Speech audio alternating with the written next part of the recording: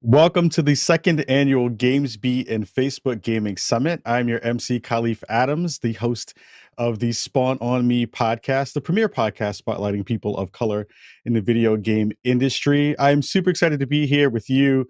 We are excited to have over 5,000 attendees registered and joining from home, plus more tuning in into the live stream across Facebook, YouTube, and more.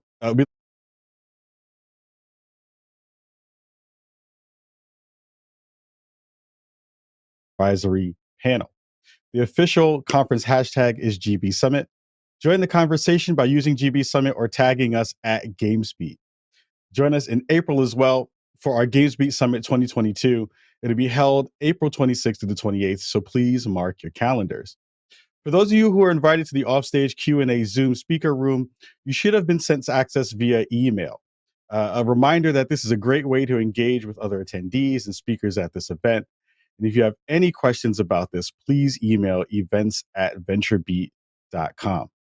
We'll also be polling throughout the day, and we encourage you to participate. So make sure you're checking the right side of the main stage, and you simply just click on the polls to respond to those.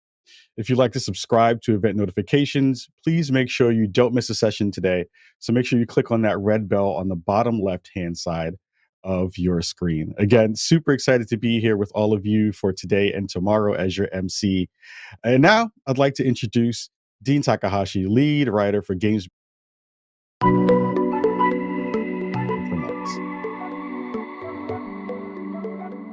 I hope you're ready for some inspiration. I look forward to this event so much that I haven't changed out of this blue shirt in a year. I had very much hoped that we could be together again in person for this event, but just when we thought it was safe to bring more social experiences back, Omicron put an end to that. We feel it was the right decision to hold our second annual GamesBeat and Facebook Gaming Summit as an online-only event. I suppose it gives us more motivation to make the metaverse happen in real life. I sincerely hope that you and your loved ones are healthy and as safe as can be. I hope we can help you muster a smile, get some inspiration, or think good thoughts with our event. Thank you for joining this community.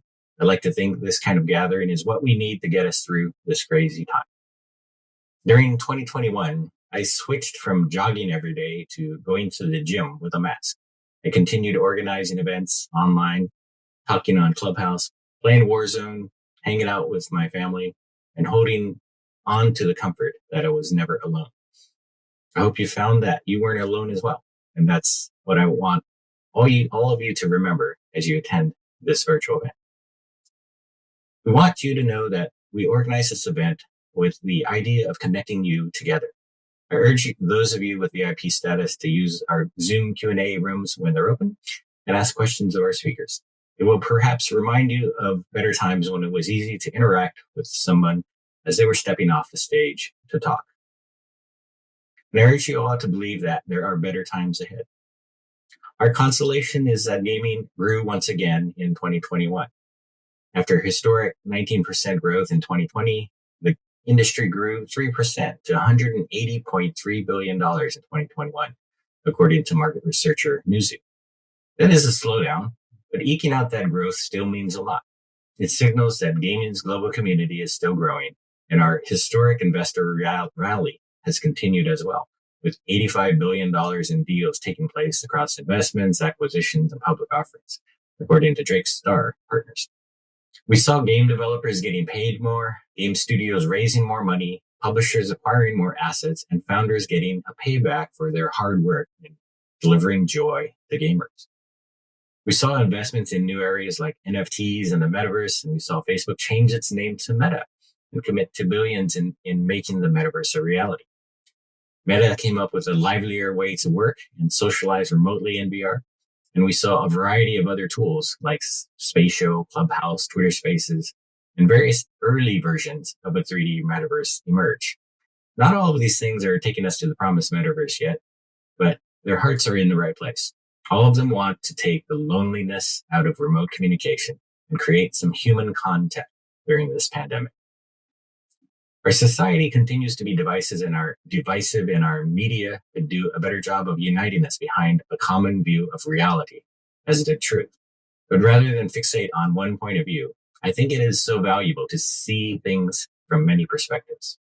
I remain hopeful that our communications tools and our games will be something that ultimately melts away borders and unites us, whether it's through causes like Play a Part Together or Black Lives Matter or Me Too. We know there can be a purpose to games beyond entertainment, and we'll be talking about that in places like our Social Impact Gaming Roundtable. As I have said many times, this is an event where you can put your swords and shields down at the door. Our world is unpredictable, but we can come in from the cold and share views within our community that will help the greater good and our pool of knowledge. How do we keep the growth going? We have both tactical experts and visionary leaders to deliver answers to that question today, and they will tell us where gaming is going in 2022. Mobile insights and analytics firm App Annie said that mobile gaming grew more than 20% to $120 billion in 2021. People picked up the gaming habit and they stayed with it. Gaming continues to throw us a lifeline as it distracts us from reality. Rick Kelly of Facebook is going to open with a lighthouse view of the year ahead, where gamer behavior is going, and as we learn to live with COVID. We're also hear what the future looks like from third-party game publisher Krista Wolf of Jam City, and we'll hear from Randy Pitchford of Gearbox Entertainment about why game makers should focus on games as a hobby, not just games as a service. Revisit the aftershocks of IDFA, where Apple decided to focus on privacy over targeted advertising. We will see how the M&A market will heat up in the wake of Take-Two's pending $12.7 billion acquisition of Zynga and Microsoft's $68.7 billion acquisition of Activision Blizzard. And we will get an outsider view from a branding expert from Unilever as they talk to us about how the biggest brands look at games and how game companies should learn to emulate those brands as they spread out across platforms. All of these talks will give us insights into the canaries in the coal mine. Developers, investors, brands, gamers, and their leaders, their behavior can tell us much about the big picture. If there's a problem with any one of these constituencies, the future of gaming doesn't happen. Today's event will focus on social mobile creators, the cloud, inclusive design, and the new field of audience-driven games. We've got a diverse set of speakers who will show us our blind spots. Our final talk with Jason Rubin of Meta will be our bridge to our metaverse event. He will point the way ahead. The event will continue on Wednesday and Thursday with the GamesBeat Summit into the Metaverse 2 event. And over 3 days, we're going to offer a lot of tactical tips and inspiration about what's to come. The price is pretty good, free, and VIPs get the chance to mingle with speakers. All told, you're getting a lot of sessions here, and it's at the right price again. So we're grateful that you're giving us something so precious in terms of your time. We are grateful to have Facebook's support that has made it possible for us to bring down a price barrier that has prevented a lot of people from enjoying our events in the past. Our knowledge is more accessible now, and everyone from students to indie devs can partake of the same wisdom that our speakers can offer. This is a model for how we want the biggest companies in the industry to behave. Bringing down barriers is a responsibility. When people are faced with a bleak reality, an inability to get together with their friends, and the toughest mental challenges of their lives, our job is to make it easier for everybody to participate. As I've said before, gaming brings happiness. And if you break down the barriers that stand in the way of people playing games, then you can create more happiness. Because games embraced models like free-to-play ahead of others, our industry was ready for the conditions of the pandemic. You were ready to entertain people at the lowest entry point. We'll find out if new frontiers like NFTs and the metaverse will take us in the right direction, or if gamers themselves will pull us back. With all of that money flowing into the game industries have been loading up. We'll see them use those war chests even more so than the month of January during the rest of 2022.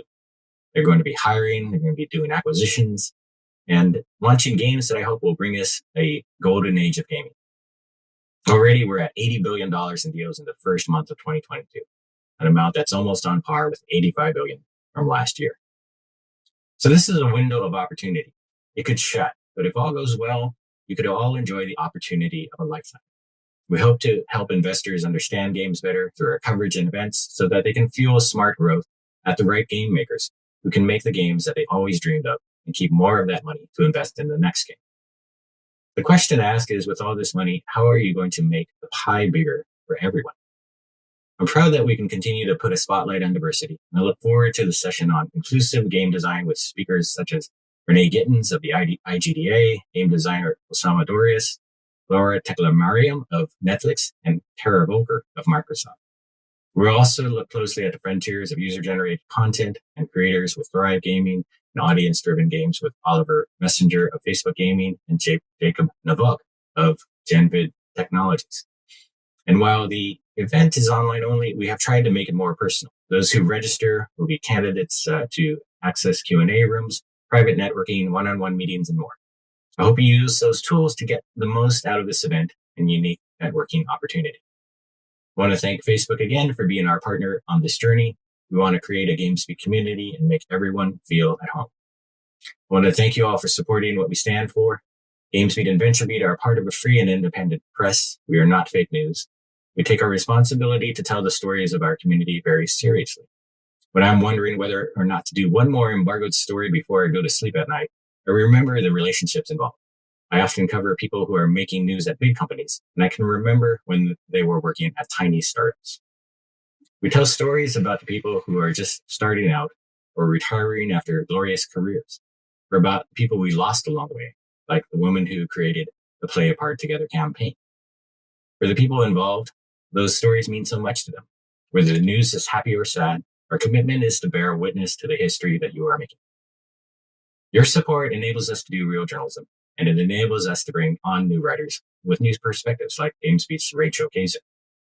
It enables us to do more events like our GamesBeat Summit 2022 event coming on April 26th and 28th, and our second GamesBeat Summit Next event coming in October. We want to knock down barriers and work with you so that everybody can benefit from the unique opportunities before us, grow their businesses, and get on with the job of creating more happiness.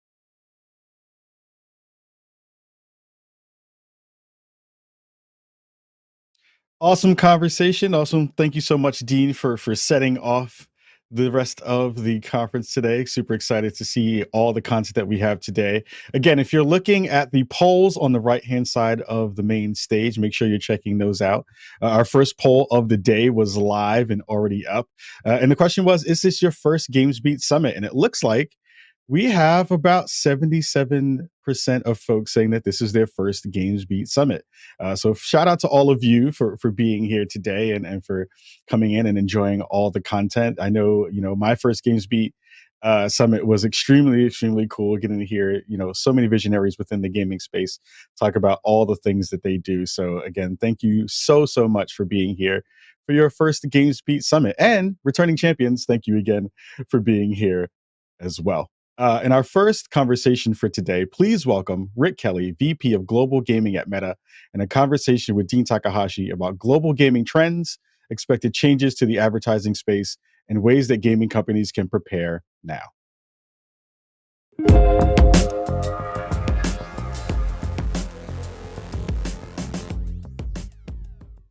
Hello, everybody. This is Dean Takahashi. I'm the lead writer for GamesBeat at VentureBeat, and happy to be here again with Rick Kelly, the Vice President of Global Gaming at Meta. And I'm still getting used to saying that. Me too. So when when we were together this time last year, we spoke about the new Facebook gaming research on COVID and its impact on players. Everything from the millions of new gamers that had entered gaming in every region to some individual or attitudinal and behavioral differences between existing players and new players who had entered the market due to the pandemic.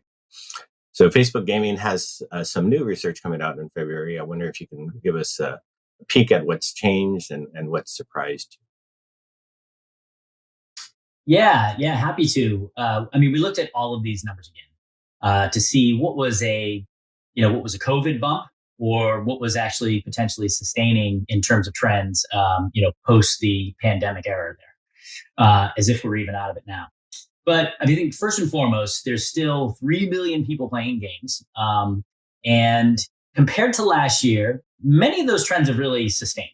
But playing time and spending habits are two that have actually slipped back, not quite to pre-pandemic levels, but certainly have retrenched since 2020. Volume of downloads are down about 10% year over year. certainly because of maybe some less disposable time. But it could also be a reflection of some of the macro issues like the volume of game releases. We've seen genre preferences appear to be evolving. First, people still love free-to-play games. I mean, that is by far the most popular, I guess, monetization, style of a game that people enjoy playing.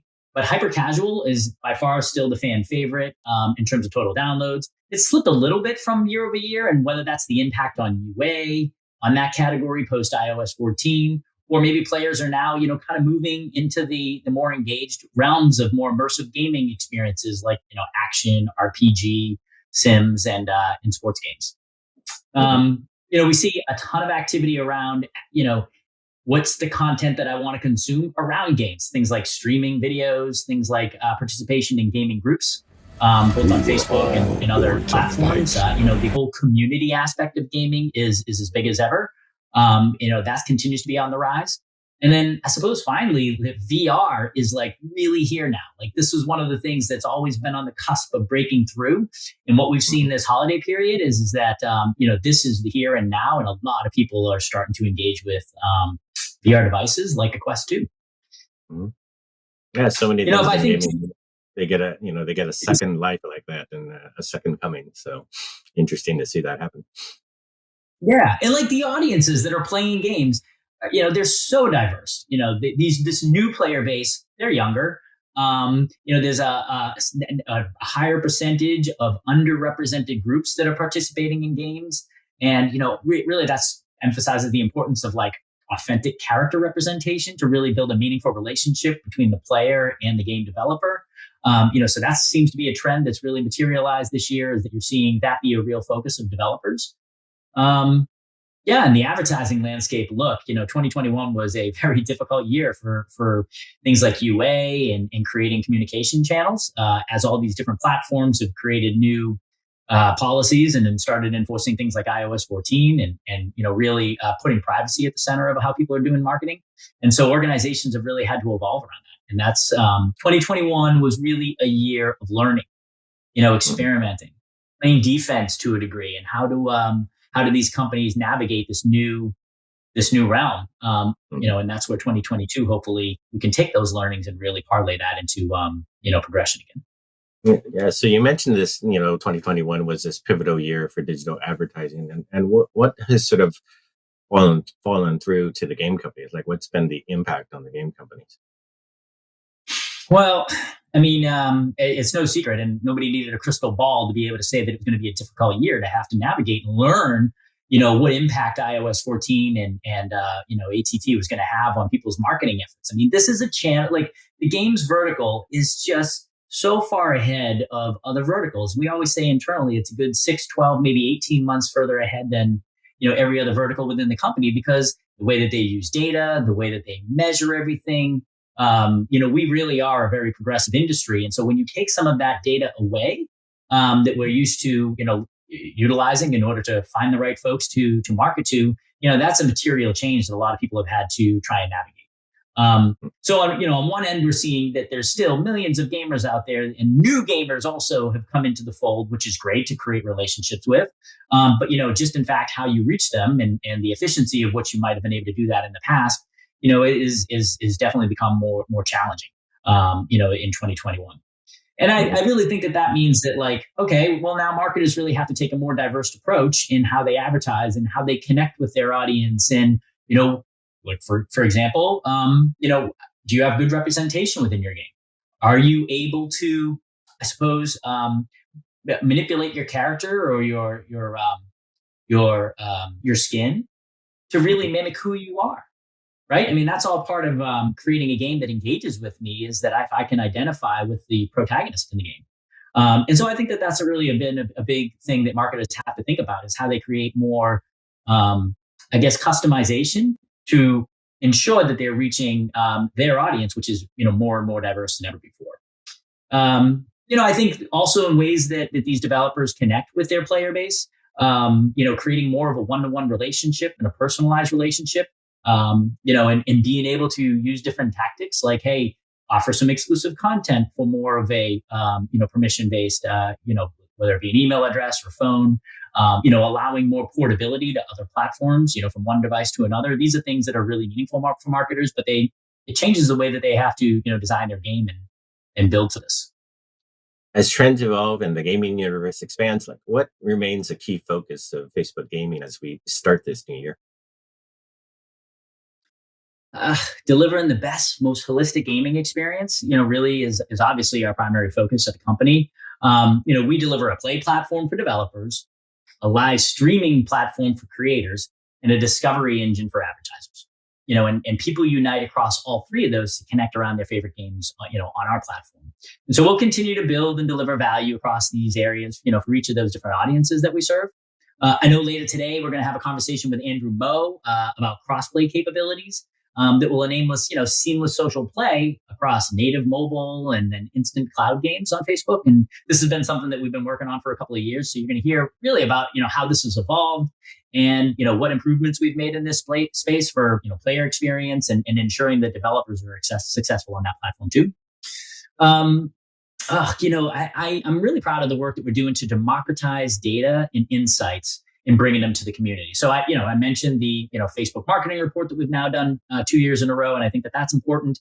But also, there's a drumbeat of more content coming out over the next couple of months. And the one that I'm super excited that will be out imminently, after people watch this is the FBIQ Diversity and Inclusion Report, who are featuring, a ton of different, FBG. And so that's going to be something that shows the importance of diversity and inclusion in the mobile gaming space, creating inclusive environments to help drive engagement, considerations for fostering diversity and inclusion, and then making sure that you have an authentic experience for them to identify with the characters that they've chosen to play with.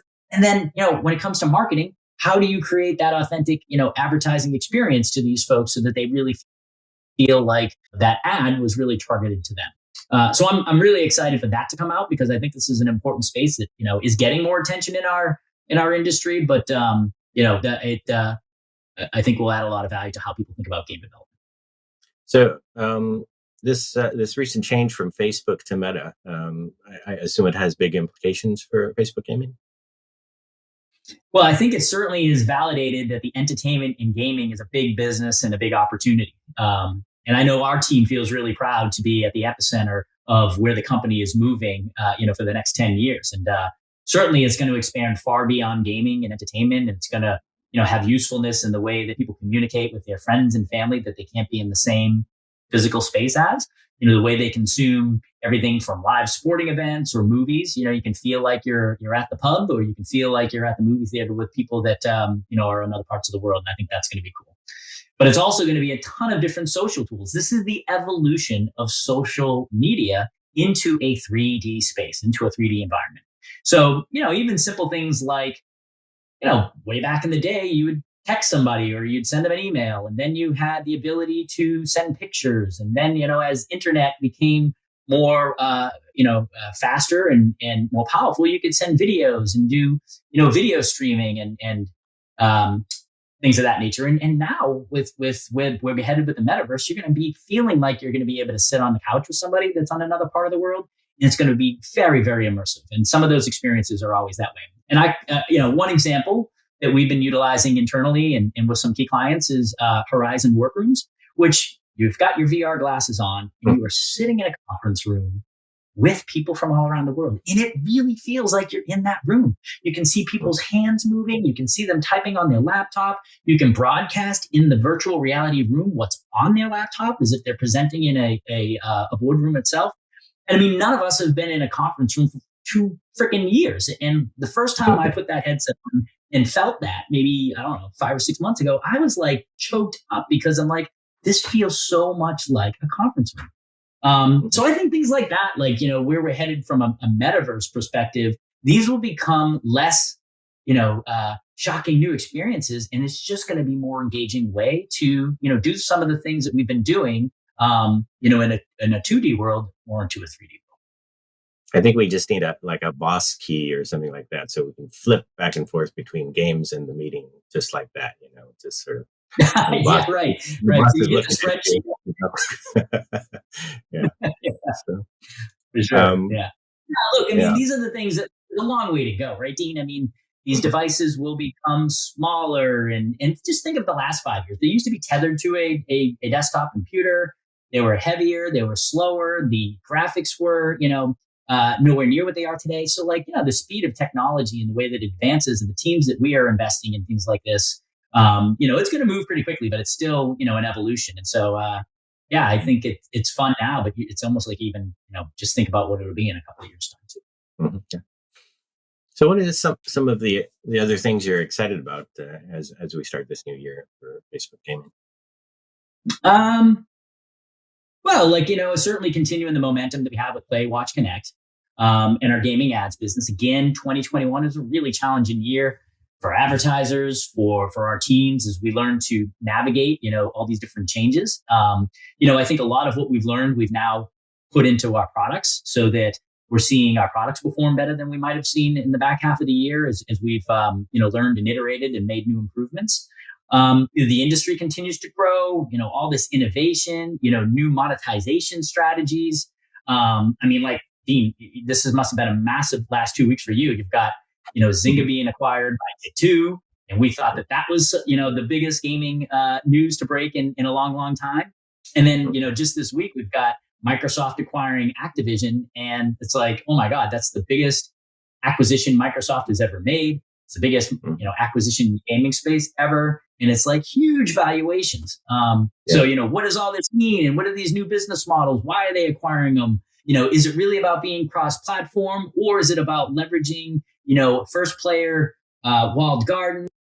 Is about they have that they can incorporate into future technologies. Certainly natural motion is a really attractive, component as you start to think about these things. So there's all these different aspects of these, acquisitions, and to see how it all plays out is super interesting. And look, it's January, the third week of January. We know that this is going to continue to happen. And so, almost like doing a little soup. Who's going to be the next one? What's the next matchup that happened? I think it's pretty fun. Yeah, I think the crazy thing is that there were $85 billion worth of deals in gaming last year, and we're already at $80 billion in the first month of 2022. So wow, that's insane. That's a lot of value on the table there, right? Look, and think about how much more valuable gaming companies are going to have when they actually start to figure out this whole NFT thing. And we're probably a little ways away, but everybody's thinking about it, and that's interesting. How will they play a part in monetizing, different efforts of these game developers? It's a new revenue stream. What type of game design is going to support NFTs, more so than others? It might work well on one type of design versus another, and to watch all that take place.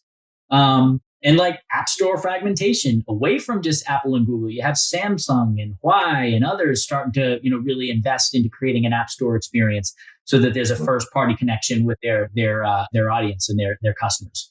You have new payment platforms take off because of some of the legal rulings around the world. So it'll be interesting to see if, what that happens with the ecosystem and whether or not, Apple making an announcement saying that they're still going to charge fees even on third-party transactions. That's an interesting thing. Will that be, I'm anxious to see if that continues to, what that does for competition and if people, take up some of these third-party options if that's still, kind of hanging over their head. So, lots to look forward to. It's definitely, you mentioned so many things here that are in play that it really is an exciting time, and there's so much change in the air. Whether it's the opportunities that people have for change, like NFTs and the all the Apple things, and it feels like there's still a lot of balance that has to be struck with gamers themselves. Especially on NFTs, they don't want everybody racing ahead without their input, right? They want to have a say in what's going to happen with how things how business models change. So that's an interesting. It's such a yeah. Mm-hmm. And look, this is going to be a trial and error, and some things will work better than others. I think the fear would be is that people think they're going to get rich. Oh wow, that now NFTs are within the games, and I can. Whatever I spend, I might make this amount of money on those things. And I think that that's probably the wrong way. And we need to educate the audience that that's not the the purpose of this, that yes, they will have residual value. Yes, you can take it from one gameplay to another, so that it has a more lasting power, but like tempering some of the, because everybody sees, the first tweet go for a couple of $1 million or whatever the hell it was. And they see these headlines, how much money is being made in NFTs. And I think we just need to ground people that that's probably not likely, in most instances. And then we'll have a better conversation with those players. Yeah. I think we're close on a sort of a different subject. I wonder how you think we can improve gaming's social impact. Yeah, well, we've collaborated again with a handful of partners to release the Responsible Gaming white paper.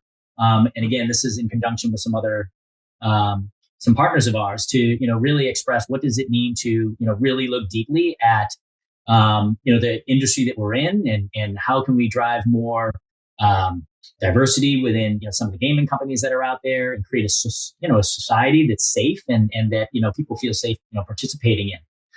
Protecting from harm, and enabling user controls to support all types of users. So I'm anxious for that to come out. And look, there's a whole other host of things too. We really all got to make a commitment to prioritize inclusion, representation, and accessibility. Who we hire, who do we have sitting at the table to help us make decisions on game design and how we market those games. That's all really, really important. And internally, we continue to be very focused on having our teams have a 50-50 mix of male, female within the gaming space. And so, and that includes leadership. And so I think we got to double down on that. But even beyond male, female, it's like, how can we support some of the, underrepresented groups in this community to, get involved with gaming? And so again, that's why we began the Black Gaming Creator Program last year, where we're dedicating $10 million to fund the next generation of Black gaming creators. This program is more than just funding. It includes mentorship, training, early access to different features and products. And most importantly, have a really open communication between the creators and our development teams. And we know that, look, all over the gaming community is super, passionate and philanthropic. And so we'll weave that into different products like our tournaments and charity streams, and make sure that we're raising awareness for important issues across the world. Mm-hmm. Very good. Well, thank you very much for coming today, Rick.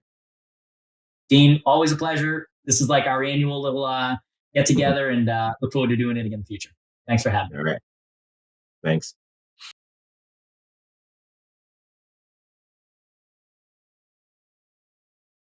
Thank you, Rick and Dean. That was a fascinating conversation. Loved them digging into, how VR is kind of moving, and also conversations around representation being important to the future of games. Next up, please welcome Chris DeWolf, Jam City co-founder and CEO, in a chat with Dean Takahashi to offer the Jam City perspective on 2022 and how the evolution from pay to play to free to play to now pay to play to earn will impact the future of mobile gaming. Chris will be available in the offstage Q&A Zoom room right after the talk.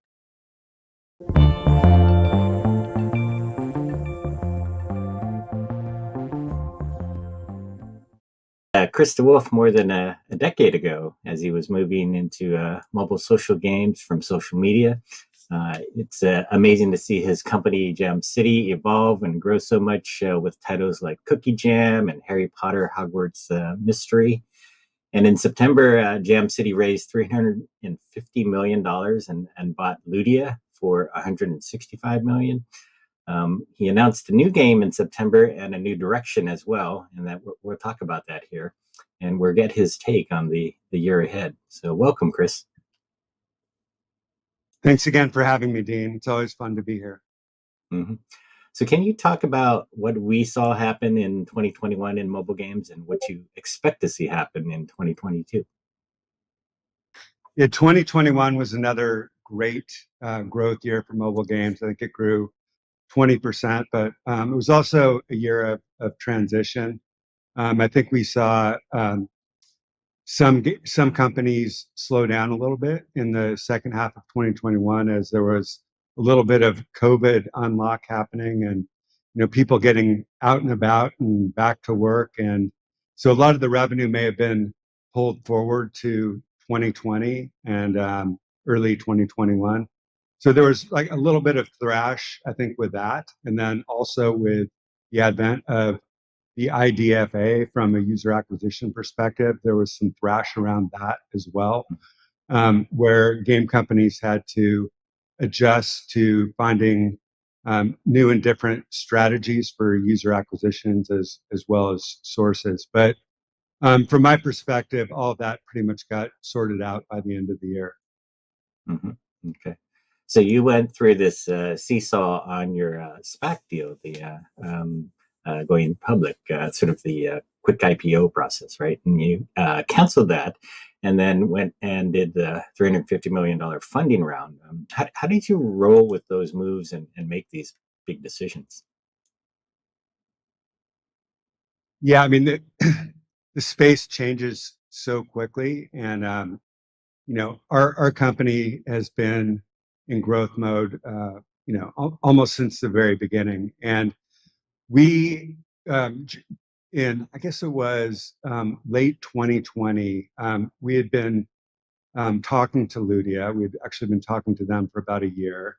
And we had a banker approach us and say, hey, let's do this merger. And we should do it with a SPAC because we can do it more quickly. And, we can tell a joint story between like where the synergies are between the two companies and how the two companies look together over the next couple of years. And you can get public in a fairly short period of time. And so it made a lot of sense at the time, but like as with everything else in this industry, in the tech industry, things change. And so during that time, a lot of other SPACs came out. And then as the SPACs hit the pipe market, and for those of you that don't know what the pipe market is, it's an additional step of raising money before you go into the de-SPACing or going public process as a SPAC to raise money.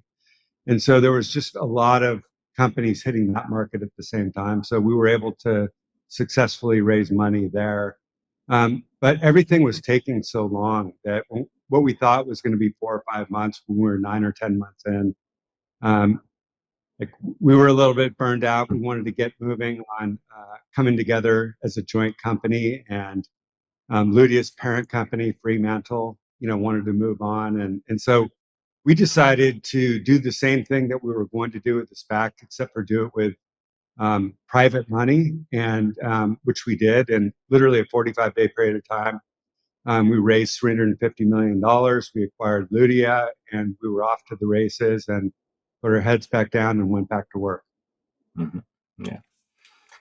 And now we've seen this Zynga Take-Two deal and the Microsoft Activision Blizzard deal as well. And I wonder what you think that's going to do for the larger gaming market. Like, how's it going to change gaming? Yeah, I think it's interesting. I mean, from 40,000 feet, it makes a lot of sense. You have these big companies, especially if you look at Microsoft and Activision, where they both have big franchise games, content that they own. Some are better at mobile, some are better at console, some are better at PC. They also have distribution. And so if they can use like all of those tools in a really smart way to increase their distribution and have all of their make all of their top franchises cross-platform in a really smart way, I think it could work. I think where you run into some challenges, not saying that they're insurmountable, is that merger, for example, won't happen until 2023. So what do you do between now and 2023? There's, corporate culture issues. There's integration issues. Can you do any integration? It's, again, not insurmountable, but definitely challenges. And definitely challenges when you're working remotely. Mm-hmm. Yeah. So you made your announcement about Champions Ascension in December. Can you tell us about that, and what kind of feedback you got, and how that's proceeding now? Yeah, so Champions Ascension is our first blockchain game. So if you again, as the announcement went, we've gone from pay to play, 12 years ago to free to play over the last 10 years, primarily on mobile. We really think the next big evolution in games is going to be play to earn or blockchain games. And a lot of folks are talking about this, but it essentially means for us, it means making the same great games for our end users but giving them more control over the game itself. So allowing them to own the items in the game that they ordinarily would have collected, having a say or having agency over the future of the game, having more agency when playing the game, having the game be more evolutionary, expand into to be a big part of the metaverse. I think games are going to make up the initial key components of the metaverse, and we're all anxious to watch and how that unfolds. But Champions Ascension specifically is an high impact adventure fantasy game where we're going to have a drop of 10,000 NFTs next month, where those are our 10,000 primary immortals that will all have unique players, and they will, as a player yourself, you'll be able to read those players, you'll be able to battle with those players, you'll be able to own real estate, and all kinds of different adventures will unfold. And I think we have maybe a trailer that everyone might enjoy seeing. Maybe we could show it now, or we could show the it trailer. a little bit. We all follow one simple law. Kill. Or be killed. But through your power, Mother, some laws can be broken.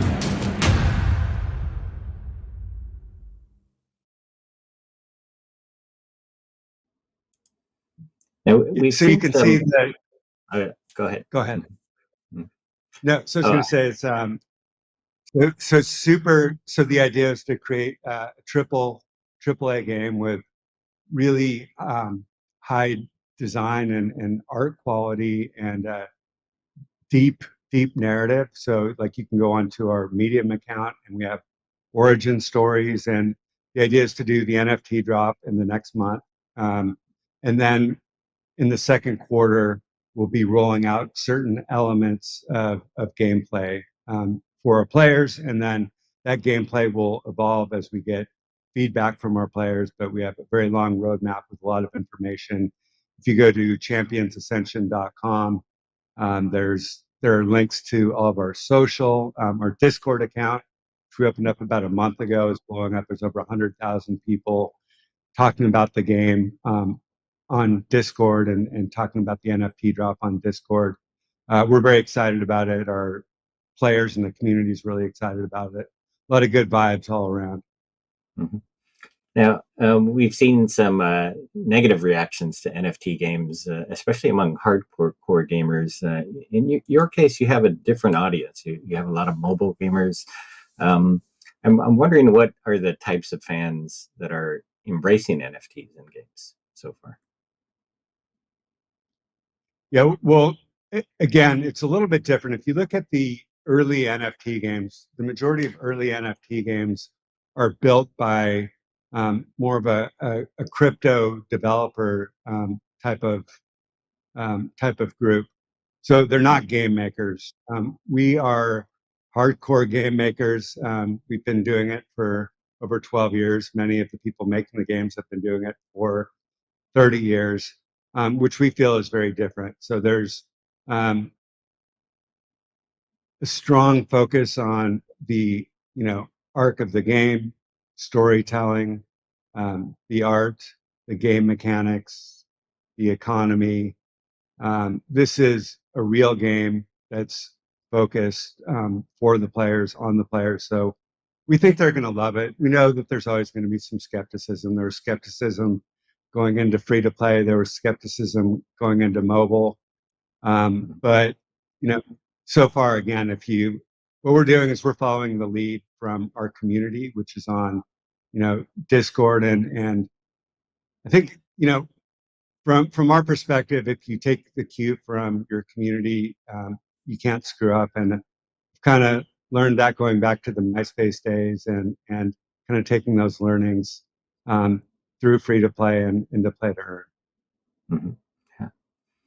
Now, switching gears a little, you did mention IDFA. I do wonder about this Apple shift to focus on privacy over targeted advertising. In hindsight, what were some learnings from that?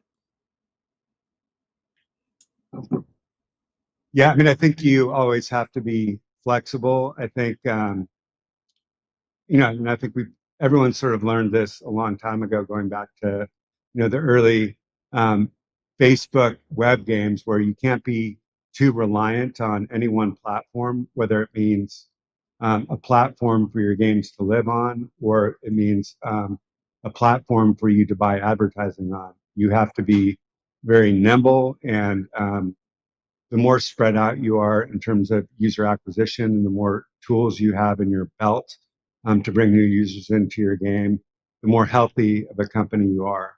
And I think that also brings up the notion of social. And I don't think we as a game industry have done a great job making our games super social. I think there was Facebook Connect early on. But we're seeing people build social into their games in a really smart way. We're doing that. We're seeing new platforms arise specifically for games like Discord, which are amazing, where communities are incredibly active around one specific game topic and taking that into the game and then taking that back to Discord. So that's going to be another huge mechanism from user acquisition. So I think it's all about diversification and preparation. But again, we saw, a 3-month swirl, but like our return on ad spend is sort of back where it is. Maybe the only difference is maybe we're spending a little bit more money on the Android platform and a little bit less on Apple, and a little bit more on some of the ad networks that are out there, and maybe a little bit less on Facebook. But we're still, we're still able to attain the return on ad spend that we aim for. Mm-hmm. And do you see any particular headwinds ahead or tailwinds for that, I guess? For who? I think for both Gem City and the larger game industry, I think. I think the headwinds. Look, the industry is going to continue to grow. Free to play is going to continue to grow. We have some amazing free to play launches. Some of the biggest games that we're working on in free to play right now. The most exciting pipeline that we've had. There definitely is more noise. There's more competition. So there's a higher bar of excellence in execution. There's a higher bar for innovation. I think there's going to be new technologies introduced. So all of that's going to put more pressure on the industry just to do better. But I think at the end of the day, that just benefits the end user to give them a higher quality experience, especially on mobile. Yeah, so we're generally excited about it. I think there's going to be more consolidation, but what we've seen is there's been consolidation over the last 2 or 3 years. But what that allows for is some great independent gaming companies or startup gaming companies to focus on one game and one genre of game and absolutely perfect it and hit it out of the park. I think we saw that with Royal Match over the last year and a half or so. They came out of the gates, screaming out of the gates in late 2019, and are absolutely destroying it and have created a really beautiful game. And I think that can happen over and over and over again. So you asked about consolidation earlier. I think there's going to be some headwinds for us, all with consolidation, because they're going to have more data, they're going to have more platforms, they're going to have some big franchises to develop on different platforms with. But by the same token, what we've seen is there's always this ability for smaller companies to focus on certain genres and do a better job and get it right. And I think that's actually going to be a tailwind for companies that are even smaller companies to larger mobile companies like us. Mm-hmm. So I'm not sure exactly how many people Jam City has now, but I'm curious what size you've grown to, and then where are you investing now? Like where are you hiring people? So we have about 1,300 people in the company right now.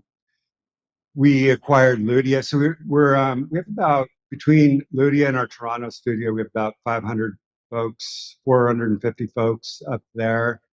A lot of amazing talent up there. San Francisco, San Diego, LA, Colombia, Buenos Aires, Germany. Specifically, we are investing in, again, we have some great new games coming out.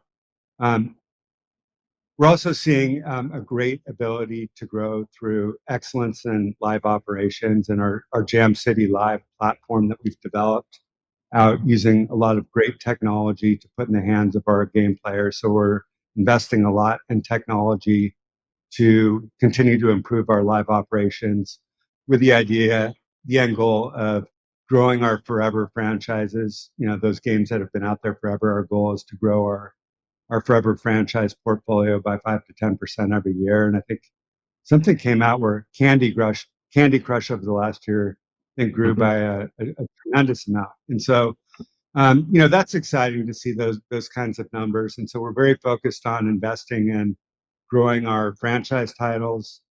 Number one, launching our new free-to-play titles that we've been working on for 2 to 3 years, and then of course investing heavily in blockchain. I think we're the first major gaming company to launch a big blockchain game.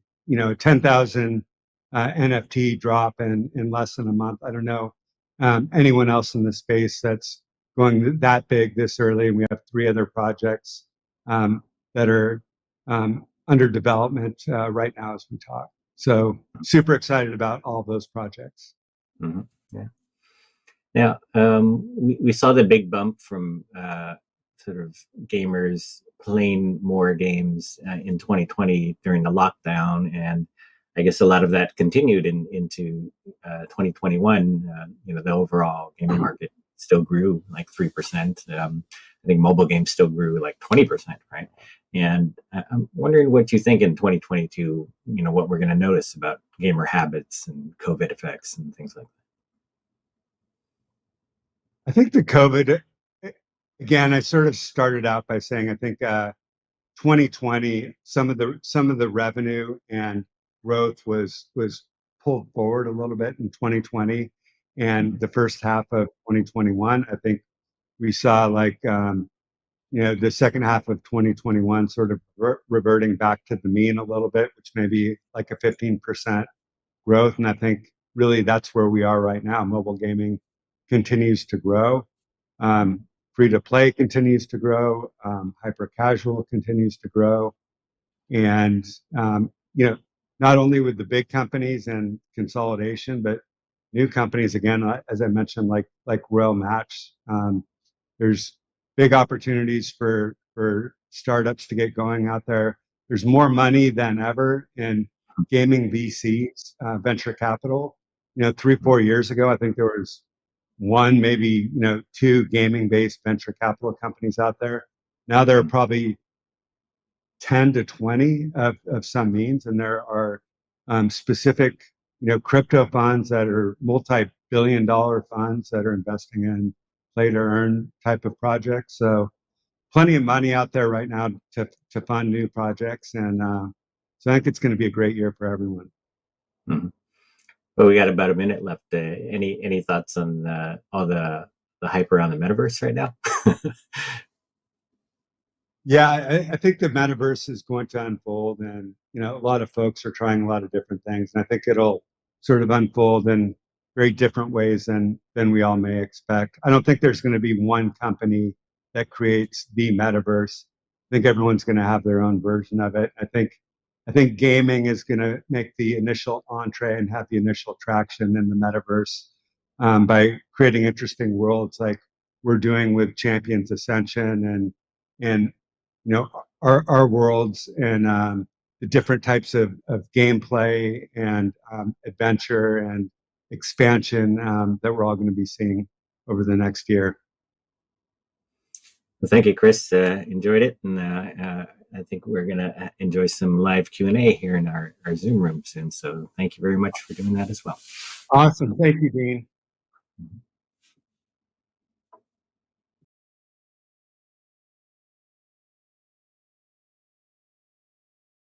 Thank you, Chris and Dean. Chris will now take questions in our offstage Q&A Zoom room.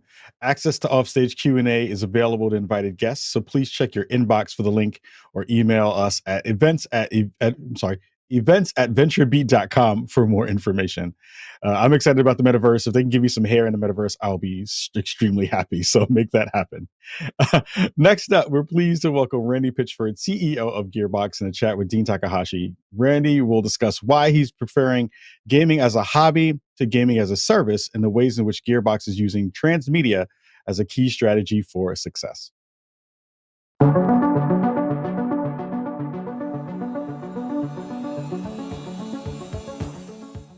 Hello, everybody. This is Dean Takahashi. I'm the lead writer for GamesBeat at VentureBeat, and I'm very pleased to be here with Randy Pitchford. He's the founder of Gearbox Entertainment.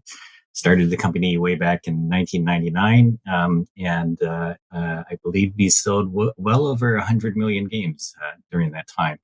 And Randy, if you could introduce yourself and your interest in magic first. I think that's always a great way to Dean, start. I think you did a great job of introducing me, but yeah, I think I am cursed with the heart of an entertainer. I seem to only be happy when people around me are happy. So before I became a game developer, I was a magician, and I paid my way through college, performing at the Magic Castle in Hollywood and at bars and nightclubs and restaurants and private gigs. And I think I learned everything I know about entertainment from that era of my life. I've obviously picked up a lot of things since then, but the foundation was set there. That's very cool. So last time we spoke, you'd just announced the merger of Gearbox with the Embracer Group, and it's been almost a year since then. So how's it going? It's pretty amazing. You know, the thesis of the Embracer Group, it's a holding company, and it's got a decentralized model. The idea is to empower entrepreneurs and value creators with access to capital and the ability to participate in a publicly traded market without having to deal with any of that, and being able to just focus on what our mission is. And our mission is to entertain the world. It's to create joint happiness. So Embracer's been an outstanding partner. It's absolutely incredible. Totally autonomous, but opportunity to interact with other Embracer Group members and create unforced synergies where we all see fit. And we're creating some same side of the table alliances, which I think you're going to see evidence of that leading to some pretty interesting things down the road. Mm-hmm. And I think you were shocked at the time that they wanted you to make games that you believed in instead of only games that publishers expected, I guess, right? And well, it's interesting. Things going on that front, right? Yeah. Yeah, most of the for into all of Gearbox's existence, the traditional blue blood publishers, so to speak, have always had their eyeball on Gearbox, and they tend to estimate us by the past work that we've done instead of imagining that we're a creative engine that has a lot to do. My ambition is to entertain the world and to create joy and happiness, and we've created some IP along the way, and I think we failed with respect to being able to maximally deliver to customers' expectations and hopes and dreams with the IP that we have, while also simultaneously creating new IP. For a long time, our limiting factor was publisher participation. We depended upon publishers to reach the market and to finance our games and to be on the platforms. But now Gearbox is a publisher. So then our limiting factor was our creative engine and our talent, and we've discovered and proven that we can scale our creative engine. We grew a studio from scratch in Quebec City, and it's just phenomenal. Just absolutely incredible talent there, the beautiful leadership, the values and principles and methods of Gearbox apparently have proven now to be able to translatable to new locations and new territories and new countries. So with that confidence that we can scale the creative engine, we decided that now our limiting factor is capital, and we needed some. And Lars and the Embracer Group is the perfect partner there, because they don't presume to know what's going to win in the marketplace. They know that we know where that nexus between our passion, our capability, those creative kind of urges that drive us to be exceptional and to put our hearts and souls into things. Where's the nexus between that and where there's opportunity and need in the marketplace? And they know that we're in the best position to drive that. And so they're just fueling our engines, and we're now in a rocket ship, and we're going to see how fast we can go. Mm-hmm. So I can do a Google image search and find thousands of Borderlands cosplayers. I'm not going to say I do that all the time, but how did you get to this point where you generate all this passion? How do you keep customers engaged, especially beyond the initial excitement of a launch? That's a really interesting question. It's astonishing to me when I see our fans manifest things from our video games into the real world. And when you do a Google image search for Borderlands cosplay, you're treated with just phenomenal content. It's very clear that passionate people spent huge amounts of their own time and resources to try to bring these fantasies to the real world. And then, if you want to go down a deeper, darker rabbit hole, you can Google Borderlands tattoo. And when I was scribbling the Borderlands logo, using a whiteboard marker to doodle possibilities, I had no idea that people would be permanently affecting their bodies by tattooing this thing on themselves and tattooing our characters and so on. But here we are, and there's a reason for that. And I can't tell you a formula, but I do believe that a huge component is the fundamental philosophy by which myself and the talent at Gearbox approach what we do. We think about our games as potential hobbies, as places where we want people to spend time and enjoy the time that they're spending there. There's obviously a business in this because it takes resources to make something with teams this large, and artists deserve to eat. They deserve to earn a living. And so I don't think anyone's arguing against the merits of there being a commoditization of entertainment. I think we're a very clever species that's figured out how to do that. But it's always our ambition that the audience feels like they have the better end of the bargain. We want the relationship between us and the people that play our games to be the kind of relationship that entertainers have with their audiences, which is a contrast, for example, to the kind of relationship that like a tobacco company has with an addict. And we've seen business models in this industry. There can be some addictive qualities to interactive. It's a very powerful medium that we've got. But we tend to always approach things from the customer perspective, and because we're customers. I haven't left the house in a few weeks, and I've literally spent my entire holiday break just playing video games and loving every second of it. And I know that phrase "games as a hobby" is an interesting contrast for you to the phrase "games as a service," right? And I think this seems like when we first used that idea, we talked about hobbies and how our games should be hobbies at Gearbox as early as 1999. And it was interesting to me when I noticed that the game industry started in the 2000s coining this term, games as a service. And to me, that label betrayed a fundamental orientation. Games as a service kind of betrays a motivation to get people to be locked into a recurring, monetization scheme of some kind. It's fundamentally business driven. It's a suit driven mentality. Whereas games as a hobby, what originated at Gearbox in advance of that industry adaptation of that term, games as a service, games as hobby, you can feel the orientation, right? It's about that hope to have engagement, service something more than just a transaction service, create joy and happiness and surprise and delight and gratification from whether it's growth or mastery over time or familiarity or comfort or those emotional things that we feel when we experience stories and spend time with characters that actually tell us something about ourselves, that get into what I call the real shit. And we're not always perfect at it, but we try, and we like to get into the real shit. Mm-hmm. Now, I have a long question here, but I just shorten it to why was Borderlands 3 so successful? It's interesting. It was terrifying, to live up to this thing we've created.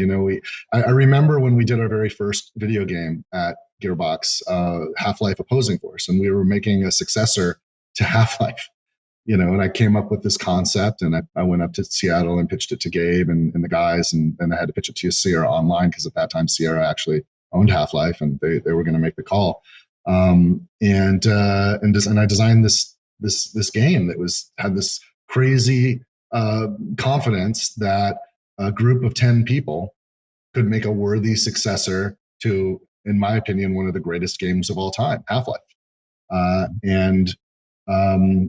And maybe that first experience, starting with sort of naive hubris and confidence that only comes from those that haven't suffered, that know what it's like to be crushed.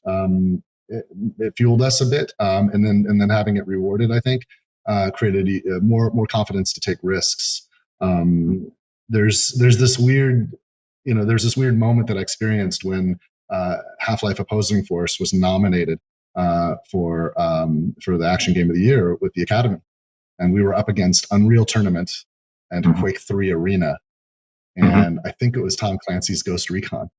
And I'm like, we have no chance in hell. We're an expansion, we're a follow-up, and then we won it. And it's super humbling, right? Because I worship id Software, and I worship Epic Games and Unreal and Quake, and I love Tom Clancy, and I think what they did there with Ghost Recon just really affected the industry, and you can see that influence even on us when we later did Brothers in Arms. So that, but that has an effect, because it's really, really dangerous when you make a sincere effort. You can get hurt. A lot of us make insincere efforts to protect ourselves when our audiences don't respond the way we hope, whether that's us telling a joke at the table or actually making a piece of entertainment that we hope to reach the world with. You're up on that high wire, and you can slip and fall. And when you sincerely make an attempt, it really is really destructive to one's sense of self and identity and self-worth when it doesn't work. But as entertainers, we really kind of have no choice. We have to kind of get on that horse and climb again. And we're Borderlands 3. We are following Borderlands 2, which is arguably one of the greatest games of the generation. And I know I have something to do with it, so it sounds like I might lack humility by saying so. But and certainly we did not, expect that we would win that hard. We hope, but at the end of the day, that's what it became. But after that, we did some other things, and one of those things we did was a game called Battleborn, which the world decided was a failure. And we have some wonderful, great fans. By other metrics, I think Battleborn may have been judged as a success. We reached 3 million people. I remember when I was on the DICE Summit stage in February 2010, the first DICE after the launch of the original Borderlands, and I timidly suggested that, I don't know, the way things are going with the sales of Borderlands, I think this game might sell 2 million units. And then like the next day I get a very nervous call from people at Take-Two that were frustrated that I was making forward-looking statements. They're a publicly traded company that published Borderlands. And I was being so bold as to guess that maybe Borderlands might reach 2 million units. And of course, today the franchise has done tens of millions of units. And it seems impossible to imagine a point when the world, including us, predicted that Borderlands would not be a success. But here we were with Battleborn, where we kind of did what we set out to do, and we did reach a lot of people and seemed to engage a bunch. But the world at large decided that the game we made was that this other game that came right after us, called Overwatch, that they were trying to do the same thing, and that Overwatch was superior, and therefore were failures. And we were making a sincere, heartfelt attempt. Myself and a lot of people at Gearbox put themselves into the characters of Battleborn and the storylines and the gameplay, and the world told us we sucked. But it makes sense that you're going. I'm not saying everybody, and it was from that point that we started Borderlands 3. Imagine that. It makes sense that you're doubling down on Borderlands, and you're going off into movies with it as well, and that want to explore that. Borderlands is right. Yeah, the transmedia thing's really interesting. Borderlands did something special and valuable. And it's we first made a game that worked and punched way above its weight class and was more successful than I ever imagined. And of course I believe in it. I bet on it. I literally put my my heart and soul on the line. So of course I believe in it, but who knows what the world's going to think. And you train yourself to hope for the best and expect the worst. And the world liked it. And I wondered, okay, how much of that is because of the gameplay? We created a genre with shooter looter. Before Borderlands, there were no health bars above enemies' heads. There was no stats on weapons. There was no growth and leveling up with player characters in a first-person action game. This was a moment-to-moment game, and we had hack with leveling up and finding loot. Net hack, of course, being a primordial ancestor to games like Diablo, and it worked. And I didn't know how much of its success was because of the universe we created and the characters we created, or how much was because of the game loop. And so we did this game with this company called Telltale, and they made an interactive fiction game in the Borderlands universe with our characters and our themes and our storyline and our art direction and our style.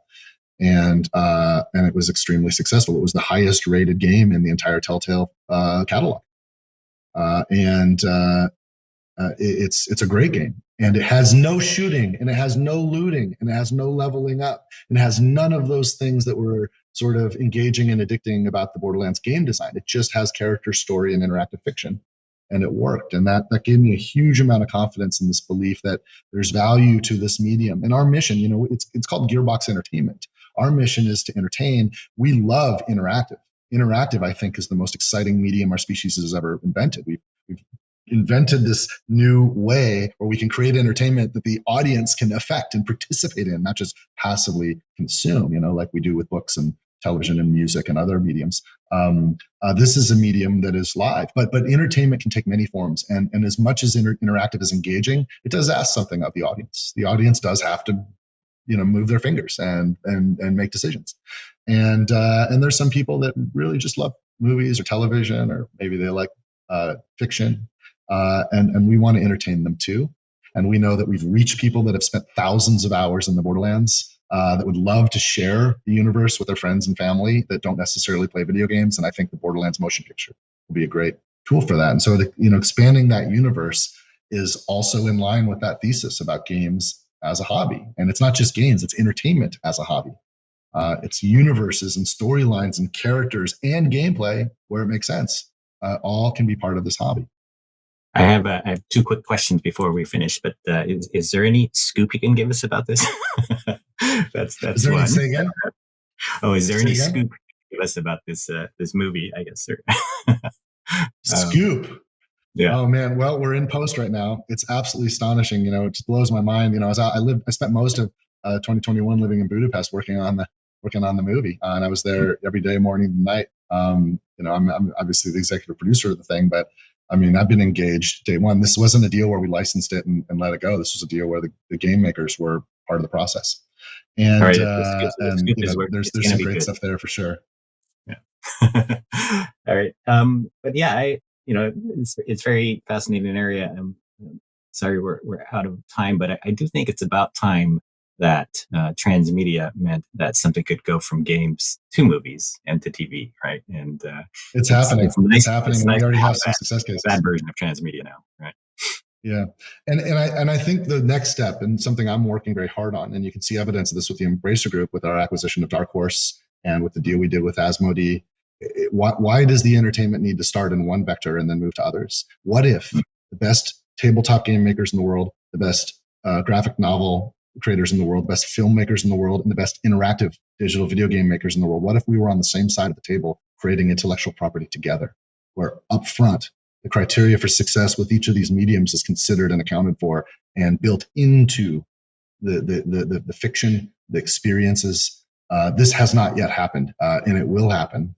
And it will happen with, we're doing it. I think some others are attempting, but I've seen no evidence of it actually occurring yet, but we're doing it right now as we speak, and you'll see this coming forward. And I think this kind of integrated entertainment planning and design and creative process, integrating the creative process across these different mediums, is going to be necessary if we are going to live the dream of the metaverse. So those of us that are sort of trying it first. We're going to make all the mistakes, and hopefully we'll learn some things, and other people can learn too. And together we can have some really awesome new IP. I think the biggest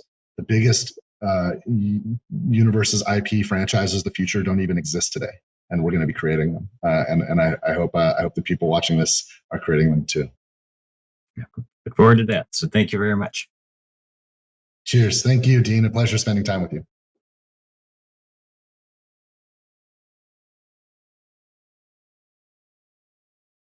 I would love to see what that actual conversation looks like, to get all of those folks in the room to see what it looks like, to create something new. Love that idea from Randy there. Thank you, Randy and Dean, for that fantastic conversation. Next up, we'll hear from Andrew Mo, Play Product Lead at Meta, and Jens Abke, CEO at Lodem, on how Lodem utilized Facebook Gaming Crossplay as a complementary extension to their native apps to boost user acquisition and social engagement.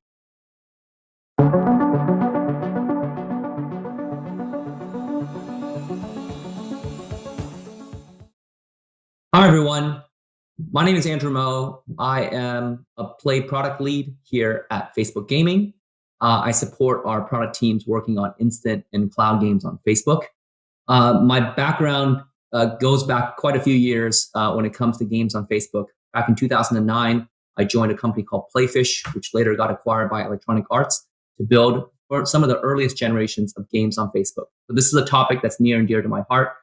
And today we're really going to talk about crossplay, which at a high level is about creating fun social play experiences, regardless of which platform you're playing on. This is something that we have been working closely with the Lodem team on now for quite a while. And I'm really excited to introduce Jens to join us on this talk. And Jens, over to you. Can you give us a quick introduction about yourself, Lodem, and the games that you've been working on? Thank you, Andrew. Yeah, of course. Thanks for having me first. So we started Lodem back in 2006. And since then, I'm one of the founders and CEO. And when we first started to build native games, this was back in 2012, one of our most successful titles there was 4 Pigs, 1 Word. And so a couple of years later, when you had the closed beta for the instant game platform, it was a natural decision for us to first bring this title over to this new platform to port those. And yeah, we really loved what we saw there. So afterwards, we built several additional titles. And what is a little bit unique, that some of the biggest successes we had there, like Quiz Planet or Bird Blitz, we later brought from the instant game platform to the native store, so to the App Store, to the Google Play Store. And so, yeah, this is, I think, a little of a unique perspective, as we had like games coming from native going to instant games, but also vice versa. Awesome. Thanks for that intro. I guess before talking about native mobile games and Facebook, we should address the fact that there's been a lot of changes happening within the native mobile ecosystem, specifically around some of the changes that Apple rolled out in iOS 14.5.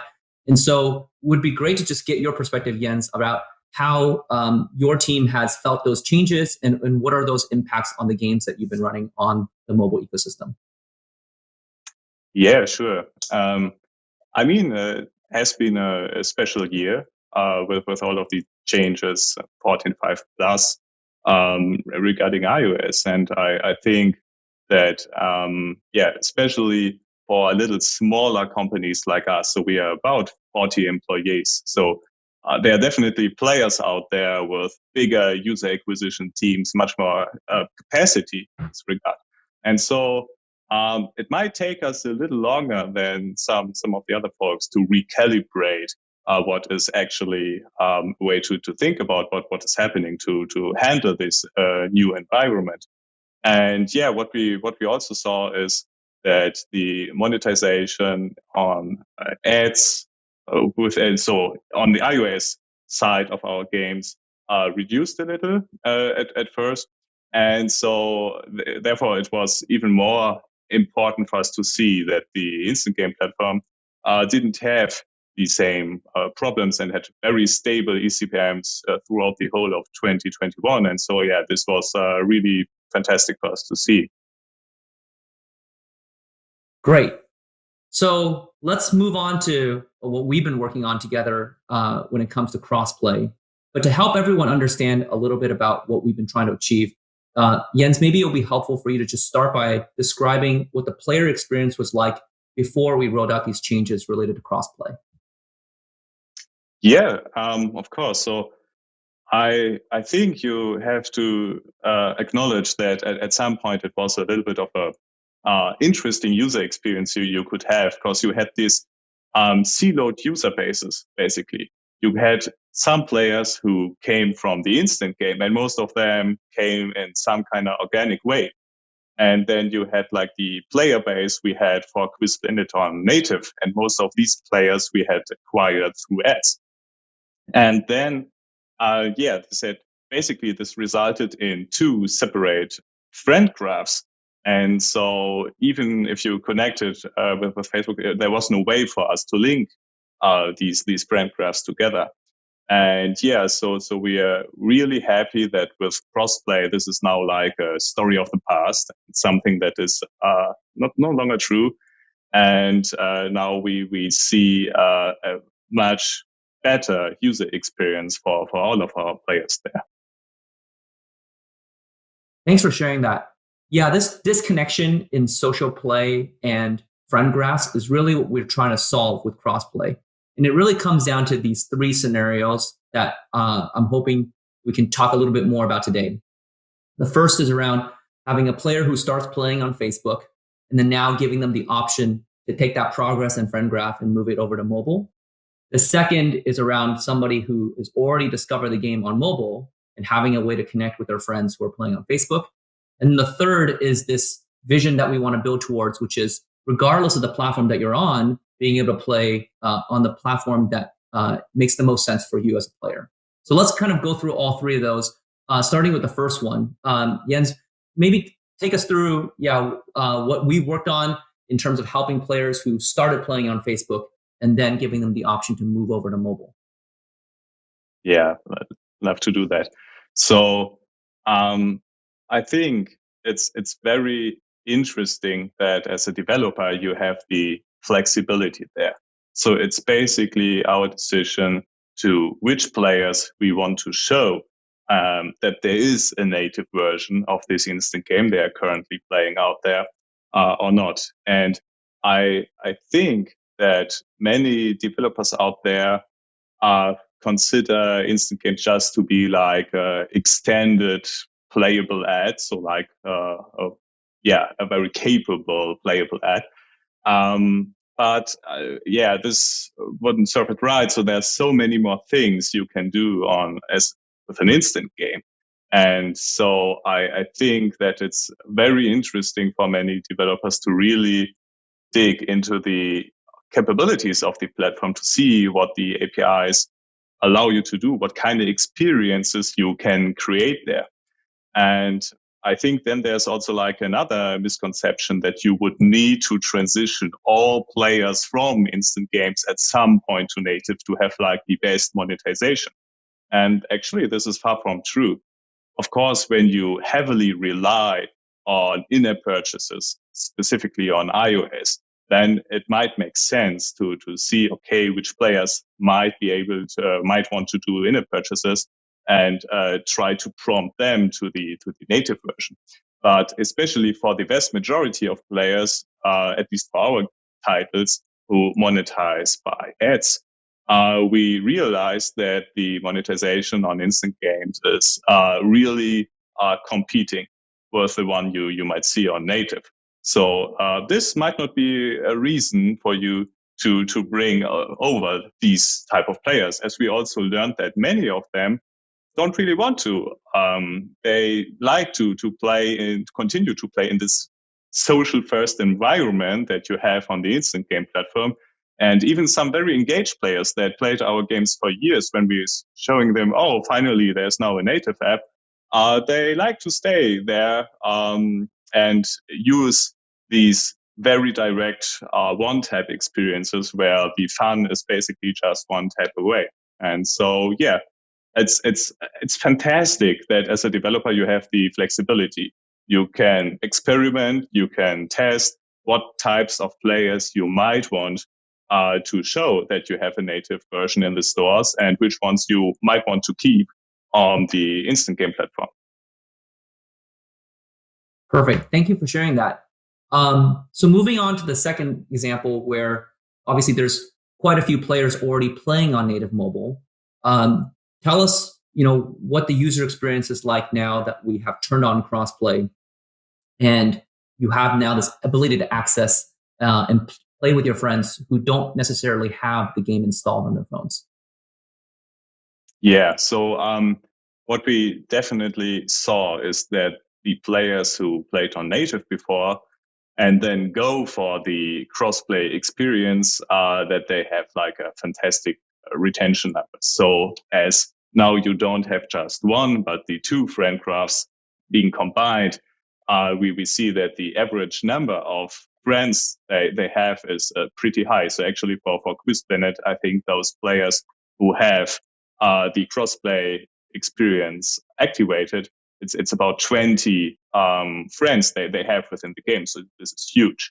And therefore you have the, all of the added social value of this bigger friend graph, but also that some of the functionality is then, it's easier to share. It's easier to create experiences like tournaments, which is fantastic, where you basically create a piece within your newsfeed that your friends can interact with and start playing right away. And so some of this is like a fantastic enhancement to the feature set of the native versions.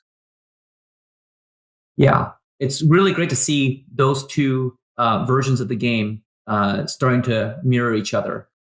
So talking a little bit about, I guess, the long-term vision of what we're trying to achieve with crossplay, which is really about enabling users to play anywhere, regardless of which platform they started first. There's some of those kind of core ideas around allowing players to take their friend list, achievements, purchases, level history, etc., with them wherever they are.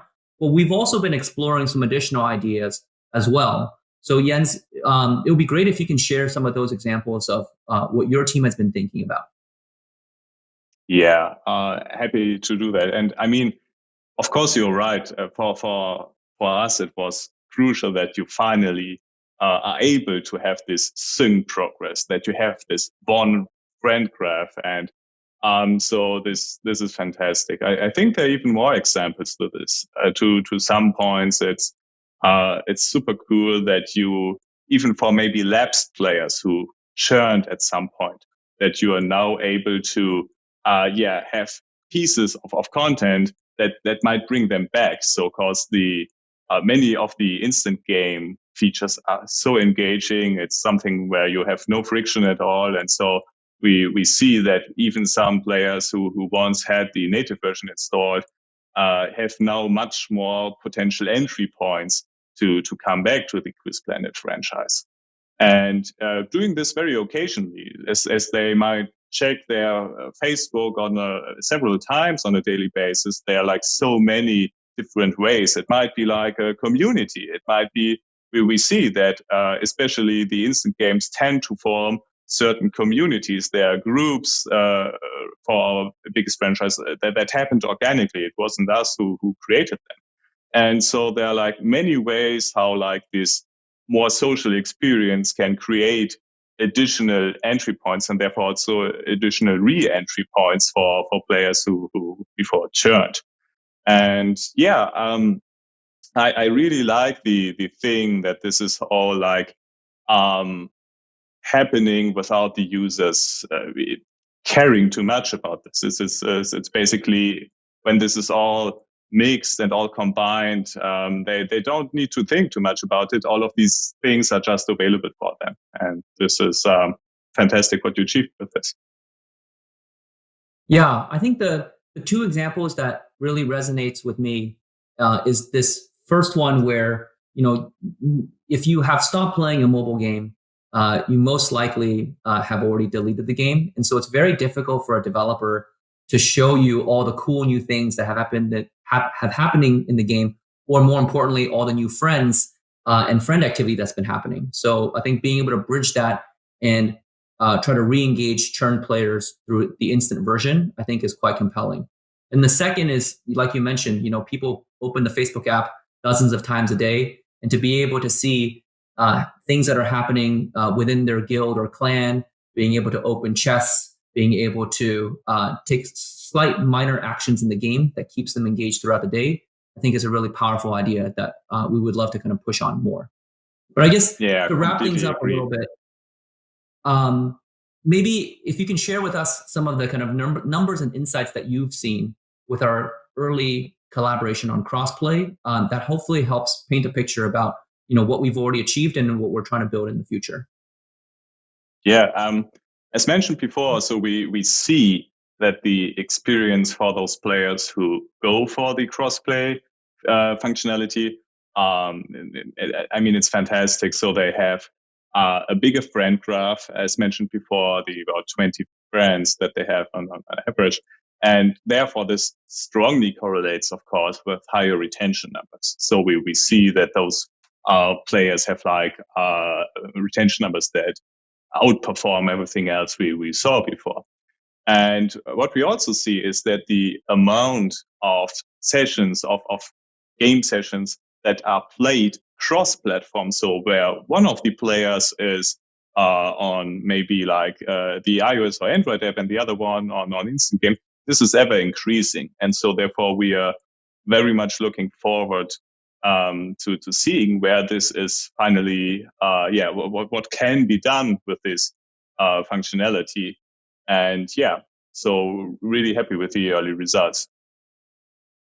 Yeah, there's definitely a lot of work still to be done, but there's a lot of promise here. And really the vision that we have is, in the long run, instant games will play a pretty pivotal role in how developers acquire new players into their games, especially given the fact that cost of acquisition for ads is increasing over time. Our vision is that for developers who are running the same ads on Facebook today, that those ads, instead of taking you directly to the App Store, where we're seeing a pretty significant drop in conversion, that those ads take you directly to an instant version of the game that you can play immediately, that you can interact with your friends, and that you can start having fun, which seems pretty straightforward, but unfortunately is not being done by a lot of the developers today. And it's also worth noting that everything that we just talked about not only applies to the instant game platform, but also extends to the cloud gaming platform that we launched roughly a year ago.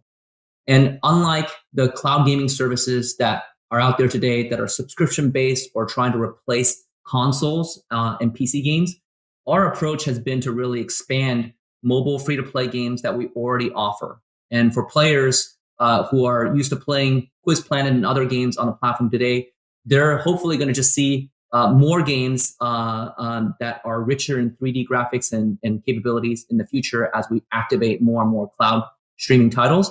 But I think the more impactful thing is for developers such as yourself, Jens, to be able to make it a lot easier for you to take games that you're building natively with Unreal, Unity, etc., and then be able to launch that on Facebook without the need to rebuild or port those games over to HTML5.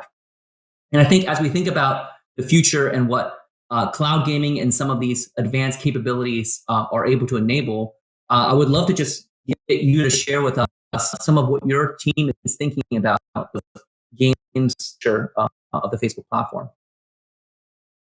Yeah, this is a super interesting topic, and I think we are just realizing what could be done by seeing maybe first glimpses of the future.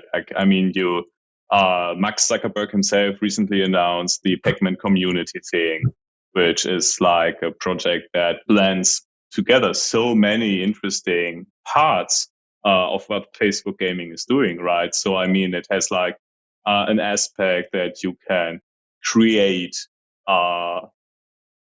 You can create levels. So there's like a user created component to it. Then others can play it, and not just you don't play it on your own. You can bring friends with you. You have then fantastic leaderboards and seeing who is best at certain levels.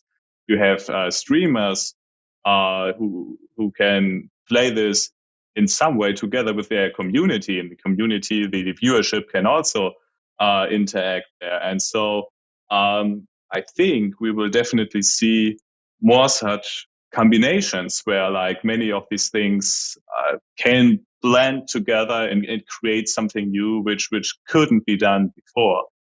And what I really like is that you have, in my perspective, a very good understanding that players care more about what kind of experiences you enable. They don't care about the technology. For them, it doesn't matter if it's like built in HTML5, if it's cloud-based, so that you have like the very same platform handling these very different kind of technologies. So I think this is a really smart decision, because so players don't need to distinguish, do I want to play a cloud-based game? Do I want to play a HTML5-based game? I don't care. I want to have a fun experience. And you are definitely right that there are like more things you can create in the future with like a cloud-based infrastructure. And I think users not really caring, this is also maybe something that you can think about when you look at crossplay at a whole. So these players, they don't really want to. It's not, I mean, many other developers might first think of cross-platform, and they have image like, okay, if I play this AAA shooter title or whatever, is my friend who has console X also eligible to play it with me or not? But I think for these type of very casual experiences that these weird Lotum create, it's something that players don't want to care about. They don't even think about it, and how it just works. And so I think there are so many fantastic things that will come with cloud gaming in the future, and really looking forward to seeing become reality. Awesome. This has been great, Jens. Thank you so much for sharing your thoughts and being such an awesome partner for us as we start exploring and building up crossplay capabilities. And we look forward to working with you and your team in the future as we build some more cool things this year. Likewise. So yeah, thanks for having me, Andrew. I mean, it was Instant Games has been quite a ride. It was a fun ride, and I mean, we had a front row seat at it from the very start, and so yeah, I'm still super excited about all the possibilities we have there. And so yeah, I think if someone is watching this and most excited about building this platform, I think probably you have one or two open job offerings for them. And if you want to build fun games for it, so please check out lotum.com and see if there's something that fits you. And yeah, thanks, Andrew. This has been fun.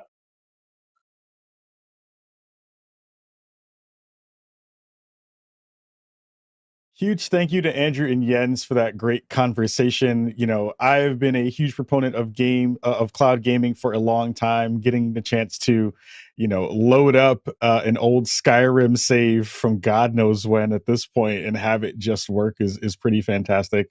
Love the conversation around cross platform, and I'm really hoping to see in the future, you know, the conversation around cross progression be at the top of the list for features that we see within games in our space. Love being able to play on multiple things and then have it just come with me wherever I go. If you are checking out the polls, of course, they are on the right-hand side of the main platform. Please go check those out. We had our most recent poll, which asked 2020 and 2021 have been huge growth periods for cloud gaming. Will it continue? And all of you who answered, we have an overwhelming number of responses at 96% for yes, saying that cloud gaming will be a very big thing within the next couple of years and will continue to grow there. We're going to take a quick break. We'll be right back for our next chunk of content around 10:15. So hang out for a bit, go grab yourself some water, and we'll be right back after this.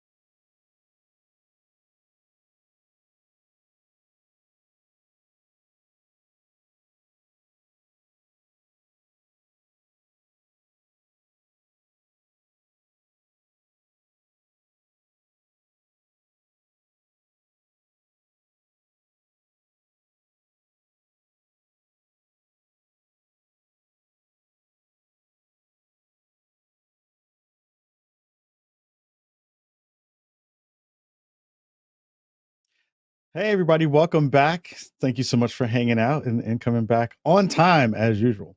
The last 2 years have been incredibly busy years for M&As within the gaming space. So we're super excited about our next session called M&A Crystal Ball. Where do we go from here?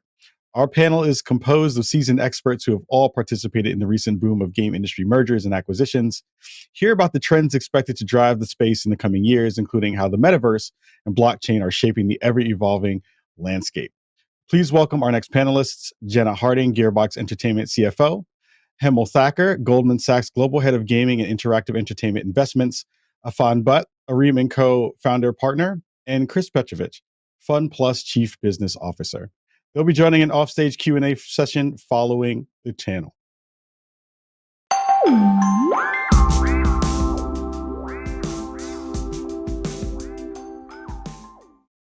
Welcome to the GamesBeat and Facebook panel, Crystal Ball, Where Do We Go From Here? Today's panel is composed of seasoned experts who have participated in the recent boom of game industry mergers and acquisitions.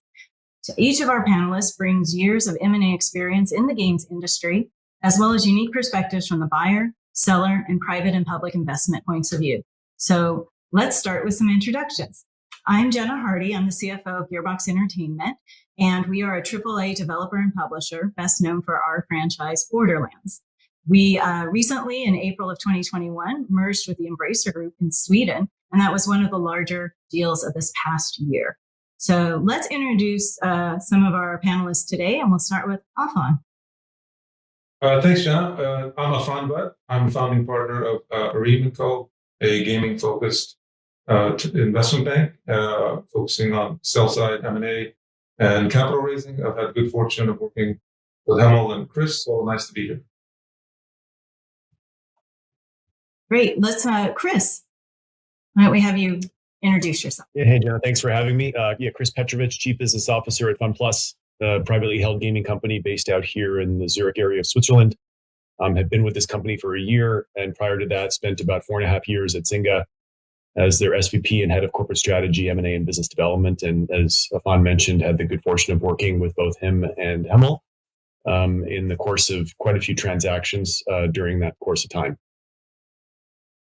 Great. And Hemel? Great. Thanks, Jenna. Thanks for having me. Hemel Thacker. I run global gaming investment banking at Goldman. Been at the center of much of the larger M&A and IPOs in the space. Pleasure to be here today. Fabulous. And thank you all for joining us. So over the past 5 years, the game industry has seen a significant increase in M&A activity. 2021 continued to build on what was already a record-breaking 2020. And M&A is reshaping our industry in a way we've never seen before. According to Drakestar Partners, the dollar value of deals in Q4 of 2021 announced or closed is already more than twice that of 2020, with over 1,000 transactions and deals valuing a total of $85 billion. So let's start with the base level and get the panel's thoughts on what's driving this new level of activity. And Chris, why don't you start us off with some of your thoughts about the drivers of M&A? Yeah, I think it really starts with the notion of scale, and that's what M&A really brings you in a short period of time is more scale in your business. And I think as Hemel and Afan can attest, with their backgrounds in banking, companies get credit for having that scale, especially when that scale is diversified across a number of complementary business units, as evidenced by the recent Take-Two and Zynga transaction, to name a few. So I really think it starts there, and also again going to that diversification and the need for companies to go to where the audiences are in terms of their preference for gameplay. And that has increasingly been across a multitude of platforms, perhaps even beyond the platforms that acquiring company has been used to operating in. So I think those are some of the high level forces at work here that have been pushing the volume of transactions that we've seen. Great. And Hemel, you at Goldman Sachs, you guys represent both the buy and sell sides. You've been involved in a number of transactions. What are some of your thoughts as well on this new level of activity? Yeah, it's a good question. I echo what Chris said. I think scale is a big piece of this. We see a few major trends. So one is, I think, a big question that comes across the boards and CEOs of most of our clients is, what will investors appreciate? What do they really want? And I think it boils down to they want growth and they want visibility of revenue streams. And those two things put together can be achieved with M&A. As you all know, game development takes a long time, and established audiences and established franchises are not easy to come by. M&A is a good way to solve that. Today's financing environment is very positive and very constructive to M&A, and it wasn't always that way, but it is now. And I think the other piece that comes to mind a lot amongst management teams is their ability to de-risk their portfolios by expanding franchise slates, reducing hit risk, if you will, across portfolios. That's a big draw. And candidly, I think every gaming CEO around the world wants to get to more gamers, and gamers love different things. So M&A is a very conducive vehicle for that. Great, and that's a great point about the geopolitical expansion of the M&A activity. Afan, what are your clients looking for in terms of deals? And can you share some thoughts about how valuation might be different in today's environment? Sure. Well, I think we mostly, as I mentioned, work on the sell side. And so I think to build on what Chris and Hamel were saying, that the larger acquirers, in addition to scale and diversity, which the guys talked about, they're also looking for kind of global pool of talent, because the gaming industry is not winner takes all. We're dominated by one company on the West Coast or something like that. So I think you see a lot of great talent all over the world. So we're lucky here in Europe. There's different pockets of talent, and in Eastern Europe, Turkey, you've seen. So I think so that's kept us quite busy in terms of our clients who are mainly looking to partner or be acquired. I think there's a range. There's certainly some companies that want to keep doing what they're doing on the creative side and just leverage a large organization to the extent they need certain help, but really continue to run very independently, all the way to companies that feel like they really need to be they really need help on things like UA and analytics and things like that. And you see that reflected in different kinds of deals that we've done, where some are very short term in terms of an earnout, and others are longer term. You've had some of that experience with yourself and Embracer. So I think our clients there's a variety, but in general, they're seeing that the market is consolidating, and there's certainly benefits to scale. So they're looking for good homes where they can continue to run independently and take help, as they need. In terms of valuations, I think obviously things have been quite interesting in the gaming space over the last couple of years, with the if you want to call it the COVID bump, or people moving into that sector, and obviously that gives people more confidence to do deals. I think in the last year, whereas the overall market might have been up 25-30%, the gaming market and mobile probably hit harder, is down between 25 and 35%. So it's quite a big delta. So I think certainly that's going to impact valuations. Although in the private market, it always takes a little bit longer to adjust. So we'll see how that works.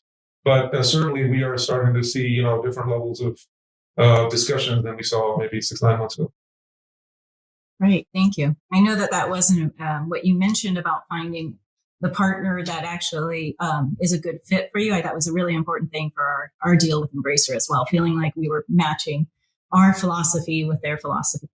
So we've done a number of deals with Chris, for example, at Zynga, and of course it's about price and valuation and all that stuff, but there were a number of occasions where it was, what tipped it over the edge was more just the kind of culture and setup that they found at Zynga, for example, in this case, because it is at the end of the day a very people-creative business.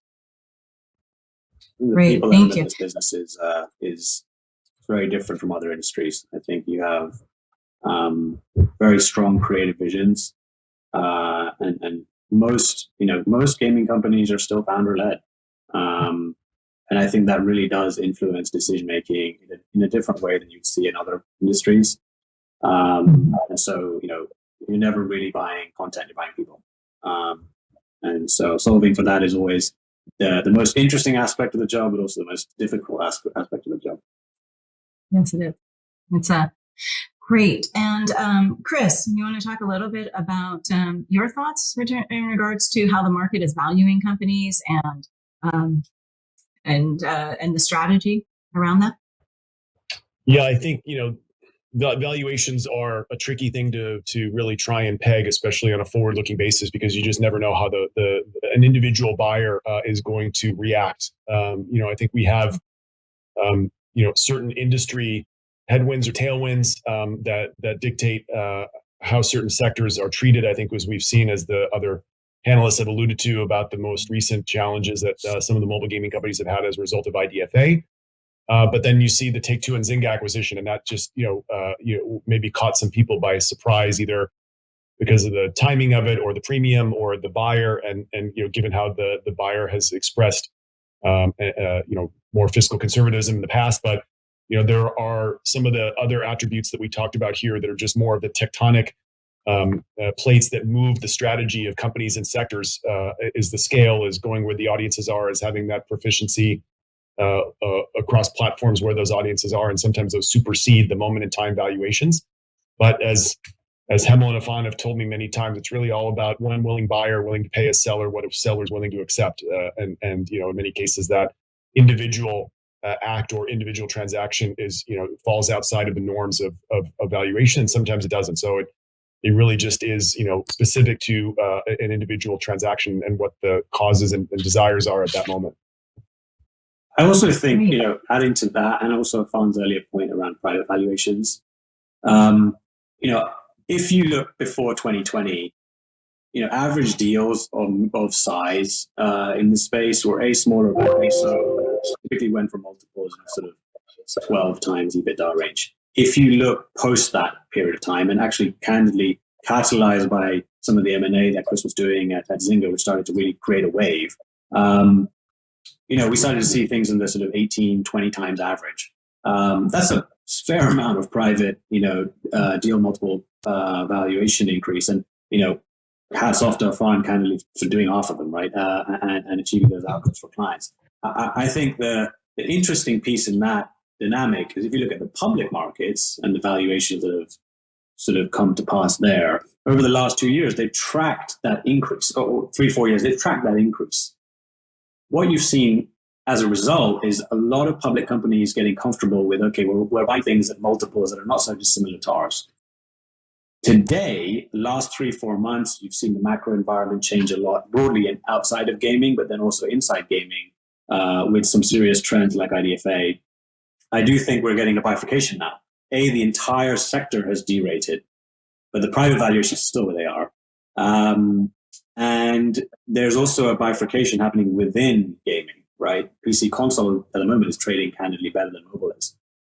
So that creates opportunistic moments in time where M&A is more fruitful because, multiples have come off. I can pay a big premium, but actually I'm not paying that far off, historical averages. So I do think we're at an interesting time. And if you pair that with what are candidly historic cash balances across the ecosystem, that sets up a pretty good environment for M&A, and people have money to put to work, and assets are scarce. That does bring up a good question. We do have a lot of large companies with deep pockets, so to speak. Is there a better your thoughts on what's better to invest the money or to buy in the M&A scenario? I think certainly what we've seen. Everyone should define, but I think it's a choice for every individual company. I think there's CEOs around the world who say, I have great expertise in organic pipeline development. And if that's the case, I think, they should do that. And there are others who say, I'm better at creating great businesses out of games. And I'm not an organic developer, and perhaps I need to focus on M&A. And then there's a whole spectrum in between. So I think it's about a capital allocation decision, making sure you pay the appropriate valuations and weigh up the cost of effectively buy versus build, which companies all across technology and media have to do. I do think that the market has consolidated at the smaller independent scaled player level to the degree where we're probably going to start seeing more M&A at the larger scale. Take-Two, Zynga, case in point. and even some consolidators getting acquired, which would be a new phenomenon. So let's see. It would be exciting to have that. Okay, great. Chris, do you want to add any comments to that as well? You good? No, I mean, other than just saying, if you're faced with the notion of investing versus deploying that capital in M&A, I mean, there's no way that we're using Take-Two as an example on this call, but there's no way that Take-Two could ever find $12 billion of pipeline to invest into. I mean, I think all of its pipeline is fully funded. So there's nothing really left to invest. And, the return rate on that cash is nowhere near as lucrative as the potential of a well-executed transaction and the terminal value of that transaction over time if it performs. So, simple financing tells you that, M&A, especially at this scale, when it's strategic and, not dilutive, has the ability to provide you with the best return on cash compared to anything else that you can do. Great points. So one element of M&A that we've seen talked about in the press is cross-selling, where the acquirer is looking to sell its products to the company's markets or consumers that the company they're acquiring is buying. So are we seeing greater cross-selling play a part in M&A? And how does that factor in terms of what we're seeing today and what we might expect? I think, Chris, you probably have the best insight having been on the Zynga side, but I can tell you from at least, our, back to your earlier question, from our, client side, I think companies are a little bit wary about, how big this whole cross-selling, opportunity, could be. So at least when they're, when the entrepreneurs we work with, when they're looking to get acquired, I think that's more of a potential, longer term, synergy, if you will, but not really something that they kind of hang their head on. But I think, as Chris will tell you, like as some of these companies, are buying, adjacent business, like I think Zynga Chart Boost or things like that, where maybe they can, leverage some technologies across a broader user base. That I think, we're certainly seeing, and I think you're also seeing, again, Take-Two, Zynga, but other deals, your good friends at Embracer, like there's a lot of cross-platform, activity happening now as well. I think we'll continue to see that from both mobile to PC and vice versa. But Chris, maybe you can, you have an inside view. Yeah, I think it goes back to some of the tenets that we talked about earlier, which is, making sure that as a company and as a going concern in your category, that you have the ability to deliver what your core product is to the audiences that you want to attract, wherever those audiences may be, right? And Jenna, your company is a great example of coming into an environment in Embracer that didn't have anything like what they have in your company's asset, and that brings value in terms of filling a need.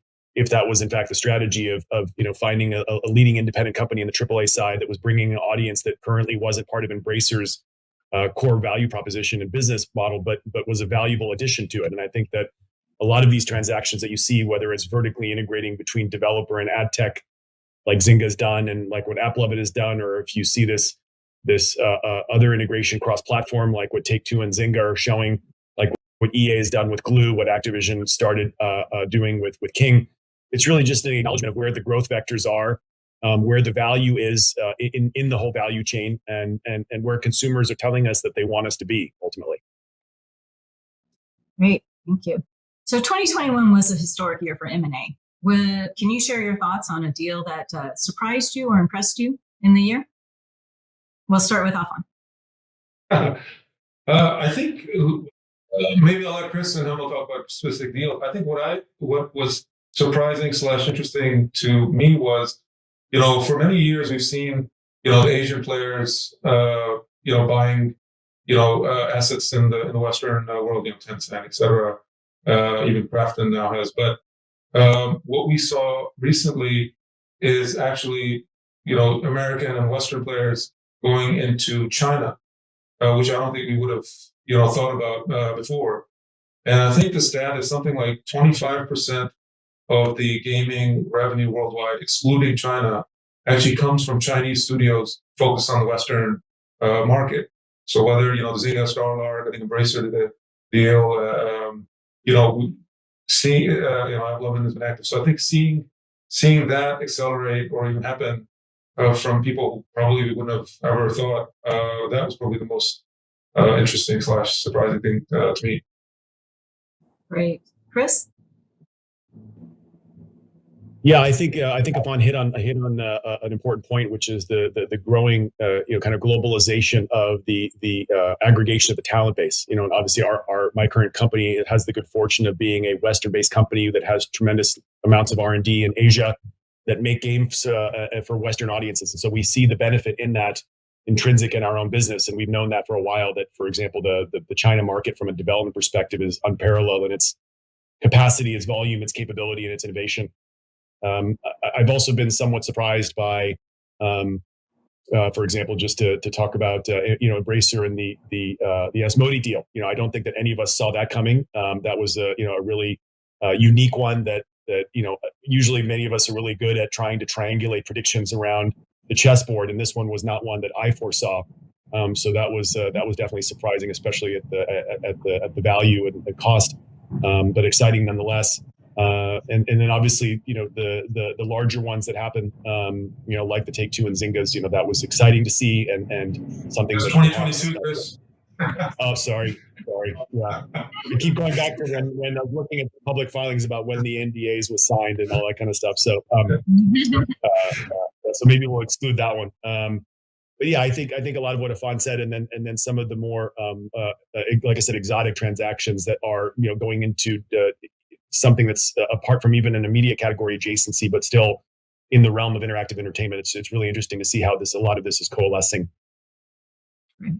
Hemel, how about you? Yeah, no, I tally on. I think that I think the theme that has interested me most in the last couple of years, and I think is going to play forward, is this mindset shift in M&A from cost synergy driven M&A to revenue opportunity driven M&A. So if you look 5 years ago or 6 years ago, most deals back then were all about how do I bring two companies together, remove overlapping costs and duplicate publishing functions, et cetera, et cetera. I think the vision has just expanded, right? As I think about the deals that we had the pleasure of being around, Zynga, Take-Two, or Sumo, Blue, ZeniMax, or Asmodee for that matter, every single one of them have been about where's the revenue opportunity, not really about where's the cost. Because people have realized people are the talent, we probably should keep them. And after that, it's about expanding that aperture of where great IP can go, across platforms, across even forms of media, right? And that's the kind of Asmodee piece there. But I think you see it with other companies, candidly, who are looking at the hybridization between, or the multi-platform nature of IP across film, right, and games, or for that matter, you see what Roblox is doing, or others where you have music, concerts, within games. So I think we're going to start to see, well, we already have seen, to be honest, the lines blurring between forms of media, between platforms, and really people focusing on, okay, how can I take my IP to more places? And I think that's driving M&A thinking more than anything else, and it's increasing the aperture of what's in the art of possible a lot.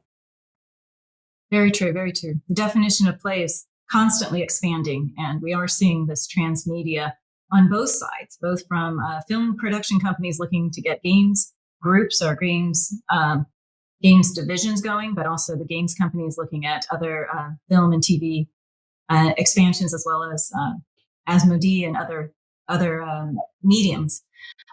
So let's talk about a topic that has been a subject of a lot of conversation in 2021. Dean Takahashi recently wrote that he anticipates true believers in crypto and smart capital are betting that mainstream adoption of NFTs is coming, and they are pouring billions of ideas into the opportunity. What are your thoughts about crypto, blockchain, NFT craze that's, has the whole industry and market abuzz? There's definitely investment happening in this space, but it is a new thing. So why don't we start with Chris? Yeah, I have a little bit of a unique perspective, for no other reason than our company headquarters here in Switzerland is based in what is known as Crypto Valley. So there's been a lot of advancements in that space here long before it has hit the gaming industry the way that it has. And I think for those of us that have had the good fortune, perhaps of being around enough cycles, you see you have kind of muscle memory and seeing, repetitive behaviors, which is, either the organic or artificial manufacture of a spotlight on a new category that's then driven by massive amounts of venture capital, many of which follow others into it, and it creates the fear of missing out. And then you have the big companies that are afraid of the innovator's dilemma and want to, put a stake in the ground as well, because ultimately, as industries and categories mature, there's a part of your eyesight that's always looking toward where the growth opportunities are, and we've seen that from PC and console to web, from web to mobile. Now it's cross-platform, and Web3 to me is in its simplest form for us as a game industry, should be viewed as a new or expansive platform through which to develop games and distribute games and bring games to audiences that may enjoy those kinds of unique experiences. And those unique experiences are driven by underlying enabling technologies like blockchain, social interactions through currency, and then also just the nature of the gameplay itself as manifested in play to earn. But at the end of the day, it's really good. We're far from mass market adoption. We have two very disparate audiences right now that are playing in this space, and a lot of money going into the promise of what this sea change in consumer mindset could eventually bring to the mass market audiences. But we are so far away from actually having a clear view as to whether and when that's going to happen. But it is exciting. It's always exciting when an industry gets teased with a tremendous growth opportunity, because it gives a lot of ample attention to it, both through entrepreneurs and developers and also from investors. And then, Afan and Hemel over time just get to sit back and reap the rewards of working with winners. So, the title of this panel is The Crystal Ball. So, Hemel, what else do you see in your crystal ball that we haven't touched on? Or that we have? I think the biggest one for me is we are entering the era of mega consolidation. And I think that the tectonic plates, which Chris and Afan have set the groundwork for kind of over the last 2-3 years, are culminating in what I think will be the largest consolidation wave that we've seen yet amongst the major players in the industry. And importantly, we're going to see people who are going to come into this industry who have not been in it before. And I'm talking about large tech and media companies who really are looking to make sure that they are engaging their users with the type of content that they make. That's going to have ripple effects, from my perspective, throughout the industry. And every CEO and board member out there is going to need to think about what their next step is. Great. Thanks so much, Mal. Let's start with Afan. What do you see in your crystal ball? So I think I agree with Hemel. We'll see what like shifts there are, but I think that'll be interesting. I think on the more exotic, your last question, I think we will see kind of the blockchain gaming guys, which are obviously doing, at least from a valuation standpoint, are having a very interesting ride. I think we will see more of them actually start to develop or acquire even development talent and games. I think one of the interesting things in this industry has always been, as Hemel mentioned earlier, there's these different waves that come, different kinds of acquirers and stuff. So that could be interesting. Acquire, and also the way they will, do deals. We've already started to see some deals happening with, tokens and whatnot. So again, I think in addition to Hamel's kind of consolidation, I think we're going to see some interesting deals across the blockchain buying into developers. Great. Thanks so much. Chris, how about you? Yeah, I think just synthesizing what's been said, it's hard to ignore the amount of dust that Web3 is kicking up, and I think a lot of people are paying attention to both the substance and the hype of it, and just trying to figure out what's going to happen when the dust settles. And I do think that there are serious game companies that are looking at already what does the future look like beyond what it already exists in market today. Obviously, the consolidation wave will continue for all the reasons we talked about, including more exotic cross-border deals, as Afan alluded to. And then, also just delivering on that, that rising consumer expectation of cross-platform gameplay is going to forge a lot of interesting new developments in product that come to market that could also spur on, M&A when you're trying to bring in complementary capabilities to deliver on that promise. Great. Well, thank you all for joining our panel today. Thank you very much, Jenna. Thank you.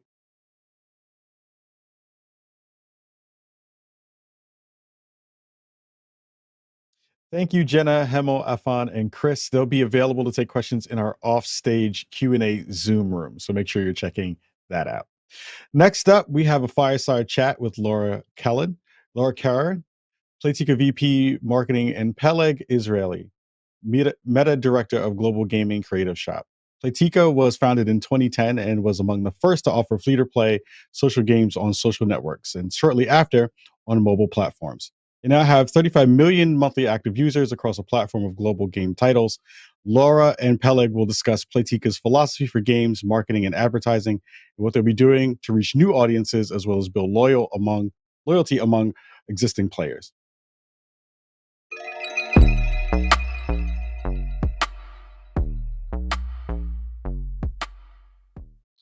Hi, everyone. I'm Peleg Israeli, Director of Global Gaming here at Meta Creative Shop. With me is Laura. Laura, do you want to introduce yourself?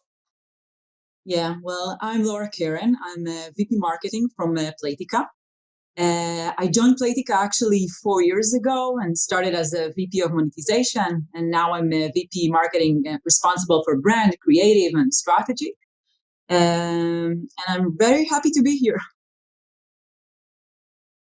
Great. Well, listen, I'm really excited about our talk. I know we had a couple chats ahead of this, and you shared some big words of wisdom. So I really want to make sure we hone in on some of them. But before we jump straight into it, just for those who don't know, Playtika is a leader in the mobile gaming and monetization space. I think you've been around since 2010. Started from the social casino space, but now range across about 15 different genres, and really your growth has been insane. Your Playtika's headquarters are in Israel, but I think you span across above 20 offices worldwide. So really a beautiful success story that the industry knows well. But for those who don't know you, Laura, I'd love to hear just a bit more in depth what exactly it is you do at Playtika. So actually, I'm managing the brand and strategy team, which we're responsible for creative, consumer insights, all the big offline campaigns and talent campaigns. Before joining to Playtika, I was a business unit manager at Unilever. So I moved from the fast-moving consumer goods, which is a totally different industry from the gaming industry. I used to manage the ice cream business unit actually in Unilever, and moving from the fast-moving consumer goods to marketing at Playtika was a really dramatic change for me. And I was lucky to get the opportunity to bring my knowledge in brand building to mobile gaming marketing. And I will share some examples in this session. Great. Listen, it's not every day you meet someone who moves from ice cream to games, but obviously that's been successful for you in Playtika. So yeah, definitely. I know, there's some really interesting connections and parallels there, as surprising as it may be, and I'd love to learn a bit more from how you've done this well. Maybe before we talk about that specifically, let's address the fact that I think Playtika started as social casino, as I said, but over time you've acquired 15 companies. You're now a big global company that had to kind of put together all these different studios and make it work at a global scale. I know you recently went through a big brand, I think it was late 2020, a big rebrand, and I'd just love to hear a bit more about that process, why you did it, what was the end goal, and pick your brain on that a bit.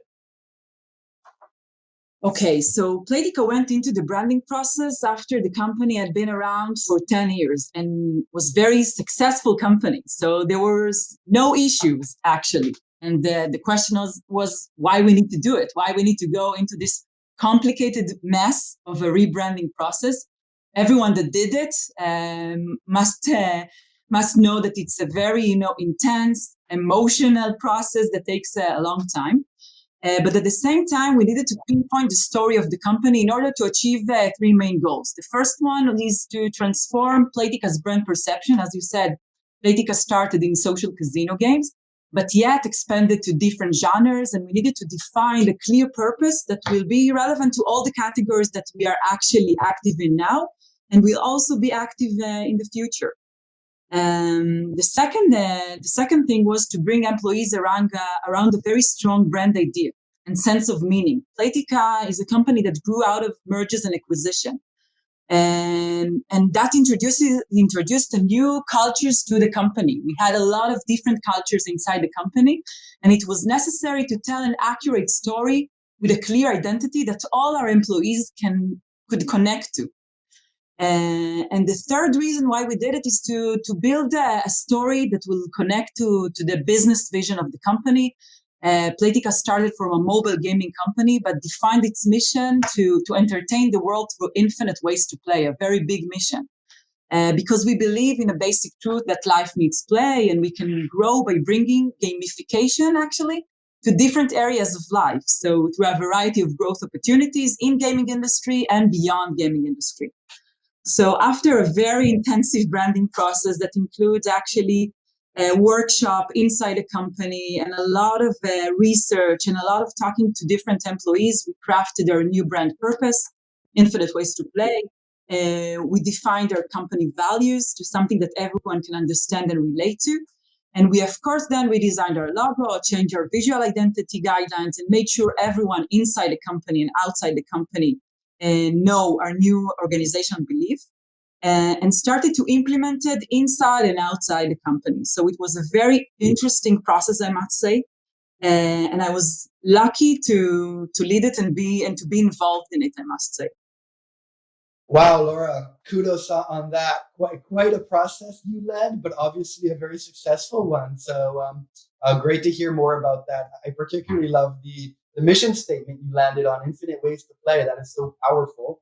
And the fact that you had the realization that you need to take all your employees and new offices' identities and then put them into the brand and then do this together as one team. It's a very, very powerful way to work and to learn from. So thank you for sharing that.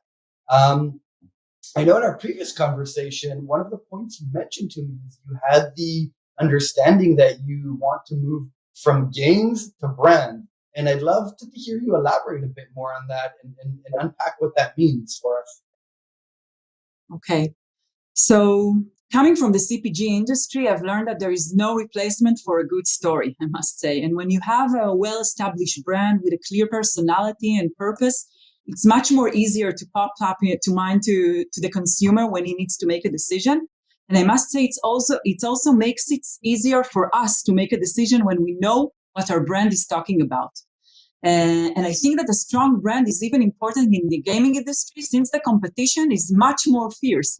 There are a lot of copycats, a lot of different game developers that are entering the market, and also the ability to do only performance marketing becomes more and more difficult. With all the privacy restriction and the increasing CPI, and the digital marketing goes to be more and more automated. The main thing that we can control is our creative and our messaging. And this is the way we can create emotional connections to our games and to our brands. And I think that our strength in Playtika is driving growth through our existing brand as well, to our existing users. And we do that through building relationships and engagement with our brands, with our players. So when you have a very clear brand, it really makes everyone aligned for the same mission, same purpose, and it's much more easy to make decisions. Wow, I love that. And finally, we're starting to get to how ice cream and games come together. So I definitely understand what you're talking about. It's not something we see a lot in the gaming industry. Many times the advertising is very functional. We think about, just showing the gameplay and what you do with it. And you're talking about a much deeper level, maybe an emotional connection with the game or the brand. I'd love to just hear a bit more of how you do that and how this actually comes to life. So actually, it means that we are having deep processes with each one of our studio, defining the brand together with the team, using, players' insights from research that we are doing, talking to employees, mapping the competition, and understand and build together the brand identity. I think the most important thing is the collaboration of the people that works on the brand. Usually the people that works on the brand knows the game the best and they know the players the best. So we actually do a workshop that is based on players' insight, competition analysis, And then we take it to the marketing plans and into our gaming marketing activities. We build the brand concept, and we build around it a 360 holistic campaign that creates a very entertaining content that actually will appeal to potential players and also to our existing players. We call it gametainment, like game and entertainment, because we see that mobile games, especially now since COVID, have become a more popular and legit form of entertainment, and boundaries between TV shows, movie, music concerts, and gaming are really blurring. So the campaigns that we are adopting is actually, we want to bring entertainment to our players, and we gradually include more and more gametainment elements inside the game and also in our marketing efforts. I love that. Gametainment, such a strong concept. And, that's actually a perfect segment to at least a great example I've seen of gametainment that Playtika does with music, She's Bingo. So it's one of my favorite campaigns. Honestly, I couldn't get the song out of my head for about a month, but I'm not going to spoil it. I'd love to hear from you just a bit more about She's Bingo. I think it's a great example of how you bring this games to brand mentality into the work you do. So can you tell us a bit more about that? Sure. So first of all, it's also my favorite campaign, I think. And I think that it was one of the most complex campaign that we ever did. And Bingo Blitz is the #1 free-to-play social bingo game. It has over 1 million active players per day. And at some stage, we felt that Bingo Blitz could expand beyond its core audience. Bingo perceived like an old lady game, but actually it can be so much fun and can be a whole family game and a mass market game, and everyone can enjoy bingo. I don't know if you played bingo with your friends, but you should try it. It's really, really fun. And so we saw ourselves, as a market leader, we saw it, our responsibility is to drive the category forward.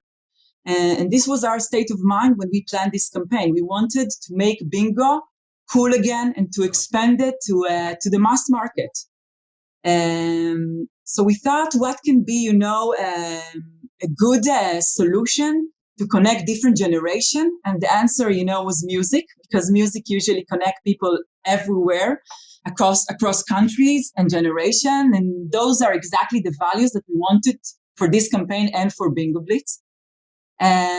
So actually we took a hit from the 80s, DISCO, added to music superstars, Luis Fonsi from Despacito, Nicole Scherzinger from the Pussycat Dolls, and The Masked Singer, and created a new brand hit, actually.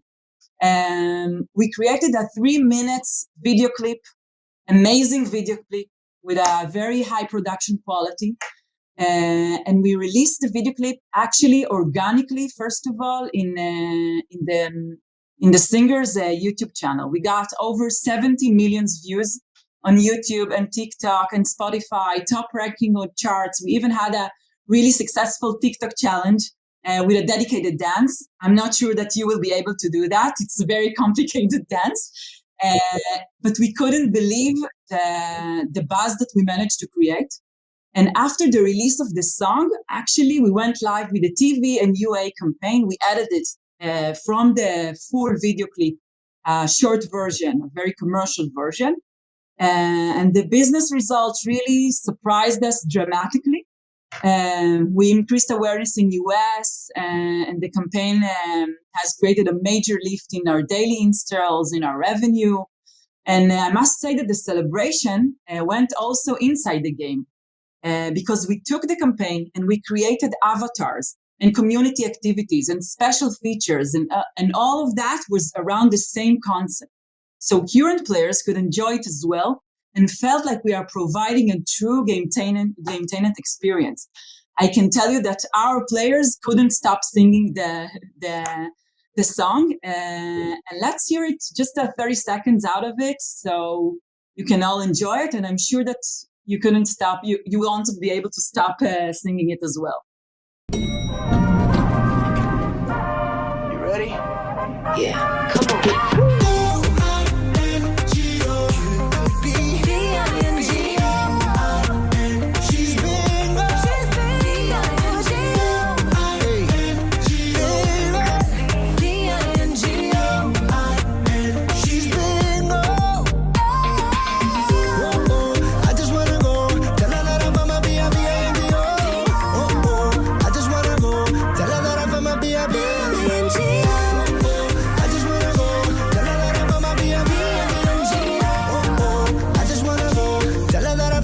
B-I-N-G.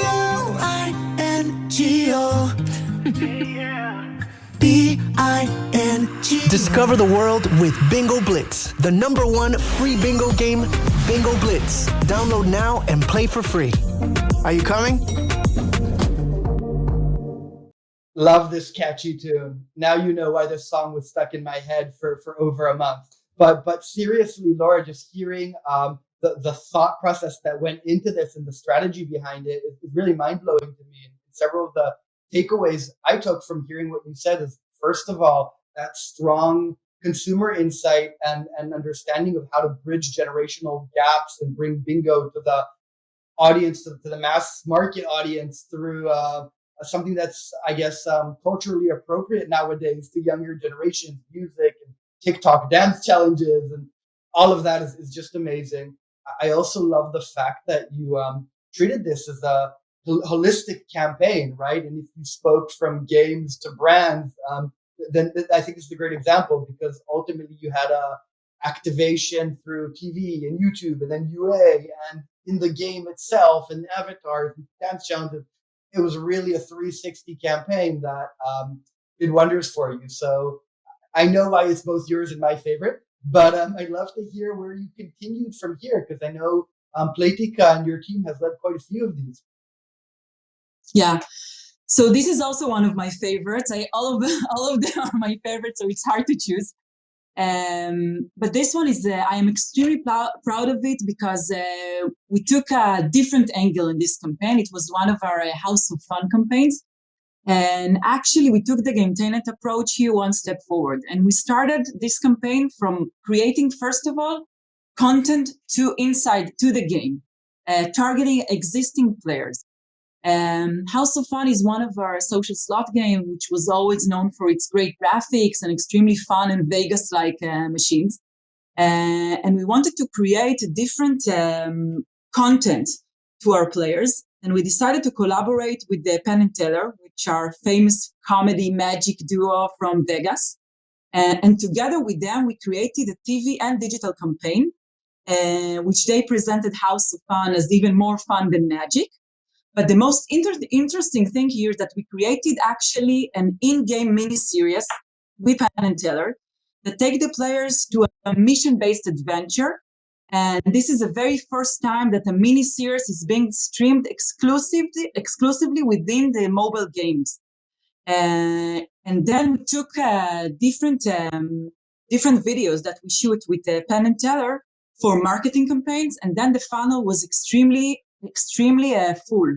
We started with Penn and Teller in TV and UA, then they entered into the game, and they actually met a full series of mini-series that is starring Penn and Teller, and the experience was amazing. We saw very high retention in the feature and truly higher engagement rates in our game, and our players loved it. And it was so fun actually working also with Penn and Teller. That were very collaborative and really liked the game, and really was the best fit for our audience. Hey, buddy, feeling blue? How's this for a pick-me-up? An escape from a bear hug while chained to a canoe that's going over a waterfall! No, huh? I gotta pull out my secret weapon, House of Fun! It is a commercial after all. You can spin hundreds of free slots, win mega jackpots, and so much more! Create your fun with House of Fun. Download for free now. Another jackpot? So I think this project was really turning point for us, for the way we think holistically about marketing, player experience, and how we combine both to provide high quality entertainment to our players. This was so House of Fun. Wow, another big campaign, a game entertainment at its best. And you know what I really like about this is the fact that you have your existing players in mind and kind of think about how you drive new user acquisition through this, but also how do these campaigns make your customer base feel about the brand, about their loyalty, and it sounds like that's been very successful for you.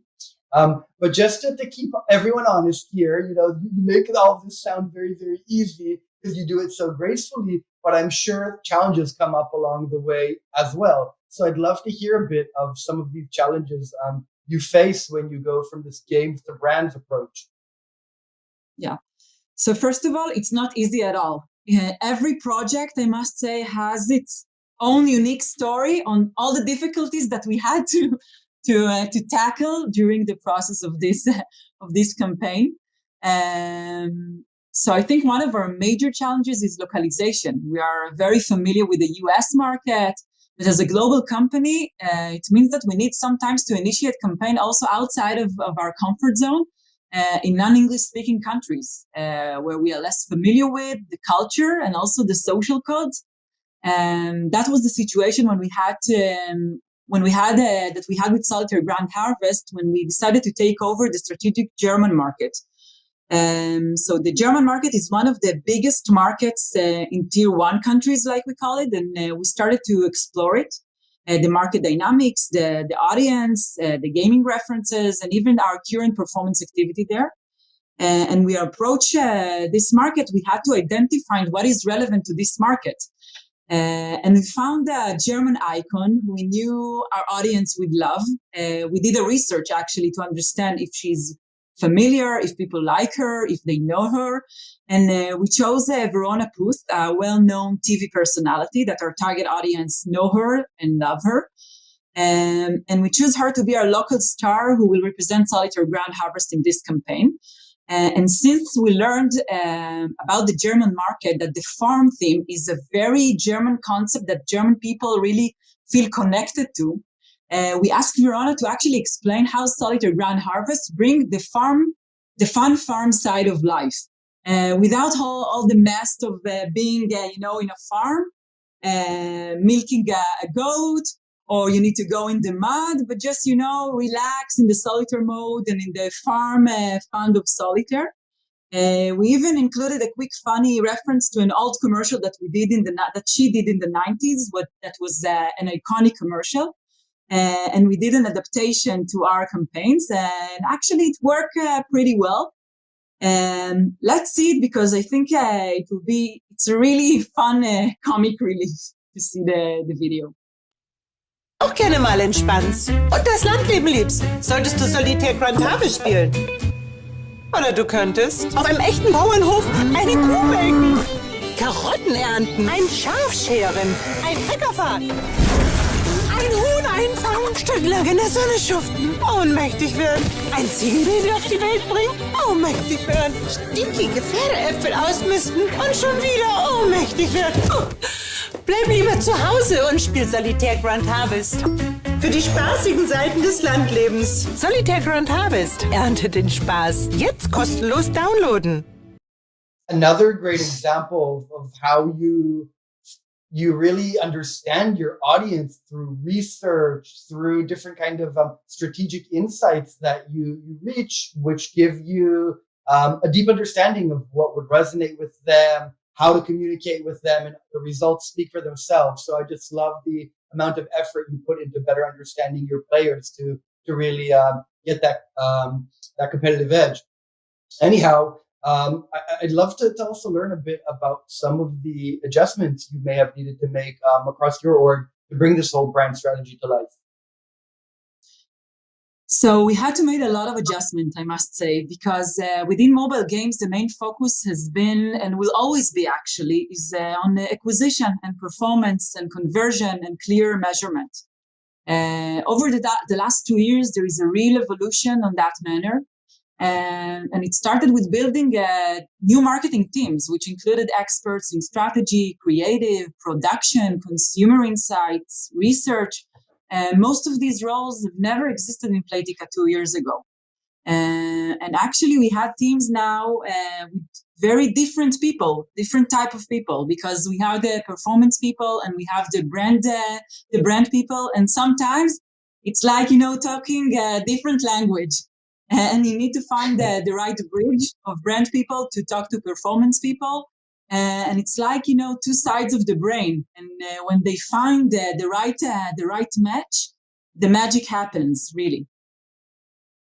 Another I can challenge only imagine how those conversations began, and definitely require some evolution and learning one another. But as you say, once it's a fully functioning brain, things start to click. What are some of the other challenges that you faced across the org structure or in general when it comes to this approach? So, I think the main challenge usually when doing brand activity is how you measure it. And moving from a very accurate measurement in performance marketing to build a different measurement of more holistic and business view is something that we needed to actually redefine. We needed to redefine our KPIs, and we need to look at it in a larger picture approach, moves from dollar to dollar return, and includes to a more holistic measurement, and look at it from the revenue that we are getting from existing users, new users, dormant users, what kind of a lift we are getting in our search, in our brand awareness, and we implemented totally different measurement methods to the department. So I think this is the main challenge when doing brand activity. Yeah, and I think it's a perfect, continuation to your whole campaign approach, where you put a lot of effort into this big moment. You do a nice, big, holistic campaign, and then find different ways to measure it, knowing that it's not just one activity or a week or a certain kind of action that drives revenue, but it's actually everything together that creates this holistic growth story. Yeah. It sounds easy, but it's really hard, to crack the measurement objectives, and to understand how we are choosing the right media mix to our campaigns, and where it will be the best to put the extra dollar in our campaigns. But I really feel we have the dream job, I must say. And in an industry that is developing and exploding and growing all the time, and as marketeers, it's an amazing opportunity, because we can, if we can dream it, we can do it. There are no boundaries, so I feel very lucky. Wow. Well, Laura, I know we're about up on time, so I just wanted to thank you again for everything. I've learned so much from you, from our conversations, and I really have to say, there's one thing that truly inspired me is hearing about how you brought the more traditional side of advertising and marketing into gaming or mobile gaming, and have driven real innovation in the approach and in the way you do things, and ultimately the results speak for themselves. So again, so much to learn from Playtika and from Laura. Thank you so much for your time. And is there any final words of wisdom you want to share with this audience before we sign off? I think that in marketing, usually you need to try and explore all the time a new thing, and it's a roller coaster, and it's not always easy like it looks like. And there are a lot of ups and downs, but we must make sure that we enjoy the ride. I think that's the most important thing. And I want to thank you for having me, Peleg. It was a pleasure. Great. Next time in person.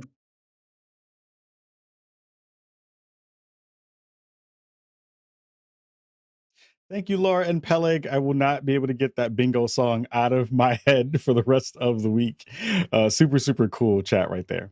Next up, we'll discuss the benefits and challenges of audience involvement and interactive experiences with our panelists. Matthew Ball, Apillion co-managing partner, Oliver Messenger, Meta Director of Product Management and Games, and Jacob Noack, GenVid Technologies CEO.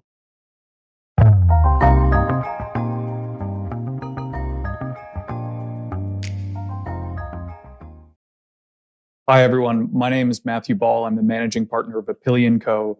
I spend most of my time investing, advising, and starting companies in the gaming, interactivity, and metaverse space.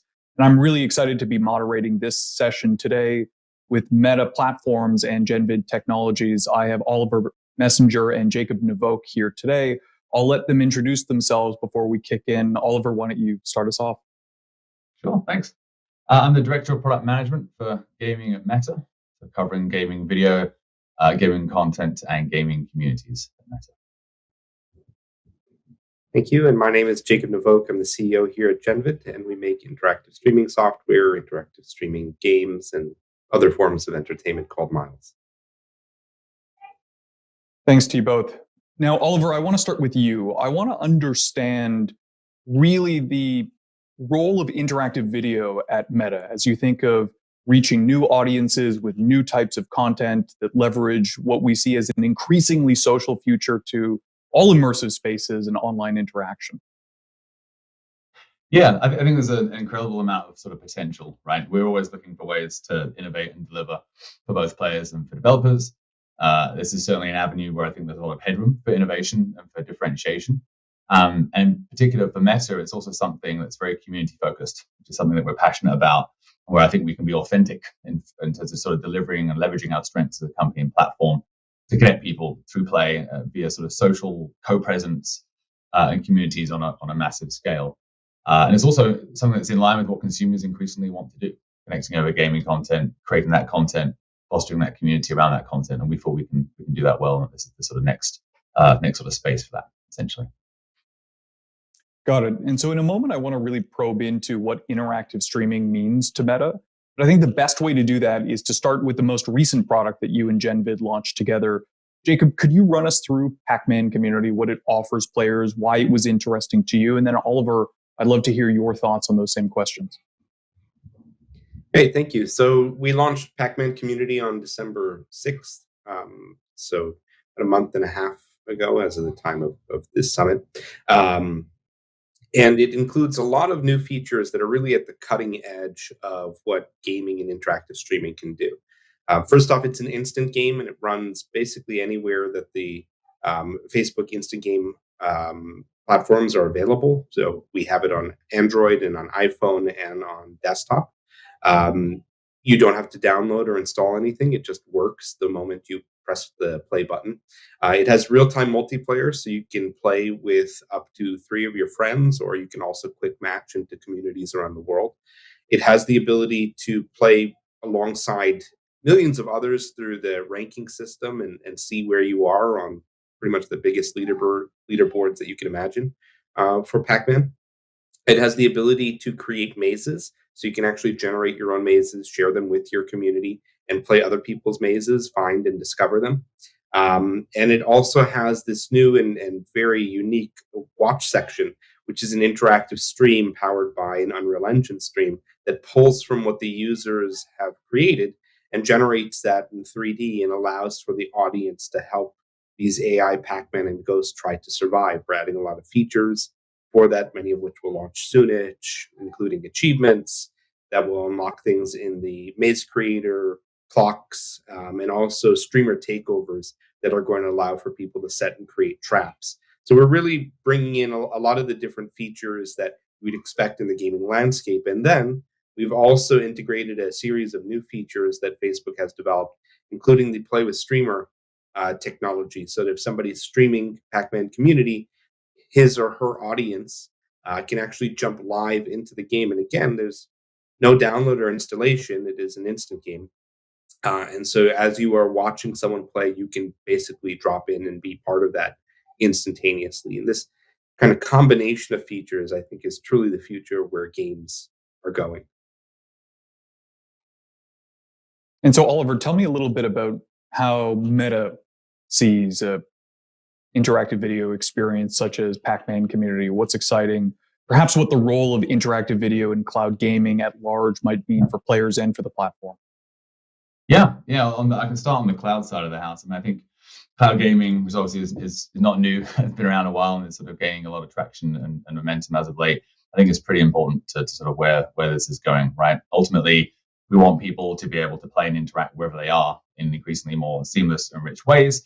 And cloud is obviously super important there because assuming connectivity, you can allow people with any tier of device to instantly jump in. Baker mentioned a little bit earlier around sort of the ability to start playing Pac-Man Community, for example, with no install or download, to do so sort of wherever you are, and then to start interacting with increasingly more people, more complex environments, more complex systems, and not being sort of limited to the power of your individual device or where you are in the house, outside the house, etc. as well. So I think cloud will certainly, as we move towards more immersion, unlock richer, more sort of key experiences there.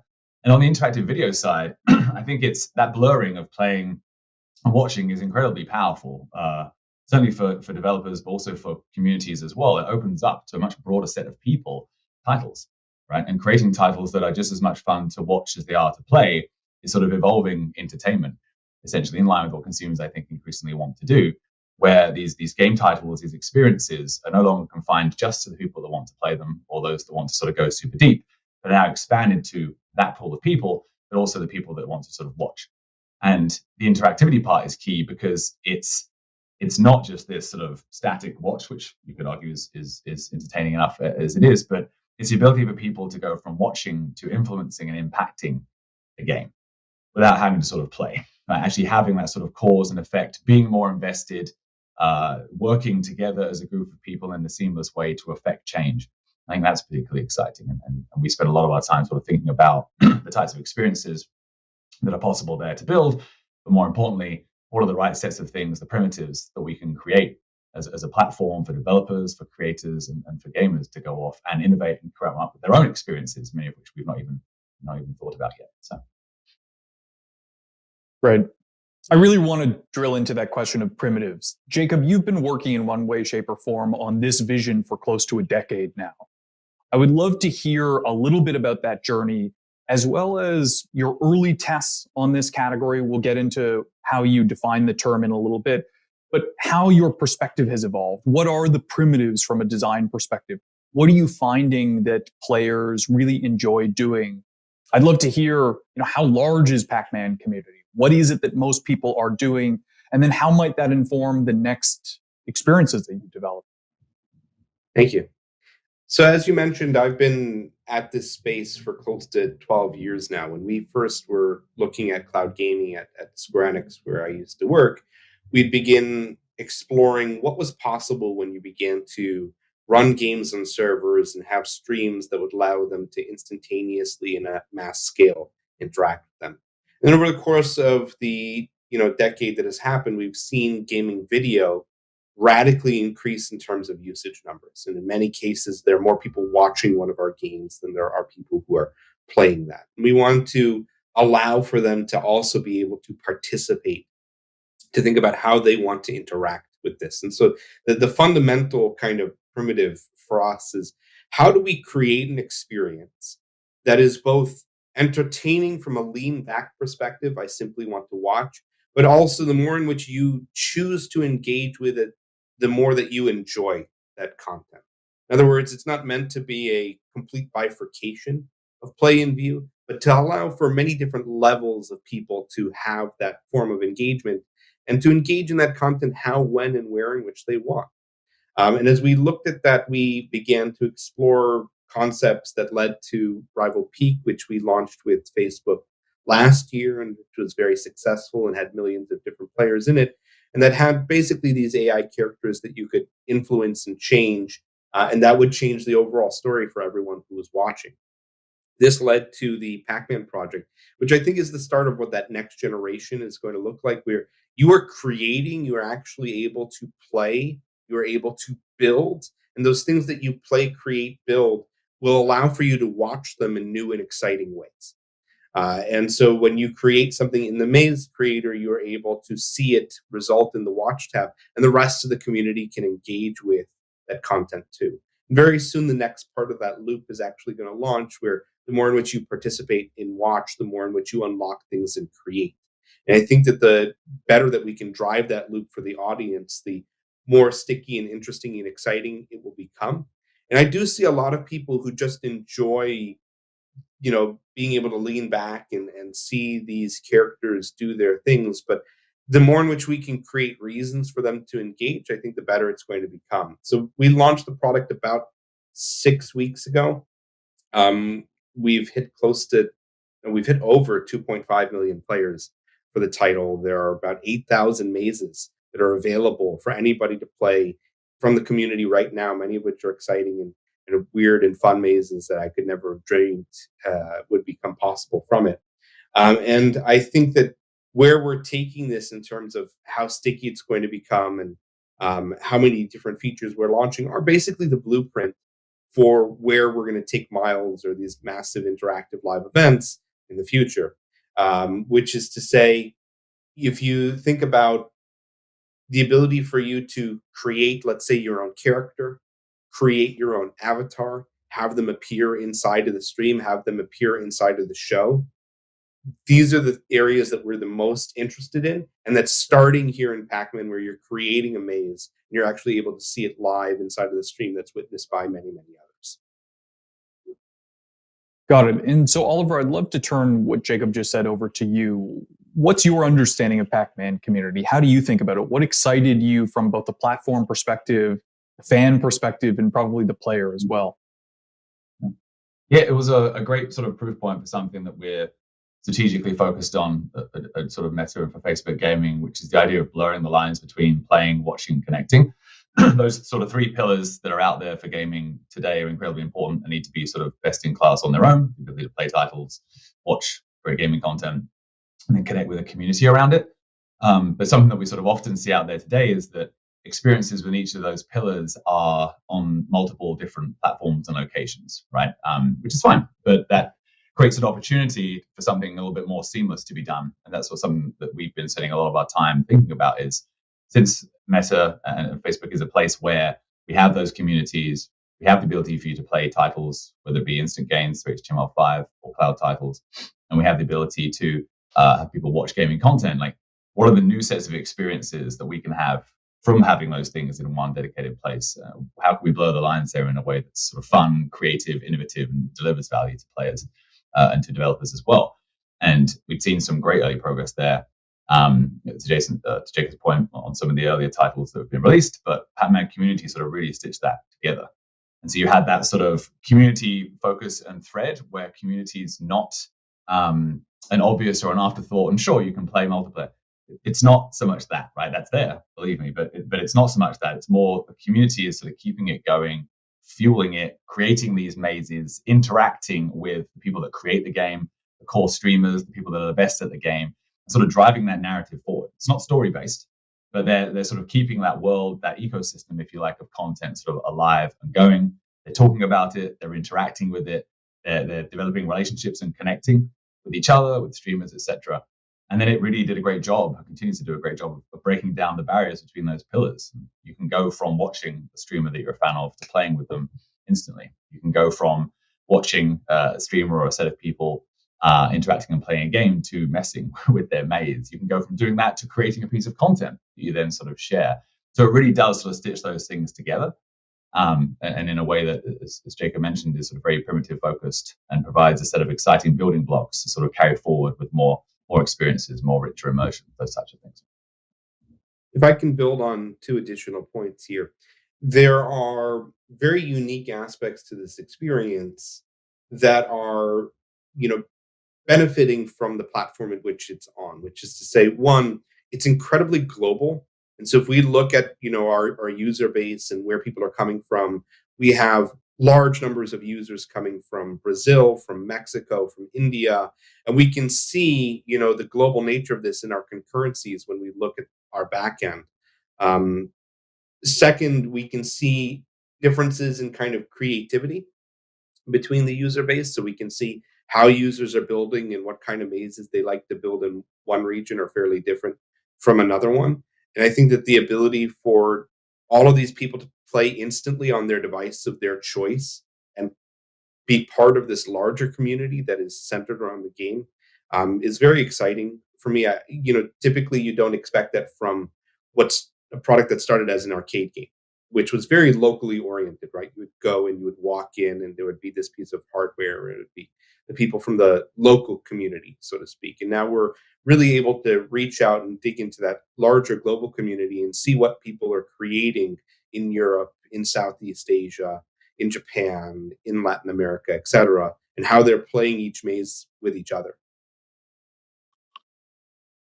So that's a really great place to start. Jacob, you mentioned earlier Rival Peak, which you launched on Facebook about a year ago.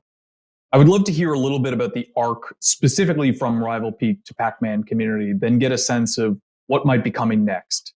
Can you describe first massively interactive live events, the genre of experience that you're producing, and then explain how it might actually expand, proliferate in the years to come as well as provide a little bit more detail on the specific experience Rival Peak in contrast to Pac-Man Community and how much more there might be beyond that. Sure. So we started to think about, if you have video that scales to millions of concurrents and you created interactions that were native to that video format and would be capable of being, basically played over the video itself, what would be possible? Could you do things with AI, with user-generated content, with communities that weren't possible if you had to download or install, tens of gigabytes of a game product, or you were limited to the concurrencies of a traditional multiplayer scheme? And that led to Rival Peak, where we basically had an interactive show format with these characters that the audience could tell the AI what to do, and that would lead to the outcomes of a grander story. And in fact, despite the fact that 1 billion points were generated by the community in Rival Peak, and we had millions of users interacting with it, we didn't know how that story was going to end. We had no clue who was actually going to win that show, because it was truly based off of the audience's engagement. And so we were exploring this unique avenue of emergent-based content in its earliest forms there. Here in Pac-Man Community, we're trying to add a lot of the community features that we didn't have the time to add because we were building the foundations of it with Rival Peak. And so soon you're going to see chat that's going to be integrated into it. Here you're already seeing user-generated content being integrated into it. And in the future, what you can expect to see is the ability to find and discover communities inside of these experiences, the ability to create content and see it part of the show itself, but wrapped around narrative shells and narrative cores that drive storyline and drive engagement in ways in which I think people haven't seen before. And so I'm being somewhat careful in what I'm choosing to unveil here, but I think that the next generation of all this content will see a very clear through thread of what we did with Rival Peak in terms of storyline engagement and audience engagement, how we're taking the community pieces with Pac-Man Community and then combining them together into a thing that is more than the sum of its parts. Right. And so I think that's a fun place to pivot back to you, Oliver. The company's named Meta now. It's no mistake that the metaverse is a big theme for the company. I would love to understand how experiences like Pac-Man Community, interactive video fit into that vision. Jacob's talked about reaching millions of concurrent users. You spoke about the role of cloud in reaching all endpoints, all devices, irrespective of the local processor. Can you walk us through the relevance of this technology, this sort of community experience for the company? Yeah, for sure. I mean, I think there's a lot of sort of overlap and a lot of promise. If you think about what the metaverse is, in principle, it's a series of very sort of seamless, rich, interactive experiences where people are sort of co-present together, right? And sort of accessibility barriers are sort of taken down. And that's a large part of what we're talking about here, will be in an early format, right? Like the idea that you can seamlessly go from one activity, playing or watching or connecting, to another. The idea of being sort of socially co-present with other people. I think you're going to see that get a lot richer as well, where today, obviously, you might have in gaming more 2D avatars moving into that 3D avatar space, being literally with people. Maybe literally is a bad idea, bad use of phrasing there, but being more aligned sort of closely with people, where you are in a common space with your sort of self being represented how you want, richer, more immersive experiences where you're experiencing things truly together, and where those experiences and being together have a real impact, whether that be on sort of friendships, communities, and bonds, or on content themselves, where you can influence and impact content, what someone's doing, what someone's building, what someone's streaming, worlds essentially, and for then that to live on as part of that community, right? And that can be sort of world building, it can be games, it's something that's where you're going to be able to really sort of invest as sort of a person, as a community, and that's going to sort of evolve and live on. It's not going to be sort of tied to a game that has a very finite life cycle. It's not going to be tied to a game that has a very finite set of outcomes. Games are going to evolve and adapt based on these communities, based on creators, based on gamers, and these primitives that we've just mentioned, to be a little bit bigger than maybe when the game initially started as well. And I think we're particularly excited because while we have a lot of ideas there, and we can see how this can bridge people into the metaverse, I think a lot of the coolest ideas haven't actually been thought of yet, right? And they're going to come from various, companies, various people, various creators, etc., over the next couple of years as well. So, no doubt, gaming is a key use case for the metaverse. I think everyone's sort of aligned on that, and VR has done a tremendous job. Gaming and sort of bringing people into VR has done sort of a tremendous job of showing the promise there as well. But what we're starting to see are the lines between gaming and social sort of blurring, where people now are having their social experiences, their sort of used to be traditional social media, in these more immersive experiences, whether they be 2D right now or in VR. They're going to sort of hang out. They're going to socialize while playing or while viewing games. And they're doing that while being part of a community and while being sort of socially co-present and interacting. And that's really what we're talking about here. And certainly what we view as our bridge to that broader, many years away metaverse reality.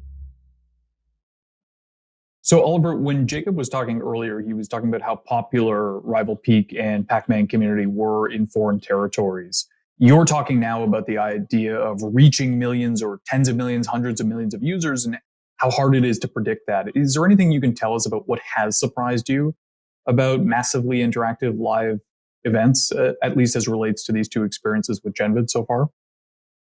I think the scale has been surprising, and then the engagement and stickiness has been surprising. Like, too often, some of these things, these types of new innovative experiences in gaming sort of come along. They show a lot of potential and promise. People try them out, they enjoy them for a bit, and then they sort of drop off. And that's not what we're seeing. What we're seeing is that these richer, more immersive experiences, when they have a community thread through them, when they actually bring people together with each other, developers, creators, and personalities, create a much richer community where people really want to remain a part of that community and participate a lot more often as well, which I think is incredibly important. And again, if you fast forward to a world where there's a lot more sort of user-generated content in this, and games and platforms are adapting based on how these communities adapt, you've got some pretty cool experiences that are going to be there for a while. So, Jacob, I want to ask you two related questions. Oh, go ahead. If I could just build on that before you jump off, I think that if there's going to be one thing that also surprises people for what comes next, it's going to be the sheer fidelity and the fidelity of the content that we're going to be able to drive because it's video to different parts of the world, which is to say, this next generation of content that's coming is going to be streaming from really nice GPU instances and is going to be sent as Facebook video, because that Facebook video already works on Android devices in India and other places. It's going to work by default, but that level of visual richness is going to be something that isn't capable of being typically rendered on their local devices. And I think that that's going to surprise people in a way that I'm going to be very interested to see, because I think they're not going to expect it.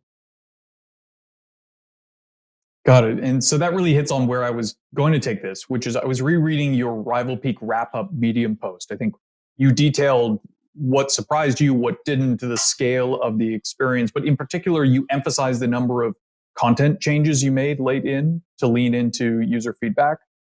I'd love for you to talk about exactly what changed during that 13-week exercise. What did you put into the experience? What did you find out consumers really loved? And then in particular, how does that tie to Oliver's point on social and the importance of community in building these products, as opposed to just a compelling game you play by yourself? I would say that there were two big learnings during Rival Peak, which we've leaned into more with Pac-Man, and we'll also lean in more in our future products. Number one was that the more basically interactions you can give, the stickier it would become. So when we first launched Rival Peak, we were very focused on the lean back experience and ambient content, kind of just enjoying watching these characters walk around. But people said, hey, we want stuff to do. And very quickly, we began to add puzzles and match 3 and tributes and challenges, cooking, crafting, possession.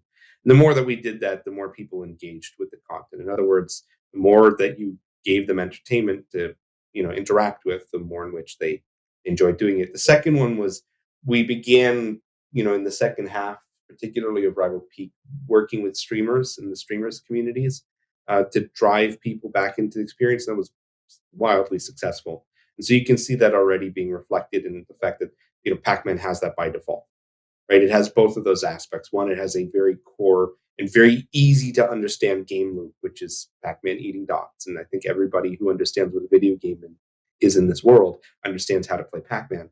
And two, it has that ability for you to engage with and play with streamers, baked into the product itself.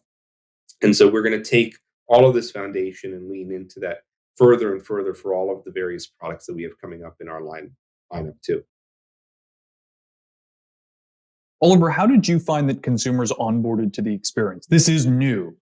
Pac-Man isn't, this implementation of Pac-Man is, the Miles format is. I don't think many people are used to interacting in this way. Can you walk us through that journey? You must have seen it on the platform side, both in sentiment and interaction.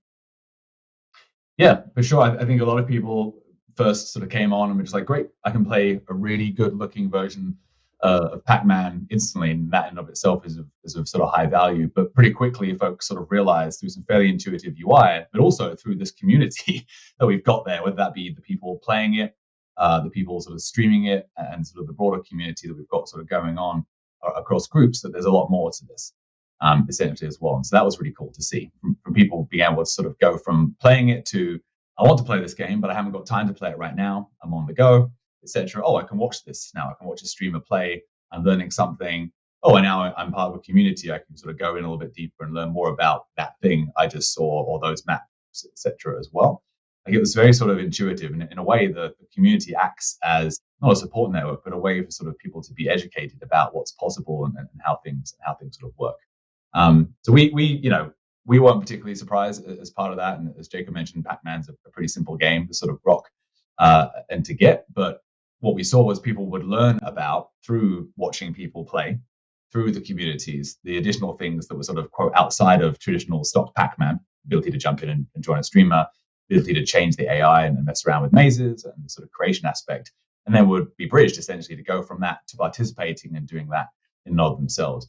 And then using some of the social hooks that we have on our platform to share that, to bring more people into that community, to enrich in that community, to share their content, post about, clip what it is they just saw and share it because they thought it was kind of cool to their timeline, to their friends, to their communities, which in turn drove more awareness and more sort of virality, bringing back people to that community to sort of foster it as well.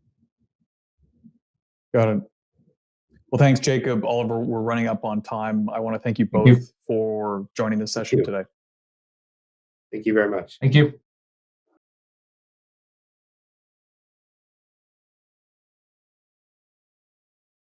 Thank you, Matthew, Oliver, and Jacob. Jacob will be available in our offstage Zoom room to take your questions. Up next, we'll shift gears and focus on app monetization strategies for 2022, and we'll have two industry veterans in this conversation. Rena Ham is head of North America West at Meta Audience Network, which empowers app developers to create sustainable monetization experiences. Rena will interview Zynga's Chief Product Officer, Scott Koenigsberg, on the current state of mobile game monetization and what it looks like in the year ahead.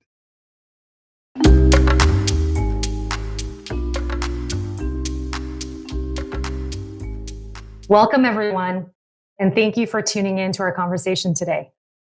Scott, thank you for being here. Thank you for having me.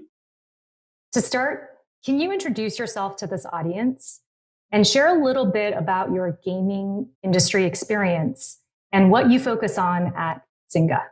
My name is Scott Koenigsberg, and I've been at Zynga for an incredible almost 13 years. I'm the Chief Product Officer, and I also run ad monetization at Zynga. It's been a pretty wild ride, to say the least. I've had the opportunity to do almost, I think, essentially every job at Zynga, from product manager to game GM to running marketing, growth, and user acquisition, and now advertising and Chief Product Officer. It's been really amazing to see Zynga evolve over all these years and have so many opportunities to learn and grow. So last spring, you gave us your thoughts on ecosystem changes in 2021, which we published in the App Monetization Industry Outlook. And today, we have an opportunity to check back in with you on what publishers and developers should prioritize in 2022. So can you please share your thoughts around this? And while the industry has continued to evolve a lot over the last year, and there's been consolidation through vertical integration in ad tech, as well as shifts in performance from industry changes, The overall priorities are pretty similar to last year. I think advanced bidding remains a key area of growth. And while there will continue to be hybrid waterfalls, advanced bidding will grow its revenue share. And games leaning into ad monetization perhaps more than ever as a way to both monetize and retain users, to increase player LTV and subsequently their buying power in the market. Publishers should also be working to improve the overall ad experience from a quality standpoint, as there's a much larger diversity of formats in the market than ever before. And you did mention this, so I'm going to jump straight to this question. We've seen a rise in market consolidation and vertical integration in the gaming and ad tech industries, such as Zynga and Chartboost, among others. Can you please share your perspectives on these strategies and what we can expect to see more of in 2022? So vertical integration across the industry is really being driven by the need to create more efficient marketplaces by consolidating supply and facilitating the use of first-party game data to enhance publishers' ability to both monetize and acquire players. We will continue to see consolidation in ad tech as a way of both creating more efficient market and providing more visibility into the data streams, as well as reducing the number of parties in the middle to decrease the amount of each dollar spent, eventually reaching the publisher. We at Zynga have a really sophisticated ad tech stack, and we've built our own ad server. We have one of the largest and most diverse gaming inventories in mobile advertising. We've been doing this for a really long time, but we've never really been able to see what happens in the background because we were simply a customer. With the acquisition of Chartboost, we've been able to learn what happens in the background and better understand the decisioning. And by combining our first-party data with what Chartboost does, we'll really be able to generate better ad yields and be able to acquire more efficiently in the market. Same thing on the user acquisition side. We buy through a lot of third parties, but we've never really had the ability to hone the algorithm to what we want them to be. And so now we can use our machine learning capabilities, which we've used in our games for years and years, and work directly with Chartboost to say, this is the type of player we want to acquire. This is the behavior we're looking for. And this is, how they may or may not react, and then combine that with game events and behaviors in the game. I think this really provides Zynga an opportunity to take some of the risk out of user acquisition, allowing us to more easily scale our games and retarget players in our network. So just looking across the industry, where do you see the most interesting innovations for mobile game monetization and growth? I think, we just talked about the consolidation that's been occurring, and that's really led to more of the development of kind of what I call the all-inclusive network that encompasses really both the demand side and the supply side, or the sell side, in creating more efficient marketplaces. As the data is leveraged from both sides in one platform to improve user acquisition and player monetization. Some of the other innovations that are really interesting to us, and I think across the industry, is crossplay. Players playing across, mobile, PC, and console, the same game. That's been going on. That transition has been occurring, but it's becoming more and more common. And that's going to build deeper multi-screen engagement to a wider audience of players. This in turn will increase repeat purchases from core players, as well as monetize new players that the mobile ecosystem hasn't necessarily had access to. It'll also offer the opportunity to advertise across not only a variety of formats, but to have a single campaign across mobile, PC, and console, which hasn't really been done too much, which is a really exciting opportunity for advertisers and publishers alike. Battle passes, of course, will be a continued innovation focal point with more personalized tiers and different layers of players and additional tiers and segmentation. And then, of course, emerging platforms such as blockchain gaming in the metaverse, and connected TV experiences. I think all of these lend themselves well to obviously both IAP, but also really taking advantage of in-app advertising more so than ever as a way to both monetize and retain players.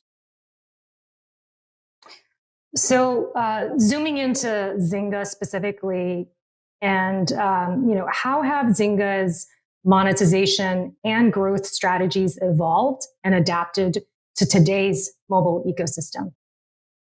Yeah, it's. I think it adapts and changes on a weekly or at least quarterly basis because it's been pretty tumultuous this past year, as we all know. But we did establish our own ad network with the acquisition of Chartboost, and that was to sort of counteract some of the changes that were occurring, but also give us more control over how we monetize our users and how we were able to acquire them, but also to reduce the number of players in the supply chain between Zynga and its advertisers and buyers.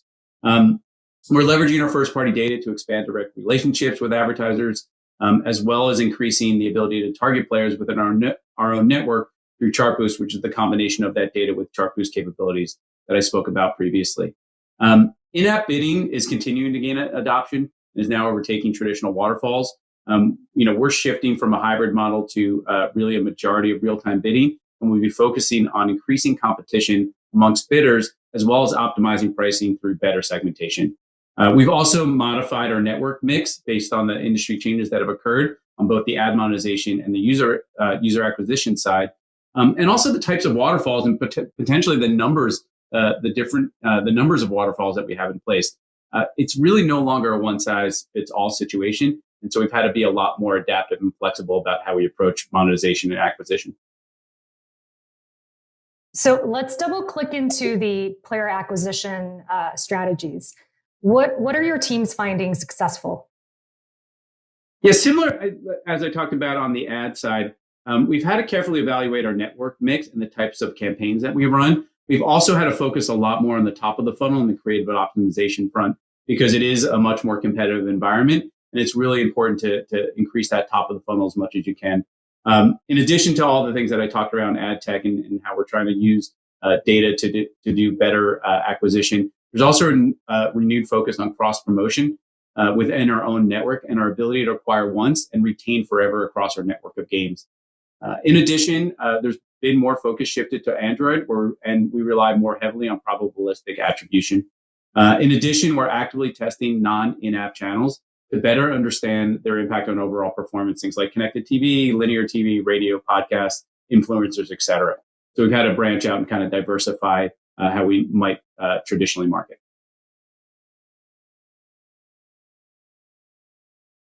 So you've talked openly about the value of bringing monetization strategy into game development as early as possible, right? What do you see as the must-haves at game launch for driving both retention and revenue? So over the years, and I think all game makers have learned this, you can't really design a fun and engaging and well monetizing game without developing your monetization strategy early in game development. Bolting on monetization later simply doesn't work. At best, it's unoptimized. At worst, you risk alienating players, and then it feels unnatural and forced.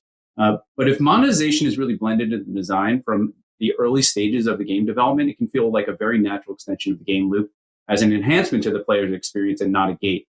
Monetization vectors that deliver tangible regression in the game, whether it be IAP or watch to earn, make the game more fun and engaging. And if they're blended in early and naturally, it will increase the enjoyment of for the player overall. In terms of ads, we approach our game teams very early in development and make sure that every game has an advertising strategy across all formats that might befit the game, whether it be an interstitial or banner or rewarded video. But at a minimum, I believe every game should have a rewarded video placement. Rewarded video, it's proven to be improved game monetization and retention, particularly for the majority of players who don't necessarily monetize with IAP. It's important to have a segmented approach, though, to your placement, and it could be at a user level, a user engagement level, or a player type. The goal is always to maximize both retention and the combination of IAP and ad monetization. So you have to look at all three of those in concert with each other. And of course, you want to maximize reach and frequency. And so so your placements and rewards should also really consider the type of player and the player's level of engagement. Again, not a one size fits all. And you should be very deliberate about how you implement these things and segment them and present them to the players in your game. So I want to dive a little deeper into the natural progression in games. And in an interview for our Ad Monetization Industry Outlook last year, you said that more people will design their games around progressions related to ad watching. Now, about 9 months later, how do you see this happening, either at Zynga or across the industry? I think games are continuing to double down on watch to earn in particular as a key progression mechanic. We're seeing games develop their core economies with watch to earn built in from the start. It used to be sometimes games would launch without watch to earn and they'd add it later. Generally, I think you're seeing all games implement watch to earn as a key progression mechanic and a key way to get things in the game. And not for payers and non-payers as well. For example, We use it in Farmville 3 as a way to earn energy and coins and premium currency. In Empires and Puzzles, you get core economy items to help you progress. In Words with Friends, you can actually progress much faster through the solo challenge if you use Watch to Earn rather than waiting for the timer. All of these, though, on all of the cases, the key thing is there is a very obvious value exchange where the player trades their time for something they really want so they can continue playing the game. It's really a win-win for everyone. And it creates a positive perception of the advertising and the brand potentially because players are being given value for their time. And in some cases, you can imagine there might be items that you can only get through Watch to Earn engagement. Again, and that makes it a great way to progress in the game. So again, it's because it's opt-in, it's not a gate. It's something that players choose to do, but they're getting rewarded for their investment of time. Yep. There's definitely the value that you have to balance between, the user, the advertiser, and obviously you as the gaming creator. And we all know that gaming serves a highly diverse audience. So let's assume that there are some brand advertisers watching this discussion right now. What would you like to say to them? I hope there are, and I'd be excited to speak with them. But games are really are an amazing place to advertise to consumers. You have someone's full attention. There's likely that they're feeling good about themselves. I think people play games to feel good or to relax. So they're generally in a receptive mood. And the ads are served in a safe environment with full visibility and tracking. It's really a perfect environment to advertise, especially if the users opted in to participate with that and they're being rewarded for it. I think there was a recent study in 2021 that showed, I think Gen Z's top preferred form of entertainment is games. TV and movies were fifth. So just think about where people are spending their time, the mentality that they have. And furthermore, each generation is playing more and more games. So spending in games is a great way to future-proof your media spend. Not only that, but games really do appeal to all audiences, whether it be Gen Z to boomers, and especially in the times of COVID. Games have really become a key way for friends and family to stay connected, either by playing word on words with friends or competing on a club challenge in Harry Potter. The ubiquity of smartphones combined with the free-to-play model makes mobile games really accessible to everyone. And there quite literally is a game for everyone out there. Everyone is now a gamer. There are no more, I'm not a gamer. Everyone is a gamer in some way, shape, or form. Yep. And I think that's always been the unique value proposition of gaming is that it's really good at building and creating community. And totally to build on that, and gamers also have a very long-term relationship with the game. So as a brand advertiser, you can advertise to that consumer multiple times over and over again over the course of their lifespan. If you think about some of Zynga's mobile games, we have games that are over 10 years old. And players have been playing those games for 10 years. That's a pretty incredible thing. And so I think as players, I think advertisers want to be where people are spending their time. And they want it in a brand safe environment where they have viewability and they have the controls in place. And I think gaming inventory really does present that. And it presents it to everyone, to an entire audience who's really engaged and spending a lot of time there. Yep. They're highly, highly loyal audience base for sure. Yep. And we've had a lot of brands who not only advertise in traditional manners through traditional placements of interstitials or rewarded video, but we also have a lot of brand integrations with our games, which I also think are a really great way to reach consumers and develop that relationship. So how can we expect ad experiences to change in 2022? And what kind of opportunities does this present for publishers? I think we're starting to see, more tech partners trying to take advantage, like what we just spoke about, which was bringing brands into different formats. I'm hopeful that we'll see more brand experimentation within app advertising. We've already seen a lot of brand advertising that's non-clickable, that's embedded in games. And so there's not necessarily a call to action, but there's more of a reach and frequency, and rather than direct call to action. I think as I spoke about before, one of the other big opportunities is really a focus on ad quality. There's really been a proliferation of non-standard ways to close an ad or multiple screens to accomplish this, leading to publishers like Zynga to develop some of their own ad formats so we have better control over the player experience. I think this also lends itself to more brands advertising in games as we can control the experience and provide a really pristine player experience with the brand. And I think, as brands look to enter mobile gaming advertising, they're going to be looking at more quality inventory with great user experience. And those that have those capabilities are going to be better positioned to really deliver against their budgets. So if you could just leave, top 2 monetization and growth strategies for app publishers to prioritize in 2022, what would those 2 be?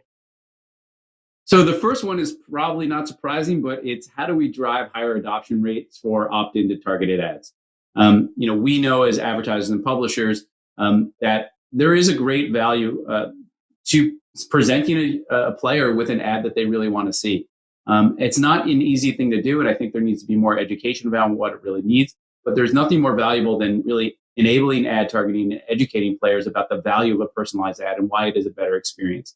From a business perspective, it obviously provides better yields and better monetization. The second is creating quality ad supply where users have the opportunity, even the desire to engage in ads. So we want to make sure that ads are not too disruptive, they're not too rushed, they're not too frequent. If you exchange your time for value in a watch or earn experience, you should get something that you truly value. And that goes to speak to, I think there will be more innovation around segmentation and personalization, the types of offers that are offered to people, the rewards that are offered, and when those things are offered. So the goal is really to improve the player experience, the advertiser performance, driving better monetization. But also, at the end of the day, the real goal is to improve the player experience and the overall engagement with the product. I think gaming developers, probably small and large, are already very focused on the player experience and the user experience. But in terms of some of the more operational overhead of segmentation and hyper targeting, like what are some suggestions you have for maybe smaller to mid-sized publishers that want to do that efficiently and effectively, but may not have as many of the resources to achieve that? Come up with hypotheses and then test them. Zynga has always been built on the concept of as testing at the core of our culture. But come up with those hypotheses, look at your segments, look at where players are interacting, and try to figure out, if you were that player and you were watching a video, what would be rewarding for you? What reward would you want to receive in exchange for some portion of your time? And then make sure that players have the right ability to do that at the right frequency. Designing games is really hard, and designing game economies is even harder. And so you also want to present the right input so that the players can progress in the game, but also do feel some challenges along the way. And so it's a very careful balance of balancing those economies. And so I think in terms of segmentation for small developers, you really want to start with a couple of core hypotheses, test them, get the metrics of what you're moving, but don't just look at monetization. Make sure that you're also looking at retention and engagement within your game, because you can't monetize a player who doesn't retain in your game. Thanks so much for the conversation, Scott. To wrap, we're going to do a quick fire question. Are you ready? I'm ready. Let's do it. All right. What is your favorite game to play? Right now, it's still Empires and Puzzles, as it's been I know it's a Zynga game for several years, but I will say Farmville 3 has started to steal some time away from that one. Virtual reality or the real world? Absolutely real world. iPhone or Android device? iPhone. I'm a lifelong iPhone. And Android, I do love the Android devices when I use them, but I am an iPhone guy. Got it. Okay. Console or mobile games? That's a hard one. I will say that I enjoy both, but I play a lot more mobile games just because it's a dual screen experience and I don't need to be in front of a console. And I can do it anywhere. Yep. In-app purchase or in-app ads? I don't think this is going to be a surprise to anyone, but it's in-app ads. Yes, that was the right answer. Watch to earn. Yeah, I love my watch to earn. All right. Thank you so much, Scott. And thanks to everyone for tuning in. Hopefully our conversation adds some value to you and your business in 2022. Thank you, Rena. Thanks.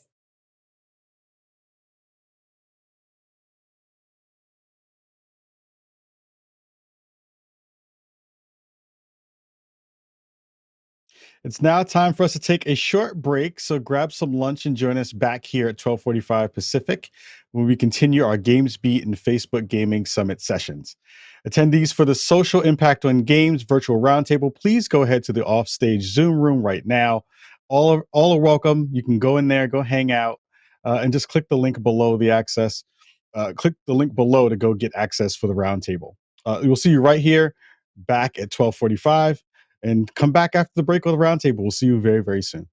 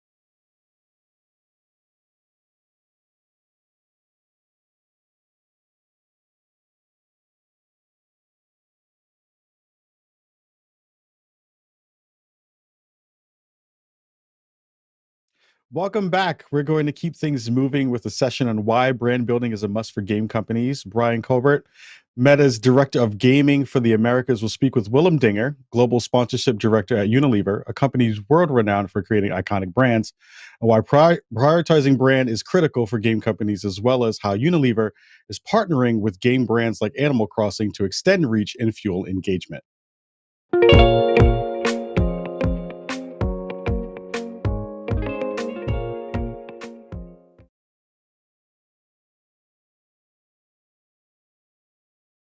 With Willem Dinger, Global Sponsorship Director for Unilever, and we're here to talk about the importance of brand building for gaming companies. This is one of my favorite topics, being in the gaming industry and working with a lot of our partners. We work a lot on performance marketing, but one part of the equation we don't talk a lot about is the importance of brand. So we're here today to talk about brand building with Willem and all parts of the marketing funnel. So Willem, I'll introduce you and let you introduce yourself and give us a little bit about your background. Hey, thanks everyone, and thanks Brian. Really pleased to be here. So yeah, I'm Willem Dinger. I kind of look after all of Unilever sponsorships and partnerships. I work as a capability within the media team, really helping our brands develop partnership strategies. And that could be anything within sport, entertainment, gaming, culture, even with talent, celebrities.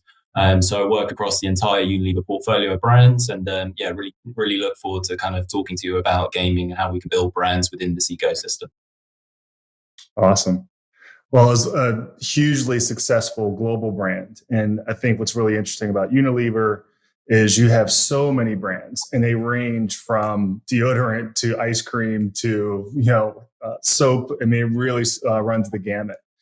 And as we think about branding, and especially for a company as big as Unilever, I'd love to dive in a little bit, Willem, to defining brand and its importance to Unilever. So I guess my question for you is, with a brand that's worldwide and having a focus on these really premium, exceptional brands, what constitutes brand marketing for Unilever? I guess, how would you define brand marketing, and why is it so important to Unilever? 100%. And, at Unilever, we really want to win with our brand, right? They are our force for good, powered by purpose and also innovation. We leverage our brands really to drive positive social and environmental change, really across sort of 3 different pillars. So it's about improving the health of the planet. So that could be anything from fighting climate change. It's about improving people's health, confidence, and well-being. So that's contributing to a kind of a healthy body and healthy mind. And then there's contributing to a fairer and more socially inclusive world. So that could be about raising living standards or even creating opportunities to drive much better and fairer inclusivity. So as a brand company with so many brands in so many parts of the world, and especially, I think, over the last several years, where brands have gotten some flack for maybe not being as purposeful or as responsible as they could be. Talk to us a little bit about being a purposeful brand. And that's something that's near and dear to Unilever's heart. But when you talk about purpose and kind of corporate responsibility, and that's something obviously as Meta, we are grappling with as well. Talk to us about corporate responsibility and how that affects your approach to marketing.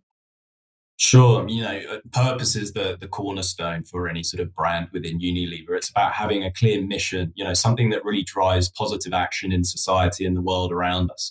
Our brands have the power to influence culture, influence behavior, and really change perspective, right? And that's why Unilever is so big on purpose. And, these are the core principles built on a core idea, which are kind of fully rooted into the heart of the brand. We want to try and help shape consumer behavior and really be at the forefront of culture at the same time. So, it's like Hellmann's, we're on a mission to tackle food waste, knowing that it contributes to 10% of global greenhouse emissions. They've got a very strong campaign idea. It's about making taste, not waste. They've had many kind of different partnerships with Amy Schumer around Super Bowl, even about the Nintendo Animal Crossing kind of initiative that we landed last year in Canada and also in the UK. For Close Up, it's about free to love, because we feel that everyone has the right to love, because we're all human beings in the end of the day. And also, when you're thinking about Dove's purpose is all about the story of, everyone is beautiful regardless of shape, color, or size. You've also got Rexona, or Degree as they are in the US, was basically on a mission to get as many people moving. it's about movement is for everyone, no matter what size, shape, ability, or disability, because we know that movement has got a massive impact on your physical, mental well-being. So every brand has a really huge story, you know, and same with Magnum. Magnum's really kind of entering the gaming space. It's about pleasure seekers, you know, and so we try and represent what pleasure seekers look like, whether it's through gaming, whether it's through art or even illustration. So, you know, we've got lots of different kind of brands under our portfolio with really strong purposes. And that is the kind of the meaningful change that we want to try and build our brands from. Willem, talk to us a little bit about Unilever's entrees or efforts into gaming. Obviously, as a more of a consumer staple brand, most people might look at this and say, well, why is Unilever talking about video games? But you've actually, you know, used the gaming space to promote some of your brands. So talk to us about some of your most recent efforts.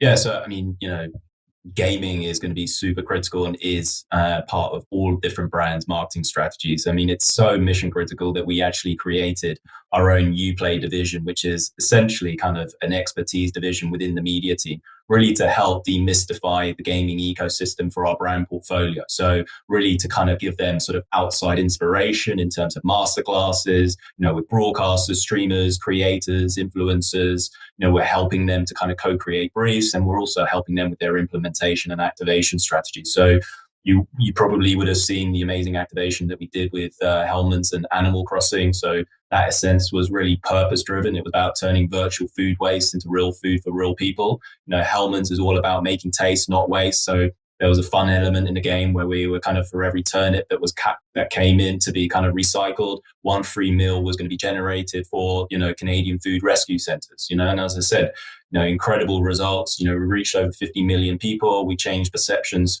of people, but 84% of people that actually engaged with the game saying that they were actually going to change their food habits. And we actually donated 100,000 free meals. And it was such a success in Canada, we then sort of rolled it out into the UK.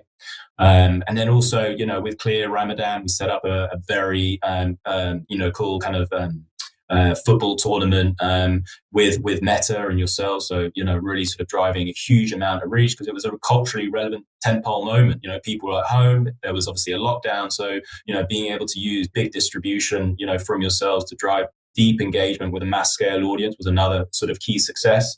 And then also, you know, what we've been doing with Magnum and the Blast Pro series in the Nordics. We've also recently had a tie-up with Arcane and Burger King over in Spain. So, you know, really sort of driving into culture with new releases and sort of, you know, partnering up with some of the biggest publishers to sort of drive culturally relevant programming and helping to really build our brand. So, you know, Axe again, you know, across, you know, we've got a relationship with Riot Games and League of Legends that did last year.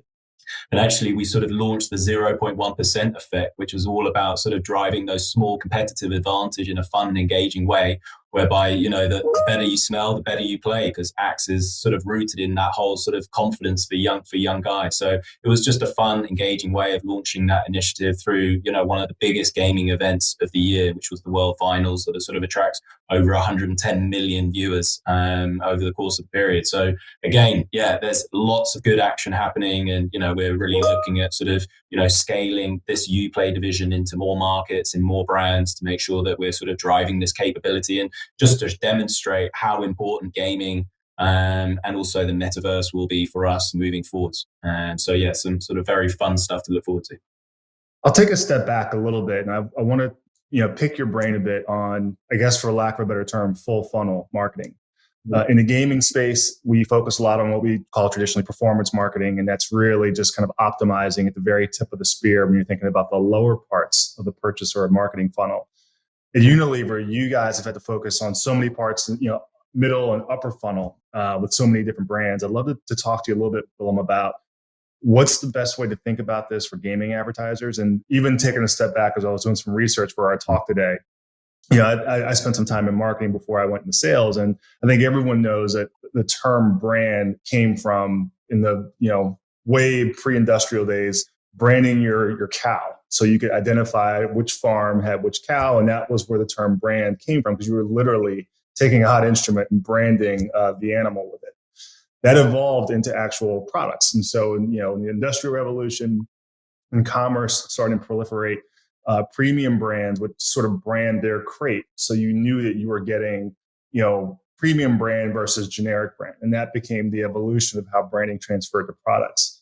Then in the 1920s, you had Edward Bernays, who's Sigmund Freud's nephew. He wrote a book called Propaganda.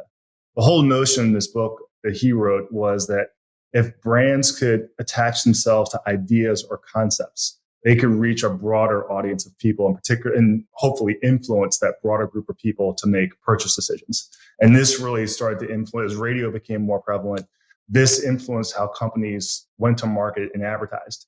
Then obviously, as you got later on in the 70s and 80s and TV became bigger, you had this notion of brand building. And so Apple being a good example of this, you've got companies now trying to not just promote products, but trying to communicate a certain level of confidence or consistency in the house or family of brands.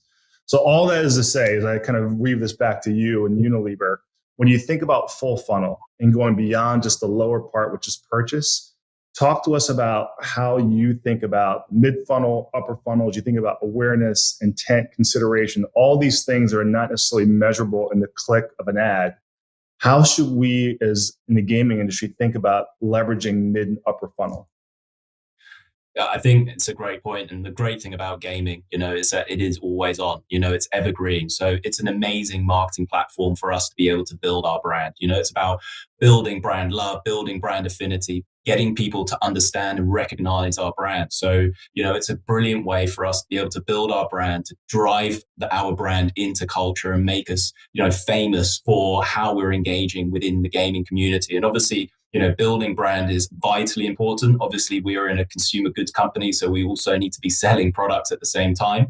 But, we're really trying to understand how we can be more native, how we can really build our brand within a gaming community that, really wants to understand what the brand role and product role is within the space, right? We don't just want to be turning up and be kind of interruptive in the way that we advertise. We really want to try and drive value. We want to try and improve the experience of the gamers that are interacting with our brand. So that's where we need to be really strategic when we're building our marketing objectives within a gaming ecosystem, because we can't just show up and just be a brand and sell product. We need to be offering something different, something unique, something that's going to elevate the overall experience of the gamer or the viewer or the streamer within the ecosystem. So that's why it's just fundamentally important for us to be able to have a really strong idea up front, what role we're going to play as a brand and as a product, and how we can elevate the overall experience, and also see how we can drive that value exchange. And that's where, we at Unilever are really making steps with key partners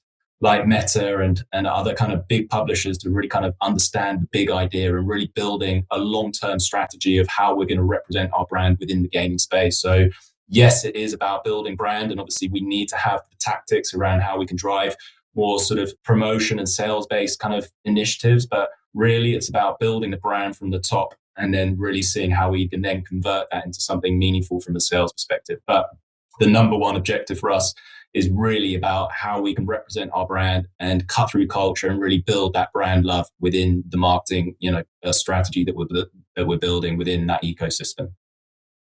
That's great. And I would say, even diving in a little bit deeper to that, as we talk about gaming companies, and I think for me, being somewhat new on the sales side of gaming, I think what's been interesting is that gaming companies don't necessarily leverage the kind of house of brands approach that a conglomerate like Unilever does.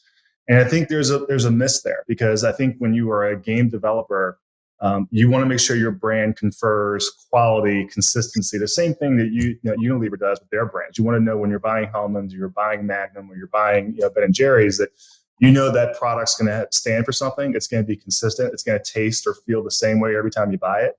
And I think for gaming companies, that's something I want them to think about as well. If you're purchasing one game, but they're making another game, you should expect the same quality experience. Talk to us about, the umbrella brand approach, or the house of brands approach that you guys use as you go to market. Yeah, it's very different. There's not like a one size fits all approach for all of our different brands. They've all got different objectives, bearing in mind what market or need state they're in. So, sometimes, we can look at Hellman's and, we might have a global approach, or, for Animal Crossing right at the beginning, it was just a very localized approach that we did for Canada in particular. And then actually we scaled that to more markets later on once we knew that pilot was very successful in the way that we were sort of driving virtual food waste into real food for real people.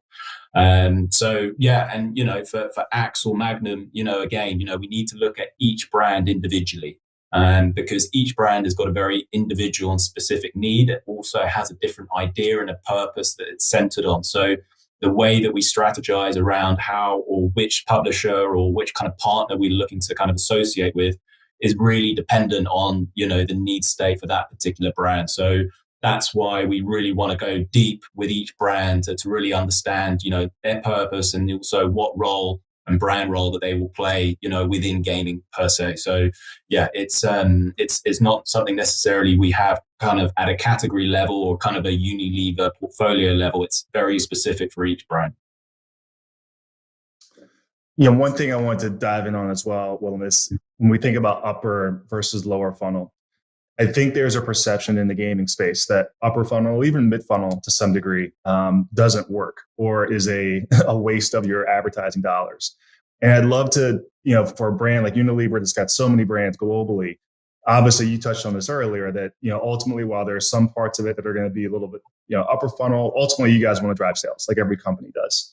And in the gaming space, I think there's this feeling that if you were further up the funnel, it's harder to measure if it's working or not. And therefore, if you're going to be a performance marketer, maybe those dollars are just better spent just focusing on the core gaming audience and just not wasting dollars on brand. Talk to us about, how do you measure mid to upper funnel? And like for a company like Unilever, it clearly is not a waste of money to leverage upper funnel. But I'm sure you must get some pushback in terms of, okay, at the end of the day, we got to drive sales. How do you balance brand versus the need to drive sales? Yeah, so obviously, there's the engagement levels and there's the reach as well as the sales, right? So for the Hellman's Animal Crossing initiative, we knew that we had kind of reached 50 million people. And obviously that was an amazing kind of, KPI that we had. But we also knew that 84% of people that interacted or were part of the game actually were going to change their food habits as a result in terms of their food wastage. So there's a massive brand perception initiative that we were running, to be able to tell those that were able to kind of like change behaviors because of the initiative that we were running. So it's something that we call brand power within Unilever. So that sort of measures sort of the brand impact of that partnership. So you're able to kind of disassociate between those that were exposed or not exposed to the partnership, and also the way that was impacting positively on the brand. So again, sales is important, but also as part of the initiative we actually donated over 100,000 meals for Canadian food rescue centers. So we knew that for every turnip that was exchanged within Hellman's Island, one free meal was donated to the Canada Food Rescue Centre. So again, very much purpose at the heart of it. So, again, with Clear and the King Pro League that we had, again, huge amounts of reach, but we're also measuring penetration, the uplift on brand impact again, and also sales. I mean, I think we did a limited edition sales for King Pro League in China for Clear, and that again sold within 2 weeks through e-com channels, complete sellout. So yeah, there's obviously different metrics that we can kind of measure success through, but building brand is vitally important, and it means that we're going to stay culturally relevant as well. Because if we're just kind of looking at doing promotional sales through kind of any gaming ecosystem, we're not going to be remembered. We're not going to be top of mind. We're always trying to drive that value and that experience. So that, for example, if we as a brand we're going to kind of remove ourselves from a certain partnership, then we want those fans saying we want that Unilever brand back, because actually they played such a vital role in the overall experience and the overall value that they were providing to the ecosystem. So we really want to try and be remembered by fans, and to do that you need to be able to kind of listen and be native and really understand them, so that you can be able to be part of culture and be able to build your brand, rather than just thinking about selling your product, which can feel a little bit cold. I love to hear that. And I'll tack on one last little caboose to this training we've been talking about. We talk about brand, but short term versus long term. And this is something that a lot of our digital advertisers are very return on ad spend based. And so you're looking at either a 7-day ROAS or 30-day, and you've got some tight windows as gaming companies where you're trying to monetize and measure your return on ad spend. At a company like Unilever, your window of time has to be much longer. I mean, if you're going to measure, return on ad spend for Hellmann's or Axe within a 7-day period, the results may not be very insightful or even very positive. And so I think as a big, global brand, you guys have had to look at much longer windows of measuring brand effectiveness. In your world, I know it might differ by brand, but tell us a little bit about how you evaluate, or what window of time you guys use to evaluate the success of certain promotions or advertising. Yeah, I mean, I think, as you say, it's very dependent on brands and jobs to be done or objectives, and sometimes, we want to be part of culture. So we need to be able to be very agile and be able to sort of drive, quick tactical PR activity because, within 2 weeks, it's no longer going to be relevant. So, we need to have that kind of short-term view, because we want to be part of culture. We want to be part and driving talkability of our brand about what we're doing and how we're being involved or how we're participating. But then sometimes also you need a longer term view. So that's where we just need to balance in terms of what are the big tentpole moments that we really want to capitalize on. And we all know what those different moments are throughout the year. But then there's also, different trends. Metaverse is, hot topic now. It's trending. It has been already last year. So, how do we stay salient as a brand? How do we be part of the conversation? How do we add value to the conversation? So, there's a lot of PR and tactics that we need to deploy and be agile as brands. But then also we need a long-term view. And that's why sort of building the idea and having a sort of strong strategy up front in terms of what our brand role is, what our product role is, so that we can really think about what our journey is within this ecosystem, from 6 months to a year to 2 years. So yeah, it's having, being able to quickly flick on a switch, but then it's also about having a very much a long-term view about building your brand and being native, within our audience or for our audience. So yeah, it's we need to be agile in this space, and yeah, that's something that I think is really important to be able to resonate with fans and the culture and fandom within gaming. That's great. Well, Willem, I could talk to you all day about brands. One of my favorite topics, and a topic that we were trying to do a better job of articulating and explaining to some of our gaming advertisers as they grapple with this new digital world, and especially as we evolve into the metaverse. So really appreciate your time today. This is super insightful, and obviously a company like Unilever, it's got some of the world's most prominent and recognized brands. There's a lot we can learn from you. So thank you for the time today. We really appreciate it. No, definitely. Thank you very much, Brian. I've really enjoyed this chat with you today. And I think if I can just leave one last kind of, thought, it's about, for any kind of gaming partner out there, it's about how do we make our brands unmissable in this space? How do we really cut through? How do we really create value? And how do we kind of, elevate everyone's experience and be a truly loved brand talked about by everyone? So, this isn't easy, and that's not easy, particularly because, for Unilever, we're probably more of a non-endemic brand. We, as you say, it's ice cream, it's deodorant, it's these kind of brands that kind of can be non-endemic. So it's about being able to crack that big idea and being kind of unmissable in this space. And that's something that we're kind of busy crafting at the moment for a really exciting 2022. So look forward to, please watch out and look forward to more to come from Unilever brands in this space. Thank you very much. We will. Thanks again, Willem.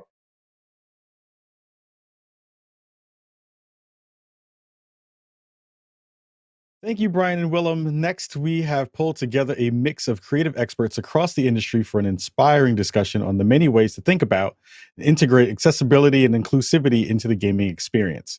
From design to the development process, they'll share actionable ways to engage more players and build an impassable fan base.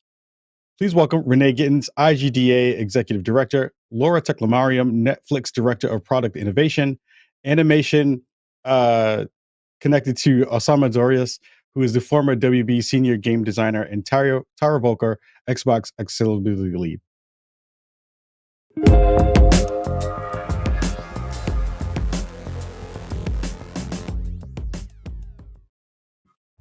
Thank you so much for joining us today. We're going to be talking about reaching more players via inclusive game design. I'm going to be the moderator for this panel. I'm Renee Gittins, the Executive Director of the International Game Developers Association, and I'm joined here today by 3 amazing experts in this area. I will let them introduce themselves, however, and we'll start with Osama. Hello, my name is Osama Dorias. I'm a game designer at WB Games Montreal. I'm also a game design teacher at Dawson College, and I'm one of 3 Habibis on the Habibis podcast. Wonderful. Pleasure to have you. Tara? Thank you. Hello, my name is Tara Velker. I'm the Xbox Game Studios Accessibility Lead at Microsoft, and I'm also the co-director of the Game Accessibility Conference, a conference fully dedicated to the topic of helping disabled gamers and creating accessible experience in video games. And last, but certainly not least, Laura. Awesome. Excited to be here. Hello, my name is Laura Teklemariam. I work at Netflix. I head up the animation product development department, and my domain expertise is product development, RPG games, and mobile game development. Wonderful. As you can see, we have a really great panel here today. Now, before we get into how to design inclusive games, I would love to ask our panelists what they consider inclusive. Like, what is inclusive game design? What tells you a game is inclusive or has those aspects to it? Osama, do you want to start? Sure. That could mean a lot of things. I don't believe there's actually just one answer, and I don't believe there's one game that could be potentially inclusive to everyone. But to me, it's a game that made an effort to be inclusive. It's a game that stood out and included something that shows that they were trying to reach a broader audience, and not necessarily the typical broader audience, the mainstream audience that we always try to reach out to. Absolutely. Tara, I know that you're going to have a different perspective on this as well with your background. Yeah, obviously being inclusive to gamers with disabilities, being inclusive is literally being able to play the game. It's that simple. If you're not including them, they can't play it. And it's pretty cut and dry. Absolutely. Absolutely. And I'm glad that we've been seeing more and more games with those considerations these days. And Laura, do you have anything to add? Maybe just, the one that I always tend to harp on is having authentic experiences and storytelling. And so, I think consumers are pretty savvy, especially gamers. And so a gamer, when they're playing a level or they're using a character that, is positioned in a certain theme or from a certain country or certain background, they can tell whether or not it's authentic.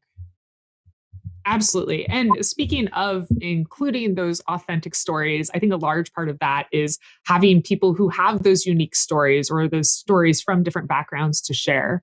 Could you talk a little bit about hiring people with diverse backgrounds and abilities so you can help build a team that is going to be able to generate these inclusive stories and experiences?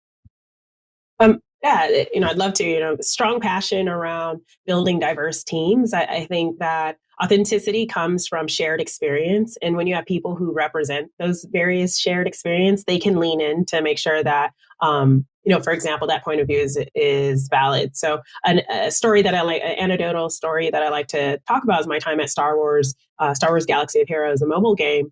When we were going through developing a lot of the characters, our original slate of characters tended to skew more male. And, I happened to be one of the few females in the room in the development team. And, one of the things that I highlighted was that, hey, I would love to have an all-female squad. It was a turn-based combat game, and I wanted to build a squad where I could, battle with an all-female squad. And, while it seems very, casual to make that kind of comment, to say, well, wouldn't it be neat if we could have an all-female squad? If I wasn't part of the team to represent the female point of view, maybe that perspective might have taken longer to get put in and designed into the game. And so I think having diverse talent in the room to represent all the various opinions of our consumers is really important to build a robust game that's going to bring joy to all of the different gamers. And the other area around, I would say just a tad bit around hiring, it's human psychology that people tend to flock together to person like mine, likeness, essentially, like click based attraction. So I'd say is that, try to go out your way to just hire people who aren't like you, because chances are they'll represent gamers who aren't like you. And then that just makes your game even better because it will be exposed to more users, which should equate to more sales, which should equate to more revenue. So I don't have to get into the weeds of that part, but you get it. Absolutely. Now, I know when we're talking about having an inclusive team or a diverse team, a lot of times we don't discuss about creating accessibility for team members. Tara, would you be able to enlighten us about how we can make a more accessible hiring process in general? Yeah, there is a huge problem in video games, and that because we're just beginning to create truly accessible gaming experiences, we don't have a lot of, the kids who grew up playing video games who wanted to be game devs like, I was. And so because games haven't been accessible, we haven't really, as an industry, had a lot of practice with people with disabilities working with us or for our teams. The pandemic has actually, one of the very few positives is for a long time, people with disabilities were excluded from the workforce in game development because this idea of remote work wasn't really available to them. And remote work can be huge to people with disabilities, especially traveling can be one of the biggest annoyances if you have a certain assistive tech that you're using or certain power chairs, that sort of deals. So literally being able to work from home has been huge. And obviously that's a bigger one, but a lot of times there's so many simple things that can happen in the workplace, such as just, hey, make sure you send out meeting notes so people who maybe have short-term memory loss have that they can reference. Maybe when you're making your internal graphs and charts for your live team, like maybe make sure that's also colorblind friendly, because statistically, you probably at least have one colorblind dev on your team. And it's just really something that as an industry, we haven't really flexed that muscle yet. But there are tons of little things like that take little to no effort that you can do to just make a more inclusive workplace. And when you have more people with disabilities working on your team, you'll end up having a more accessible product. Just like Laura said that because she was on the team, she was able to raise those issues earlier. The exact same thing can happen with accessibility. You can catch it earlier, which means it's more likely to get in the product and get fixed. Absolutely. And I think those are really good points to make that we should all take in mind. Now, once a studio builds this ideally diverse team with a lot of different backgrounds and perspectives, and they start working on the concept for a project itself, what are the first considerations that need to be made for developing these seeds of an inclusive game? Osama, do you have any insight there? Absolutely. Well, to Laura's point, if you already have people on the team who will come from diverse background, then it'll be a lot easier and more natural for you to include authentic stories from them in the characters that populate your team. But that shouldn't stop you. If you don't have a diverse team yet, if it's something still that you're working towards, you should still have an intention. I mean, there's a strong business case for including people. I mean, like there's ethics. I don't want to say ethics aside because that's the most important thing. But even if that's not your main motivator or the main motivator of whoever's making the decisions at your company, there's a strong business case for including characters from diverse backgrounds. The tricky part is not to make it sound like you're just putting in a token that is just a palette swap for the skin tone or a voice actor that was hired, but otherwise everything seems the same. Like Laura mentioned again, we can tell when something's not authentic. That's why when I could give an example to this, when I played Marvel's Avengers and I played the character of Kamala Khan spoke in a way, interacted with her parents in a way that isn't purely Western. It's a little bit different. It actually reflected, even though I'm not Pakistani, there's a lot of similarities between our cultures, and it reflected a way that I speak to my parents, that they would speak to me, that the concern and how they would show it. And that's not something you can fake. I guarantee you they had a consultant, a sensitivity reader who was there early on. And that's the other point, as Tara mentioned, it has to be early on. Because if you don't bring the person on early on, you're doing damage control. And a lot of times the decisions are irreversible because of production concerns or financial concerns. Oh, we can't rewrite all of this. We can't cast a different actor or actress or what have you. So we need to have, the thought has to come early on, and we have to support it with people who have those lived experiences as much as possible. Absolutely. And I think it's really great that you're mentioning the business case for inclusive game design and development. Laura, I know this is something you're particularly passionate about. Do you want to share your insights there? Absolutely. Both Osama and Tara talking about access is essentially, at the heart of what we're trying to go after. Right now, we there's two things going on in the market for, up and coming game developers as well as large companies. one is that resourcing in actually developing games is becoming sparse. Like it's just getting more competitive to make video games. That there's a lot of people, a lot of companies going into the business. The marketplace is saturating, and so it used to be back 10 years ago, or almost over 10 years ago when I started in games, folks would be in the collective California or certain parts of Europe, and those were the predominant areas of your game developers. That model is evolving. And so I'd say the first thing about, the business side case is that you're going to need people from other demographics and other regions now to build your games. The second business case is that because there's more competition, accessing the revenue is going to get harder. Anytime you have saturation in a market, competition is increased. And so it's harder to get market share. So you're going to have to create a better product. And a better product means you're going to have authentic characters, authentic environments. You're going to have to resonate with your gamer much more closely and have the desirability and engagement that maybe you were able to wiggle away from back in the day. That luxury is not there as much today. So at the corporate level, making sure that we are honing in on not just building a game, but building a game that's going to resonate for a wider demographic is now, I think, the number one thing companies can do to survive in their investments. Absolutely. And Tara, in starting the inclusive game development process, could you talk a bit about making a team aware of considerations, how to train them? Yeah. And one of the things that I love that Osama said was that even if you don't have the diverse team yet, you can have the intention to go and talk with other people, and it leads to real benefits. So, for example, at Xbox Game Studios, we have something called an inclusive design workshop where we bring in experts, subject matter experts in their own lives, and just have them come in and talk to the dev team, talk about what they like, what works for them. In the case of accessibility, games that they can and can't play, the unique and creative, wonderful workarounds that they found around inaccessibility, and we let them chat with the dev team. And this leads to real results in the product. Like we had one at the end of Forza Horizon 4 leading into the development process for Forza Horizon 5. That's how early we did it. And a lot of the awesome accessibility features and inclusion that you see now comes from both the work that the team did, getting that true voice from actual Mexican people and Mexico, but also all of the work that they did with gamers with disabilities. So literally the idea for having American Sign Language and British Sign Language in cutscenes came from the inclusive design sprint. There was a participant who just said, reading subtitles in your second language all the time is exhausting, because for some people who are deaf, sign language is their first language and English is their second language.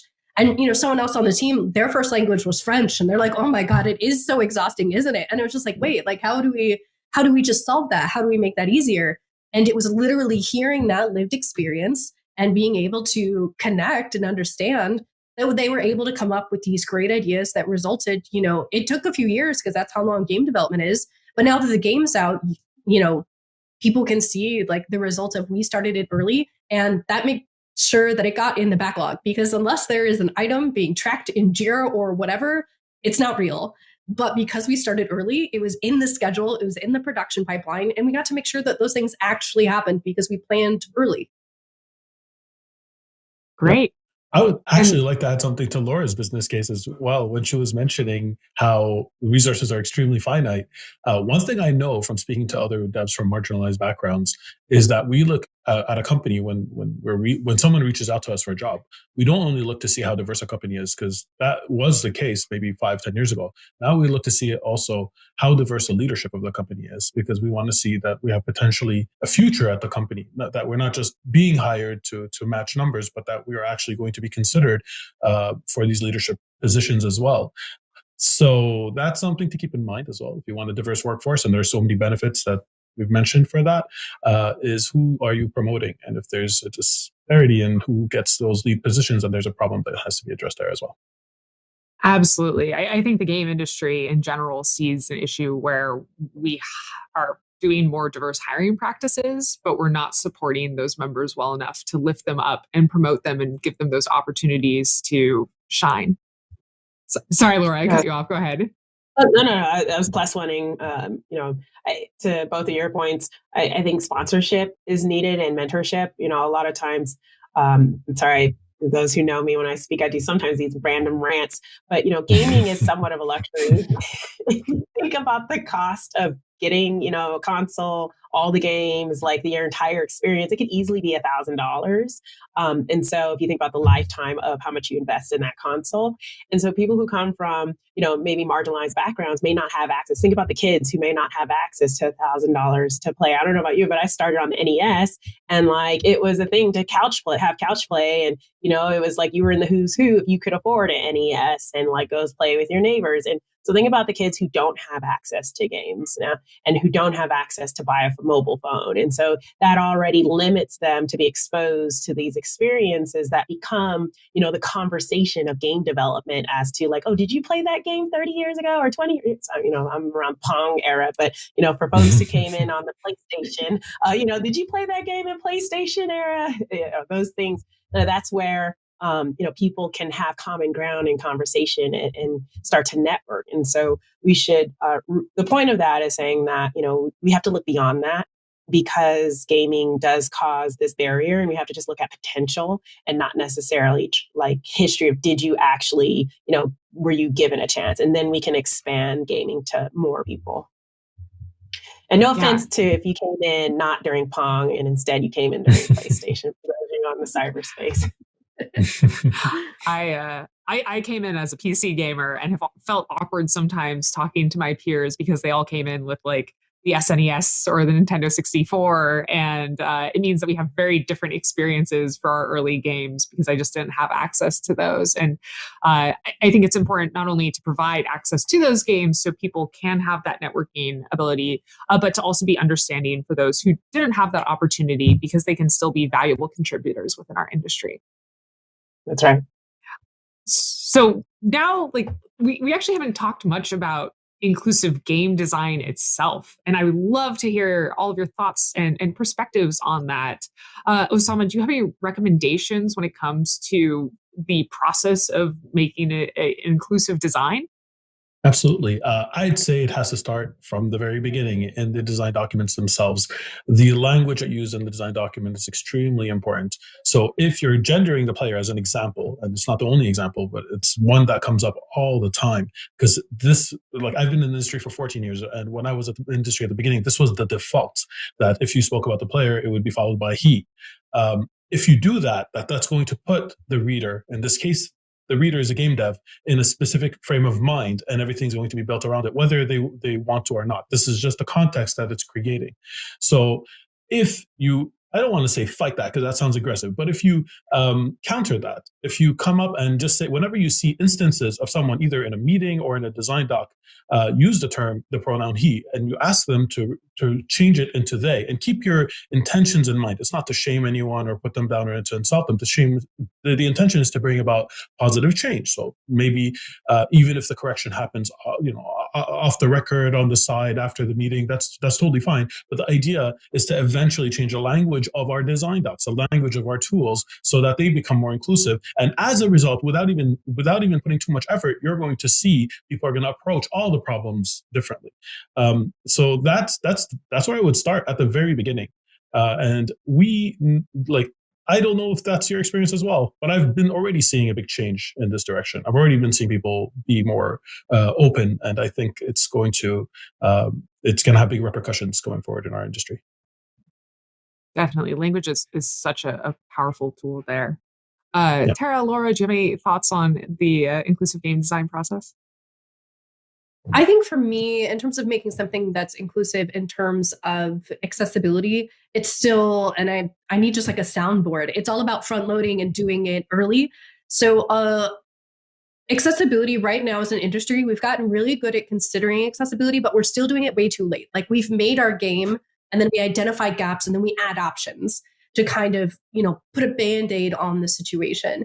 And there's absolutely nothing wrong about thinking about the impacts of accessibility on a paper prototype. Like, you can start identifying things that early. So, how do you think of making your core design accessible? I mean, I've even worked on projects where we literally put in our pipeline a way to check for colorblind accessibility at the concept art stage. So like if the UI and VFX artist got something they knew was not going to be colorblind friendly, they would send it back and have it redone rather than implementing it and then needing to create a colorblind mode.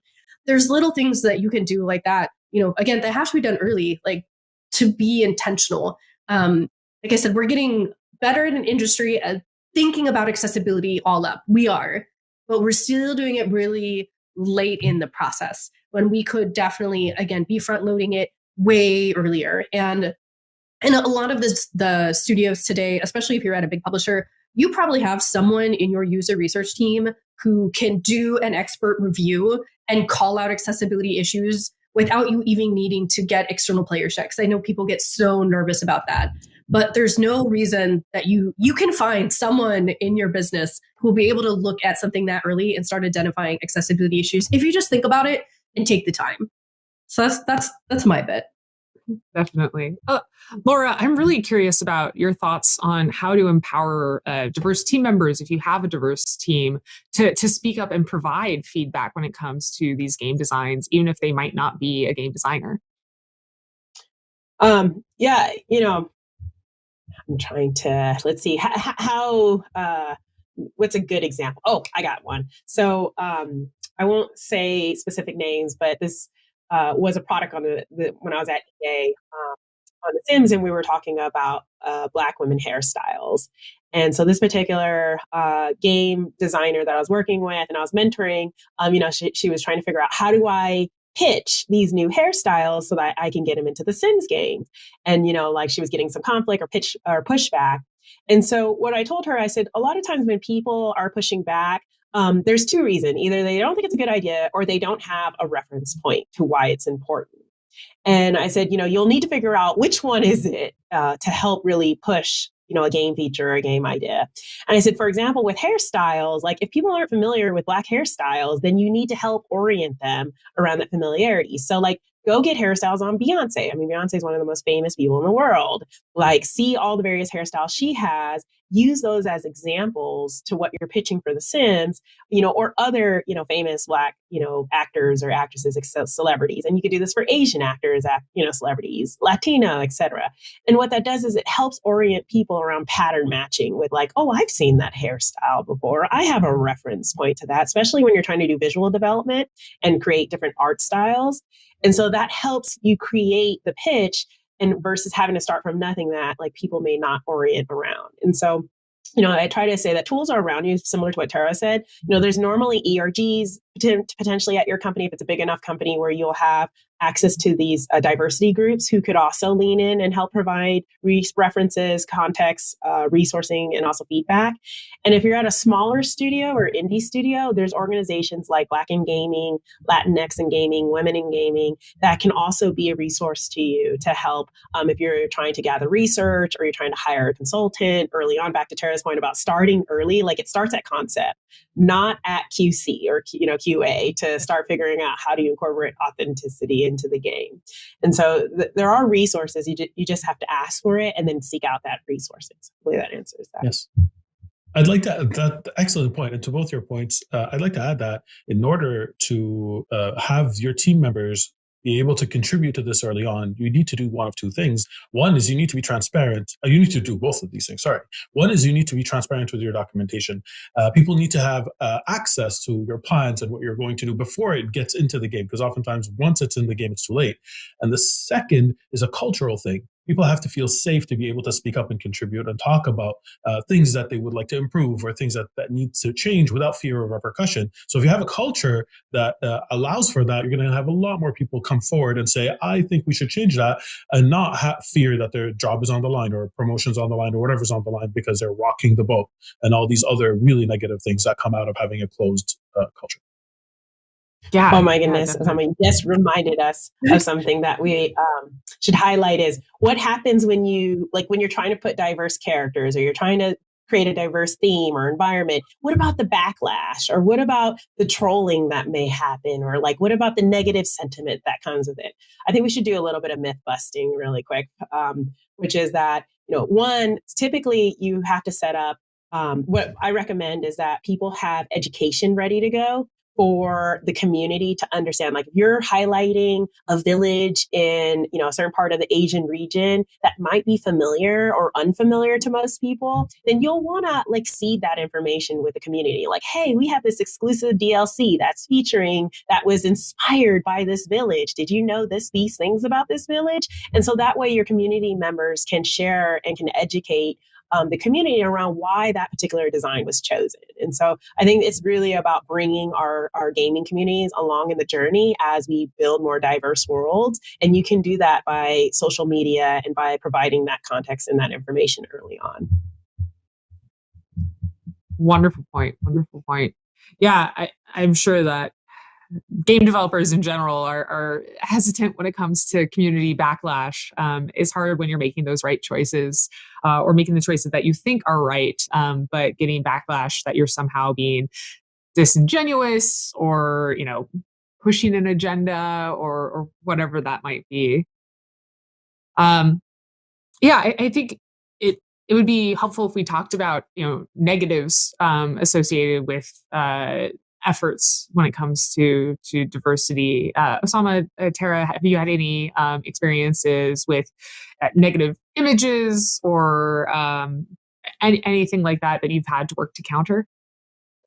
I can go ahead and step in. I'm sure Osama also has examples, but so we're still very limited in the representation of disabled people in video games. And as an industry, we're still really bad about falling into all of the tropes, the evil person, or maybe they have an eye patch, or maybe they have the cane. Like, there's always something physically identifying this person as evil. They are othered because they look different. And, it's, really hurtful to see the only depictions of people like you are always being the villains, or like wheelchairs are an amazing assistive device that grant mobility and freedom to people who use them. But if you think about wheelchairs in video games, I bet the first one you picture in your mind is like one in a scary hospital in a horror game. And, so it's a little bit, negative. And so there's definitely work to, course correct and like tell people what that's about. Osama, do you have any others that you want to add on there? Well, I could actually talk for another hour about all the different things that I've encountered in games that I've tried to counter.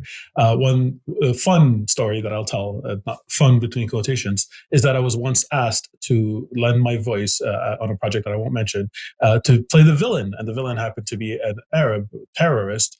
And I was like, you know what? Maybe I could do it better than just have it a caricature. Fine, I'll agree. It was early in my career when I didn't have a lot of courage to say this is the wrong thing. So I tried to counter it from the inside, and they rejected my voice because they said it was too friendly.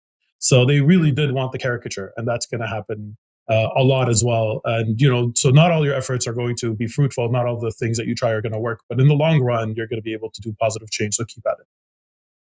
Absolutely. And I think that we have been seeing those positive changes within the industry. By all means, we have a long way to go. But having important conversations just like this one is a wonderful step to get us there. I think we're pretty much out of time now, but I wanted to thank our wonderful panelists here for this conversation. I think that we went over a lot of really great topics and steps that we can all take towards making an inclusive game industry and more inclusive game content. Thank you so much for joining us. Thank you for having us. Thank you. Thanks, everybody.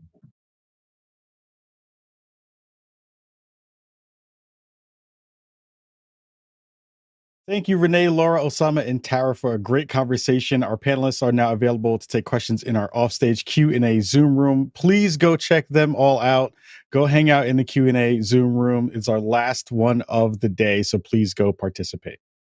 User-generated content has fascinated game makers for decades, and the ever-growing content economy has become a way bigger bridge to play and engage at scale. Please welcome Luis Alvarez, Meta Global Gaming Creator Partnerships Director, and Facebook gaming creator Bree Easy of Thrive Gaming, to hear how diversity can help build more engaged audiences.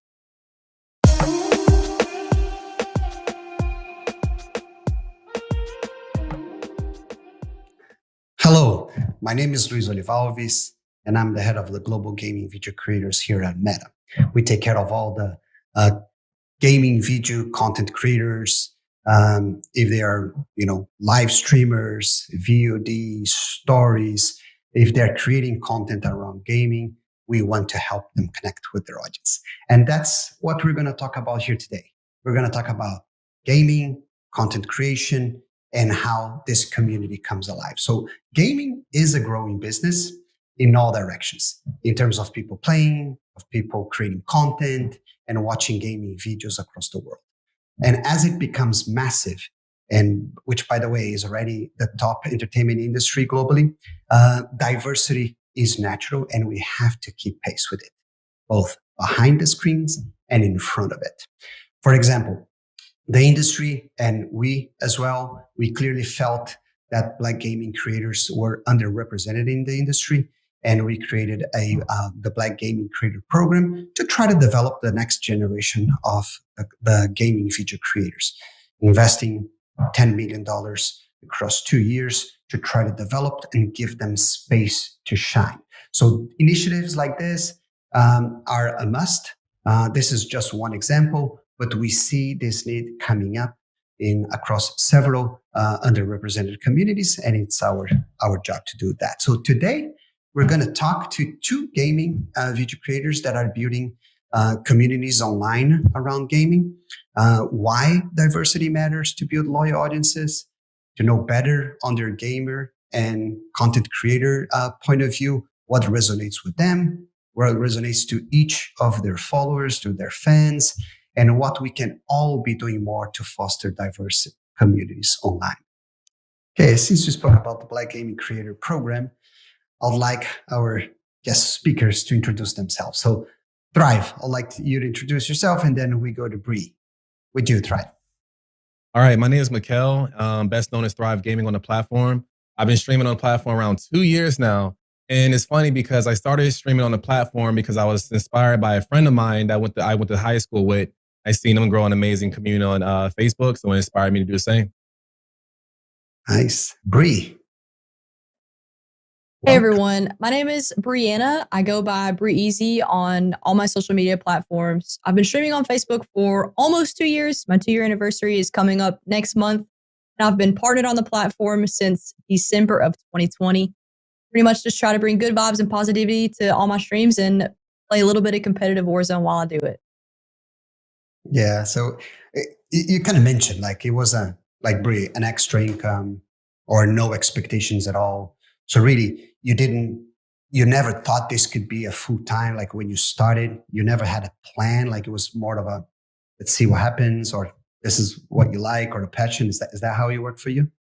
Yeah, it was more of a thing where I was watching some streamers and they were streaming for a very, very long time and they were having fun with it. And the growth really wasn't there, but they had fun.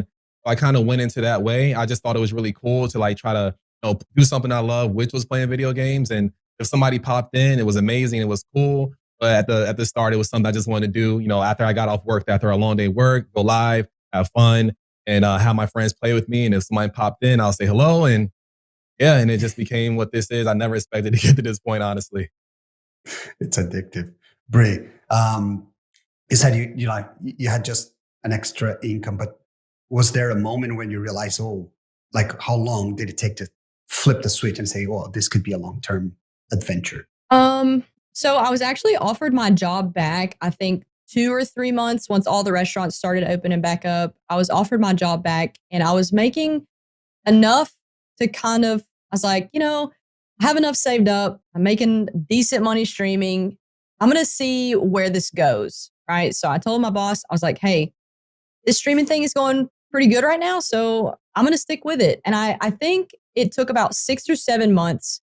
It was once I got partnered on Facebook that I actually decided that I was going to kick it into gear and really start grinding it and make this a potential career for me. Okay, that's good. And it's never easy to start a gaming career or a digital presence. So what are the key things in your mind or in your POV that you consider when selecting a platform for your gaming presence? Like what is super important that you can't leave behind? So Thrive. For me, when it came to Facebook gaming, and the main reason that inspired me to stream on Facebook, per se, for the platform that I streamed on, was the community and the engagement and how personal that you can be with your audience. For instance, on Facebook, when you're talking to a community member, you're talking to them, you see their name, you see their picture. It's way more of a personal relationship that you're building with them. Versus on other platforms, it's just usernames, and that's okay. But just a little extra that you can do with the community members and the viewers in your stream is just a easier way to build a stronger bond with them, in my opinion. But that's one of the biggest things that made me choose this platform over others. What matters the most to you, Brie, when you think about the streaming platform or even VOD platform? I would say, firstly, I feel a platform should put creators first. I know that's sometimes difficult to do because there's a lot of things that come into play in a successful streaming platform. My experience on Facebook for the 2 years that I've been on the platform, it has been nothing but improvements on all aspects. So creators first, and making sure that you're able to be found. So discoverability is also a huge thing for the platform. Facebook does a really good job at it as opposed to some other platforms that I've streamed on, because I've streamed on both YouTube and Twitch previously, not very serious as I did on Facebook. But I would say putting creators first and discoverability are the two biggest things. And of course, it can always be improved. There's a long way to Absolutely. go. We do see a lot of opportunities for us to, do better, but it's super aligned with what you said. And Thrive, you mentioned about the community. And of course, it's all about, building loyal audience, like having that family close to you, who's on the other side, their names, they're real people over there. So, and I see your streams, and you both pride yourselves on creating fun, positive, and a welcoming environment for everyone. So how do you achieve that? Like, how do you connect with your audience? I would say for me, it's about really engaging with every person that comes in there.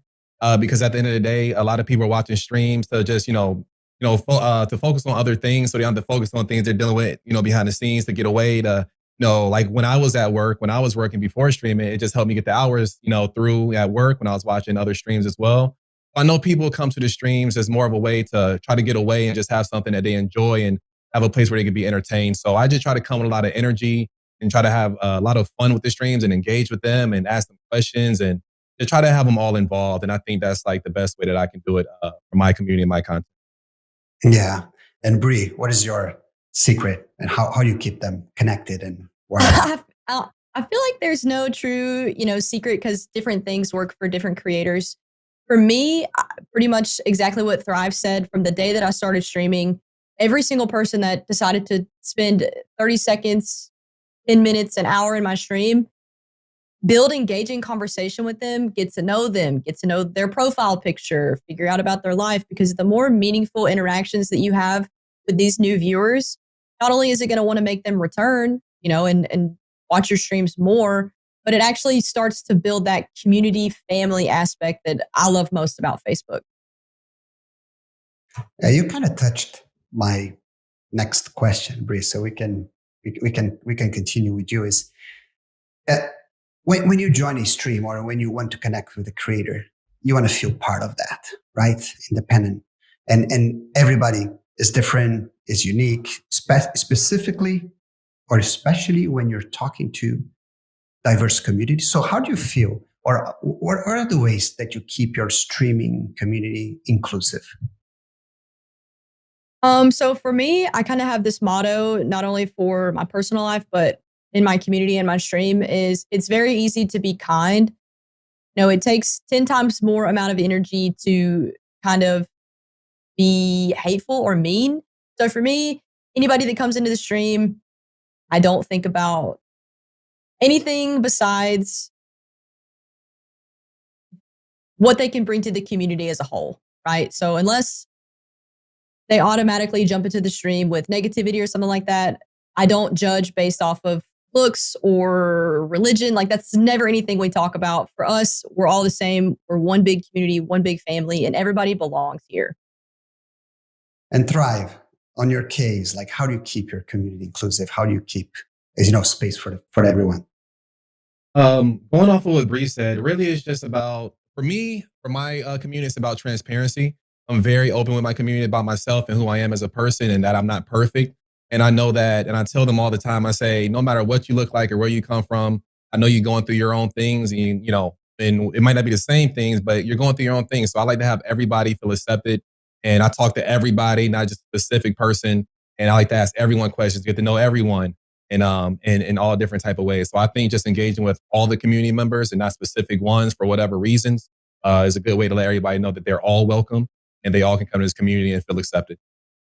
Yeah, it's not an easy job. Like when you get thousands and thousands of people connected to you, this gets trickier. But it's the fun part of it, of building community. So, and we keep talking about diversity, inclusion, representation because it increases the connection, right? You feel part of it. So do you remember, Bree, for you, like, do you remember when, the first time you felt seen or represented by a video game, that game that spoke to you directly, that you felt that connection? And if you did, if so, like, what was it? Like, which game was that one? And was it about a character or is it about the theme of the game, the personality? What was it? The first game that I ever felt like it was super cool to see, because I grew up playing first-person shooter games. Well, actually, it was SOCOM, Navy SEALs, third-person shooter game. And I remember I was probably like 9 or 10. I was very young at this time.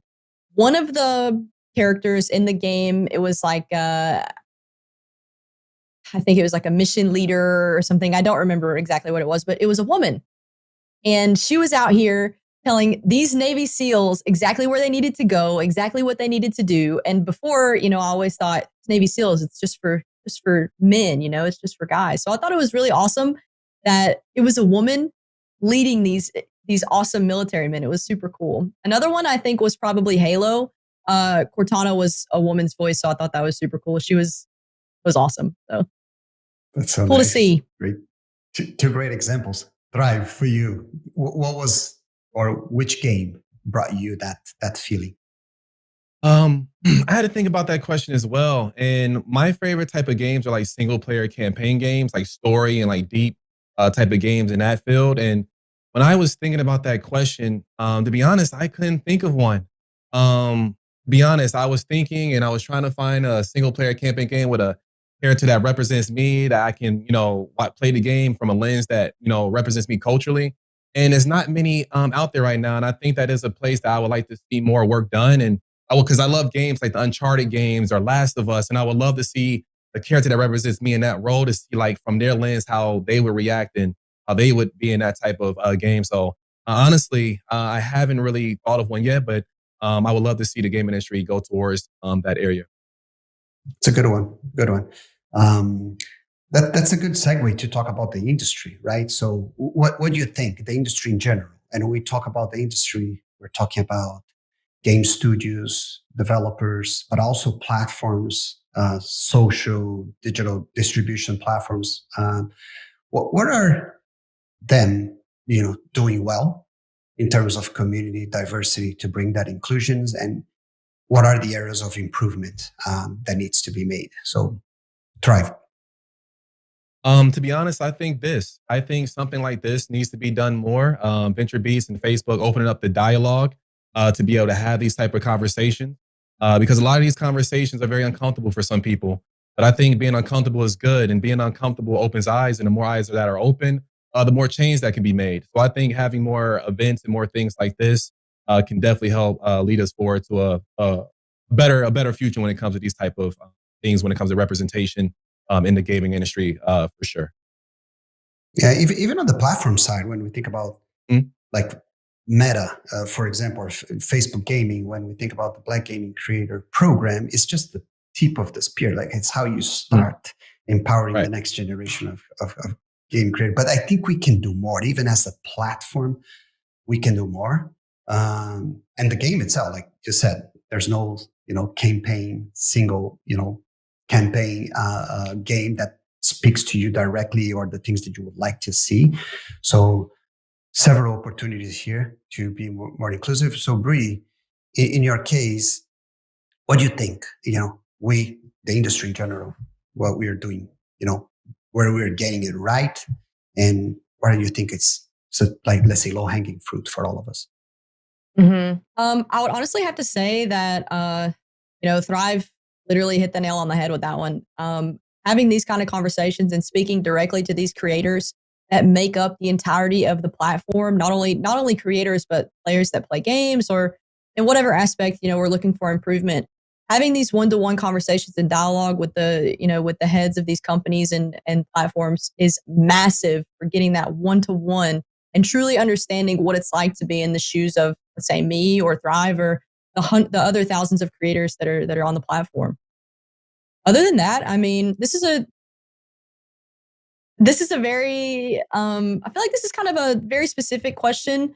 It's kind of difficult to answer, but I think at the end of the day, there's nothing better that we can do but take another step forward. There's nothing that we can do but improve at this point.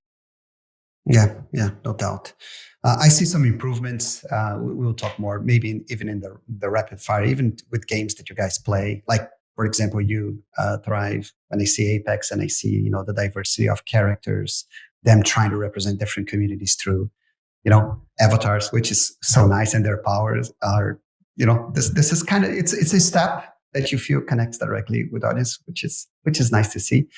On the platform side, Bree, in terms of like being a Facebook gaming creator, what have you seen that we did to make it more inclusive and advanced representation that you were proud to see us doing? Honestly, and if this leads into a bigger conversation, I would like Thrive to take this over because I'm not 1000% like educated on everything that the Black Gaming Creator Program does. But I think seeing that whenever that went live, I was insanely proud of the platform because this is important. That is really the biggest one that I can think of. Yeah, it is a big investment. Thrive, I imagine you would go in the same direction, but is there anything else, for example, even on a service, on a feature that increases and empower, representation or diversity that you were proud to see? Or would you believe that the program is I would say that the program is definitely one of the biggest ones that I've seen, but I've also seen other events and other celebrations from other cultures as well on the platform that I was really happy to see as well. And I would say the Black Creator Program is probably the biggest one I've noticed so far.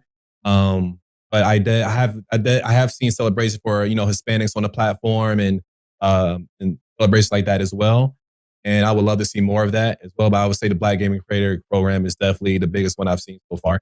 Just being able to create opportunities for us that we probably wouldn't have been able to have beforehand. So I think that's probably the biggest. Yeah, it's interesting because us as a platform, we tend to, and even game developer, we tend to think that product is everything, to bring inclusion, to empower. But you see cultural moments, celebrations, and shipping that love goes a long way. So it is usually top of mind that comes. And talking specifically about the gaming developer world, like the gaming companies. So what advice would you give to include more diversity in gaming? So Bree, do you have any top of mind for you on that direction? Honestly, like going back towards a Thrive story of like him not having a game that he could relate to, like he felt represented. That I feel like that shouldn't happen. I feel like game developers need to work on creating a storyline with a gay character or, a woman main character. I feel like that would be a great start. Yeah. Is there any particular aspect for you, Thrive, that you would like to see the gaming companies, investing a little bit more? I would like to feed off of Bree's response. I would like to see more representation in gaming industries that do represent the diversity in the gaming industry. So to have people that represent Bree and her background to be able to be in those positions, to be able to give some creative direction. So when they do have a game that represents someone like Bree, it's actually someone that actually understands it from that POV, understands. So when she plays it, they're seeing things or doing things that she understands that she's actually lived through. And I would say I would like the same thing for me, to hire people, to have people that represent me in those positions, whether it's the writers, whether it's the creative directors. But when they're making these games, that when I play it, I can understand it, and they're making it and they're passionate about it. I would like to see that. I think that would probably be a big thing that would be able to help the industry move forward in that aspect. Nice. And watching streams, I tend to see like the comment section or the interactions are the best feedback possible, right? So usually get a lot of valuable input from your followers, from your community. So can you detect specific needs? Like what do you hear the most them talking, specifically when it comes to representation or diversity, or be able to be heard or be, seen? Have you ever noticed any key, major topic in those conversations that bring you ideas? That's a hard one. When it comes to reading comments or seeing what people say about certain things, like I say, I think the main thing is like representation in video games, or representation in companies, or representation in certain industries where stories are being told about certain groups of people, but not really about others. And I think that's very important. I see a lot of people talk about that, like, oh, this had this event went on, but we didn't see anyone that looked like us there. And just to tell our story and to tell what we're about and our background, I think that would be cool. Just to have more inclusive events where we can, be heard and be talk about things that come from where we're from. What about your audience, Bree? Did you map trends? Did you notice any key desires?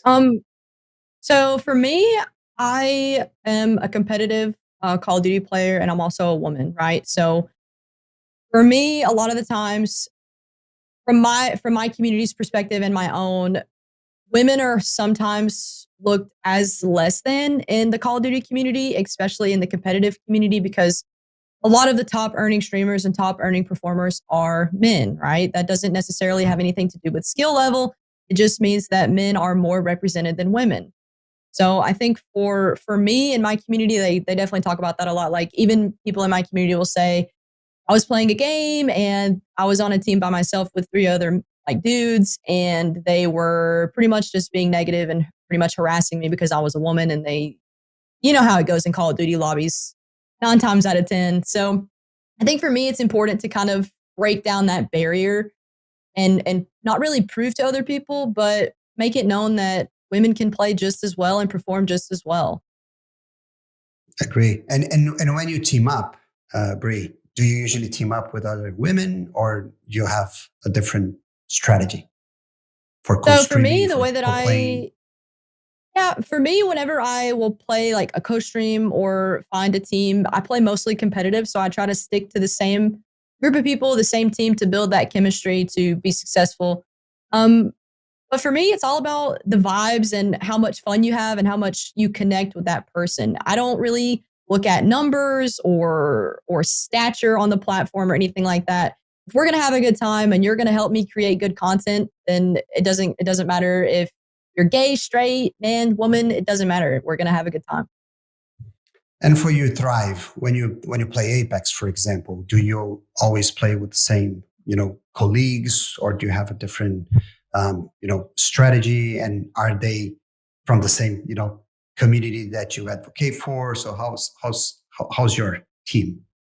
Well, when it comes to my team, I have a team of 2 friends, Blackline Gamers and Kelly Kell TV. We play every morning, every day.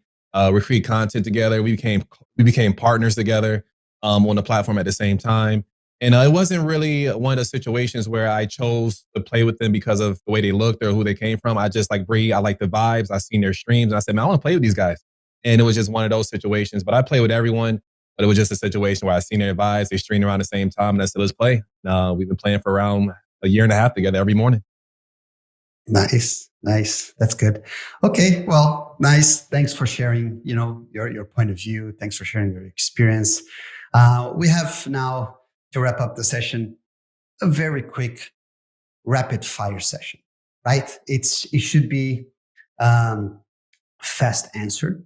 Like you need to answer with the first thing that comes to your mind. Okay. So it needs to be brief.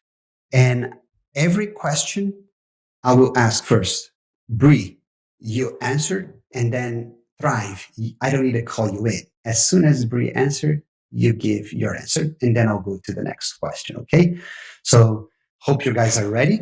It should be simple, but I want to pick your brain on. First, Bree, your favorite console? PlayStation 3. I would have to go PlayStation 2.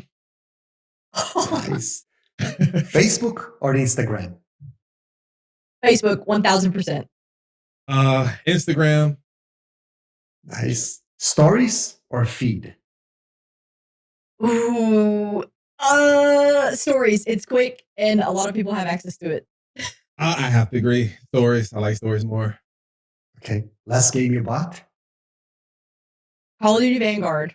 Oh my gosh! Wow. Half-Life Alyx on for a VR. Nice. Main character to play? Oh geez. I have to skip. I have no idea. I gotta go.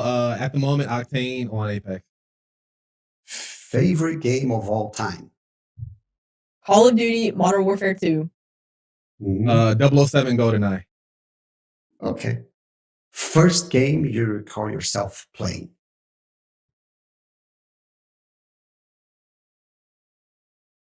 Oh my gosh. Spyro on PlayStation 1? Well, on my brother's Atari, Space Invaders. I guess you answered this one, but most frequently streamed game of yours? Call of Duty Warzone, without a doubt. Apex Legends. Okay. Bree, Caldera, Verdansk, or Rebirth Island? Oh my goodness. I missed Verdansk, so I'm going to have to go with Verdansk. Verdansk, okay. Thrive. I have to go World's Edge. Yeah. I do, yeah. Olympus, World's Edge, or Kings Canyon? Which one? World's Edge. I didn't even have to hear the question. Good. World's Edge. Yeah. Yeah. Favorite snack to eat while playing? Chips. Pistachios, even though they can make me tired. Okay. Healthy one. Wow. Tattoo, piercing, or none? I have all tattoos. A lot of them. I am actually the opposite. I have no tattoos, but I have 2 earrings. Okay, that's nice. And I wear them. Game you can't wait to come out this year? Call of Duty Modern Warfare 2. Harry Potter, Hogwarts Legacy. Amazing. That's all. It was an easy one, but it's nice to pick up your brain. I agree with you. Thrive, World's Edge. Couldn't agree with you more, Bree. Verdansk. I miss Verdansk as well, but I love Rebirth. So there's still some fun out there. So thank you very much. Thanks for sharing your thoughts in a very original way. Hope you guys continue your journey, building community, finding your audience there, and helping people to feel represented, feel included, and having fun as you guys grow and continue your journey. So thank you very much, Bree. Thank you very much, Thrive, and hope to see you soon online. Thank you.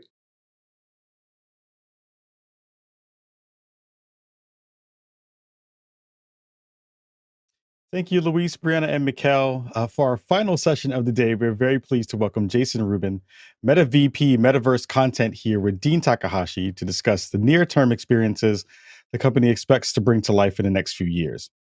Where gaming companies are going to be leading the way in bridging the 2D and 3D worlds that should be bringing action to investment areas in the near future. Enjoy.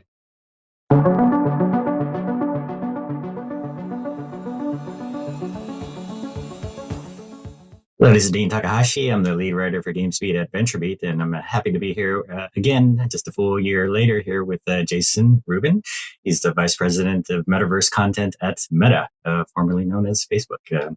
Jason, do you want to maybe bring us up to speed on how your role has changed over time here? Yeah, sure. I guess, what with COVID and everything, I was sitting in the same house in a different room a year ago. And at that time, I was mainly focused on Facebook's 2D gaming efforts. Facebook Play, things that you would play 2D mobile games on Facebook. We had launched Cloud. That was really exciting. Cloud's doing really well. We were wildly happy. And then there was a pretty large reorganization of Facebook along with a name change to Meta. And my role has changed now, and I am really focused on the VR side of things and the metaverse side of things. The content organization that I ran for, it was like the first 5.5 years that I was at Meta now, has transitioned now to be part of the metaverse organization, and the work we're doing ladders up into the greater metaverse work we're doing. So that's my new role, is now kind of working at the same time on Oculus, VR platforms, Meta Quest, these things, as well as on metaverse. Mm-hmm. Gotta get used to seeing the correct names now that so many names have changed. It is hard. And being the metaverse content team on Meta is sometimes a tongue twister, but we're getting used to it. Yeah.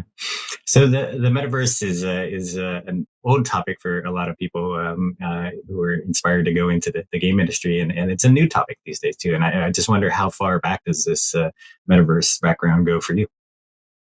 Well, first I'll answer for Meta, and then I'll answer for me. Although I don't really know the answer for Meta, I can say that the first conversations that I had at Oculus, which was before the Facebook acquisition, the metaverse was obviously a big topic on everybody's tongue. We were handed Ready Player One when we started working there.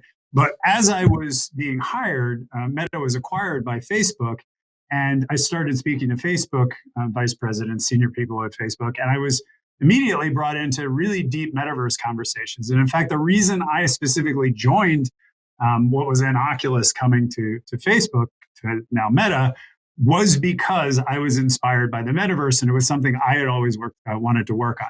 So I know at least this is now 8 years ago and a month or so ago, this company was squarely thinking about the future of social 3D interactions. And I became part of that, bringing my personal long-term kind of attraction to it from the beginning of my game industry career together. And, I've been working on it with Meta ever since. So this is quite a long road. I think probably you'd want to ask Mark himself where he started getting seriously interested in it. But I can tell you, for the entire career I've had at Meta, it has been ingrained in our future thinking. Mm-hmm. Yeah.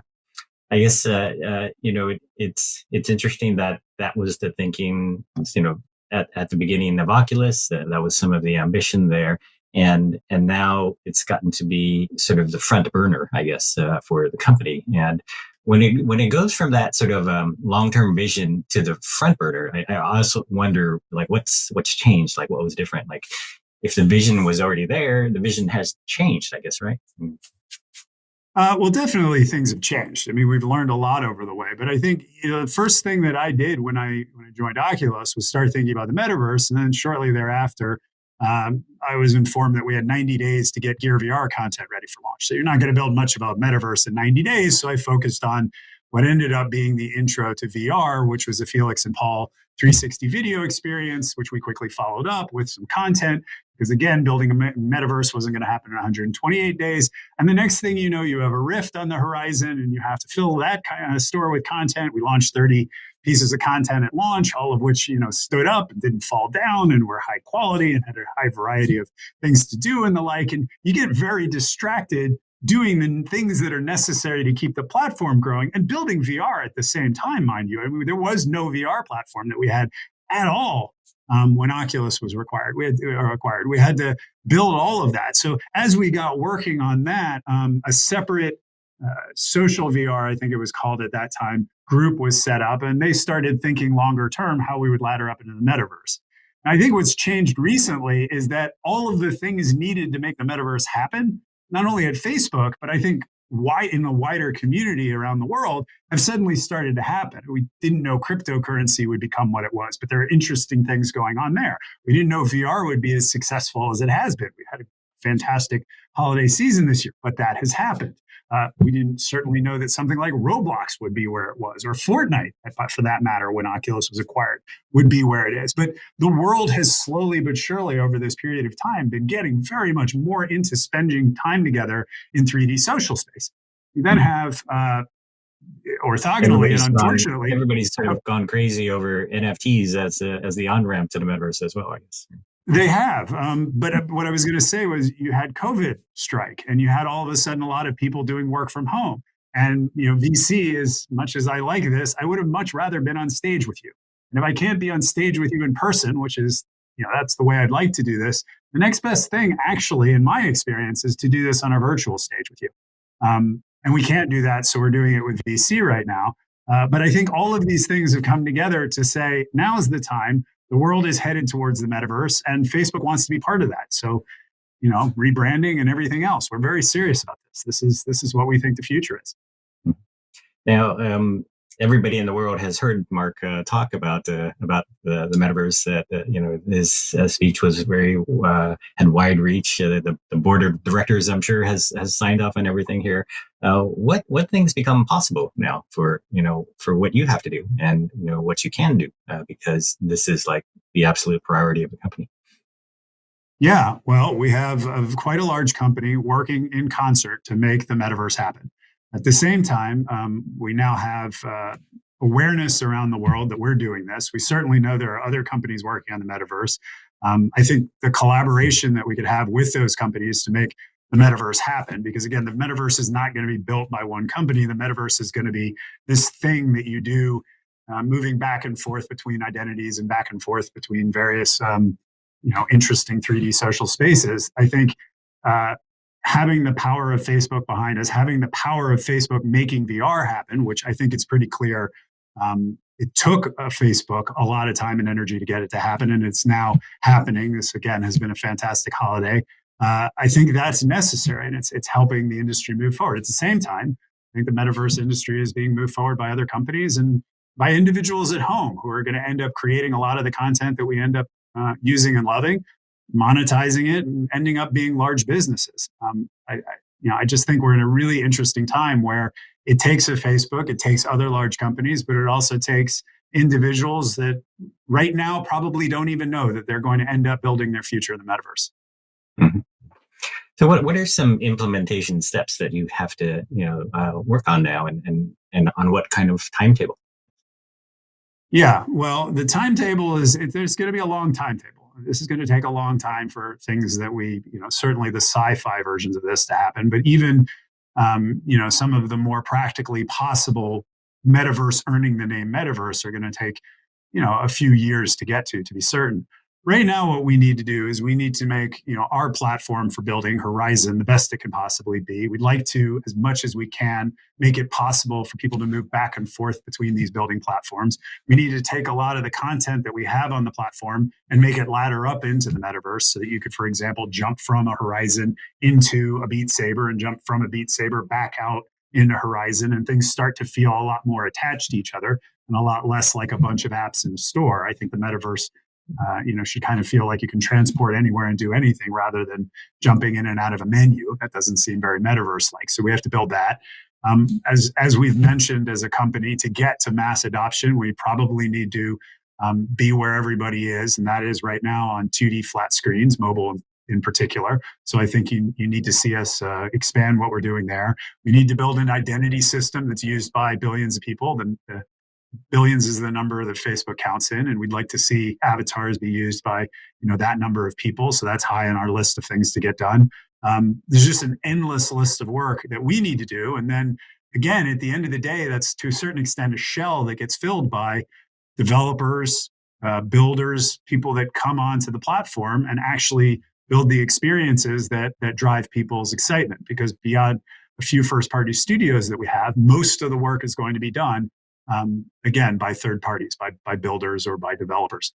Yeah. Now, what's your working definition for the metaverse, especially if you consider there's the metaverse we're going to start with, I guess, and then there's that science fiction version that you mentioned as well. Yeah, and this is, I think if you ask different people, you're going to get different answers. So I'm going to try to give you the best answer I can that kind of accumulates what everybody's thinking. It's a 3D shared social space where you can do a very large number of things together and spend a significant amount of time when you desire to be in the digital world. Those things are not all games, but there certainly will be a lot of games. Those things are not all education. They're not all, workplace. They should be all of these things. And you should be able to move in and out of them very freely without kind of breaking up your group of friends and having to rejoin into your group of friends as you do when you switch between games right now. And that I think is the base of it. So if that's happening on a 2D screen, on a mobile phone in your hands, that counts. It's a hell of a lot more immersive if it's happening on a larger screen, and it's even more immersive still if it's in VR. And then hopefully in the long run, it'll include AR and other ways of experiencing it. The bigger it gets, the more experiences you'll have, the more of your friends will be in it, the easier it'll be to transition back and forth between the elements of it, and the more and more immersive and powerful the whole system will become. When exactly you go from being a game to a group of games strapped together to a metaverse or whatever, I don't know, and I think everybody's going to have to make their own definition. But generally speaking, that's where we're going. It's not a web page, it's not a group of web pages, it's the web. And when did the web become the web? So, how will gaming lead the way? Especially since this is not going to be a console that you guys are working on, right? It's going to be something that basically everything should happen on. But it feels like gaming is leading the way, and I think even Mark said that, right? Well, gaming is definitely a core part of it. I mean, pulling games out of it for a second, I don't think any of this could exist without the game engine. And gaming created the game engine, right? So for a long time, the game engine was the only major use of real-time 3D graphics. Obviously, there was simulation and other things universities were doing and the like, but consumers, for the most part, really only did gaming, and everything else was video or it was some other technology.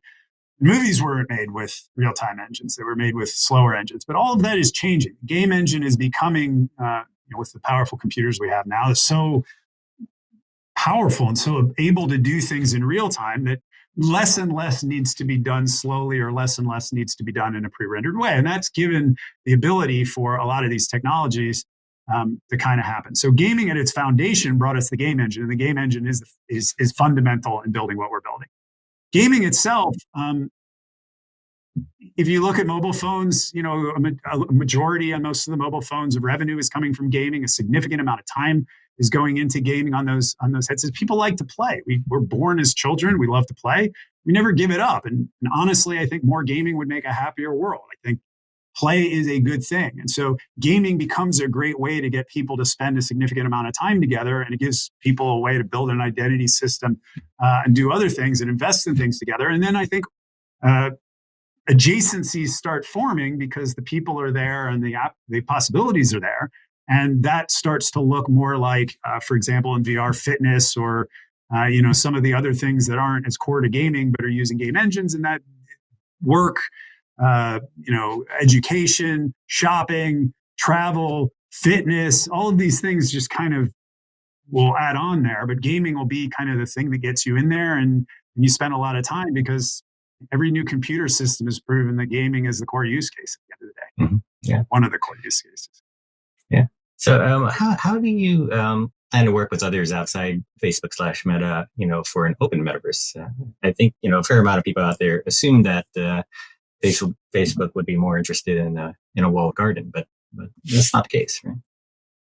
No, it's not. We really do want to have a much more open metaverse. We've created a couple of funds, including an XR research fund for $50 million that works with academics and others to kind of figure out what the metaverse should be. We have an education fund to help people learn how to create for the metaverse. And we are already reaching out, want to have discussions about how to open the metaverse. We think the perfect situation is that you can jump into any space with any identity system. And then as you decide to move between identity systems, you don't have to lose the friends you're with or the group of people you're with and reorganize, that you can move freely between those systems. There's certainly talk about buying a hat in one store and bringing it to another metaverse. As a practical matter, as a game designer, I wonder how our IK system and our shader system is going to work with their shader system and the like. And we talk about how NFTs can solve decentralization can solve the ownership issue. I do wonder how we're going to solve the technical issue of actually rendering it and making it happen. And every time I build a hat, every other metaverse has to build a hat. And every time they build a hat, the same happens on our side. But if all that works, we're down for it. Let's do it. Facebook wants this to be a place where everybody can contribute and everybody can move from one metaverse into another. Mm-hmm. Yeah. And then you touched on it some here already, but like, what technologies do you think are really going to matter? What's going to be technically really important? Yeah, well, beyond any shadow of a doubt, engines are going to be really important. I think blockchain and other standards will be important. Exactly how they play themselves out in the metaverse, I think, still to be seen. I think cloud streaming is going to be vitally important because I don't think we're going to want to write an instantiation in the metaverse for every hardware. We're going to want also capabilities that are not going to happen anytime soon on mobile chipsets to be able to happen on mobile chipsets. And cloud has proven that over time we'll be able to do that. There are going to be many different languages and kind of standards for building products and parts of the metaverse that have to interoperate. So those standards and interoperabilities will be really interesting. I don't know. There's just a lot to do. I wake up every morning and there's more to do in work than I'll ever have time to do. It sounds like we're not going to have a singular universal metaverse that everybody experiences in the same way. I mean, that if we have VR and AR and cell phones all sort of doing different versions of the metaverse, it just feels like those experiences are going to be so very different. Like AR will probably have a lot of location-based sort of metaverse-like experiences, and VR is really just going to sort of sink you into some immersive content, right? Yeah, that's really interesting. We've been playing around with AR and VR and where the boundaries are and which one does what better and which one does things more poorly. And I don't know that we're going to know that for a long time. I think, VR is certainly not at the state where we can say we now understand where its steady state is, as you can with a mobile phone, because the mobile phones aren't changing that radically every generation. I think you will see a lot of new technology and new ideas come out of VR for a while. AR has not even begun that curve of showing us what it can do.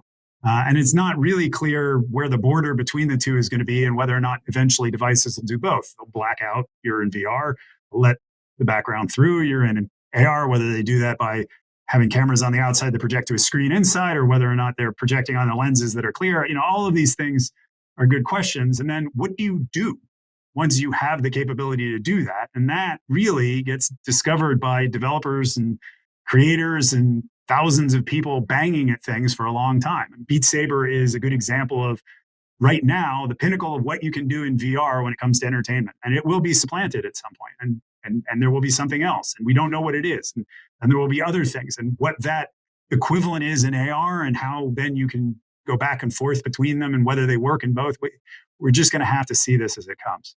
But what we certainly will want to do is we will want to keep people connected, whether they're in AR or VR, or whether or not they're walking around and have their mobile phone or any other technology that will allow us to keep them connected. And I think at its base, the metaverse, although every experience won't be equal or available on every different hardware that you can experience it in, the metaverse at its base is staying connected.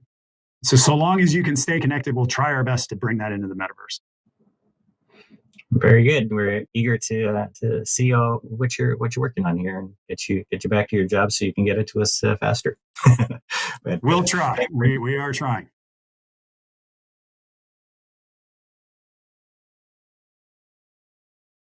Fantastic conversation from Jason and Dean there to end out our day. We had our last poll as well for the day. Do you see the metaverse as an important part of your business in the future? And a whopping 84% of you said yes. That is extremely interesting to see at the end of our day. That concludes our content for today. Thank you so much for joining us. Thank you, Facebook Gaming, for partnering with VB Labs to make this event happen.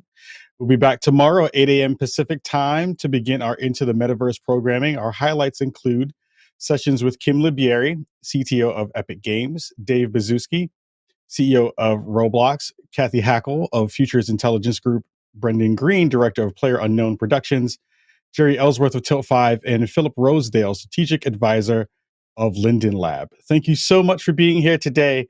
We hope to see you tomorrow, 8 a.m. Pacific. See you soon.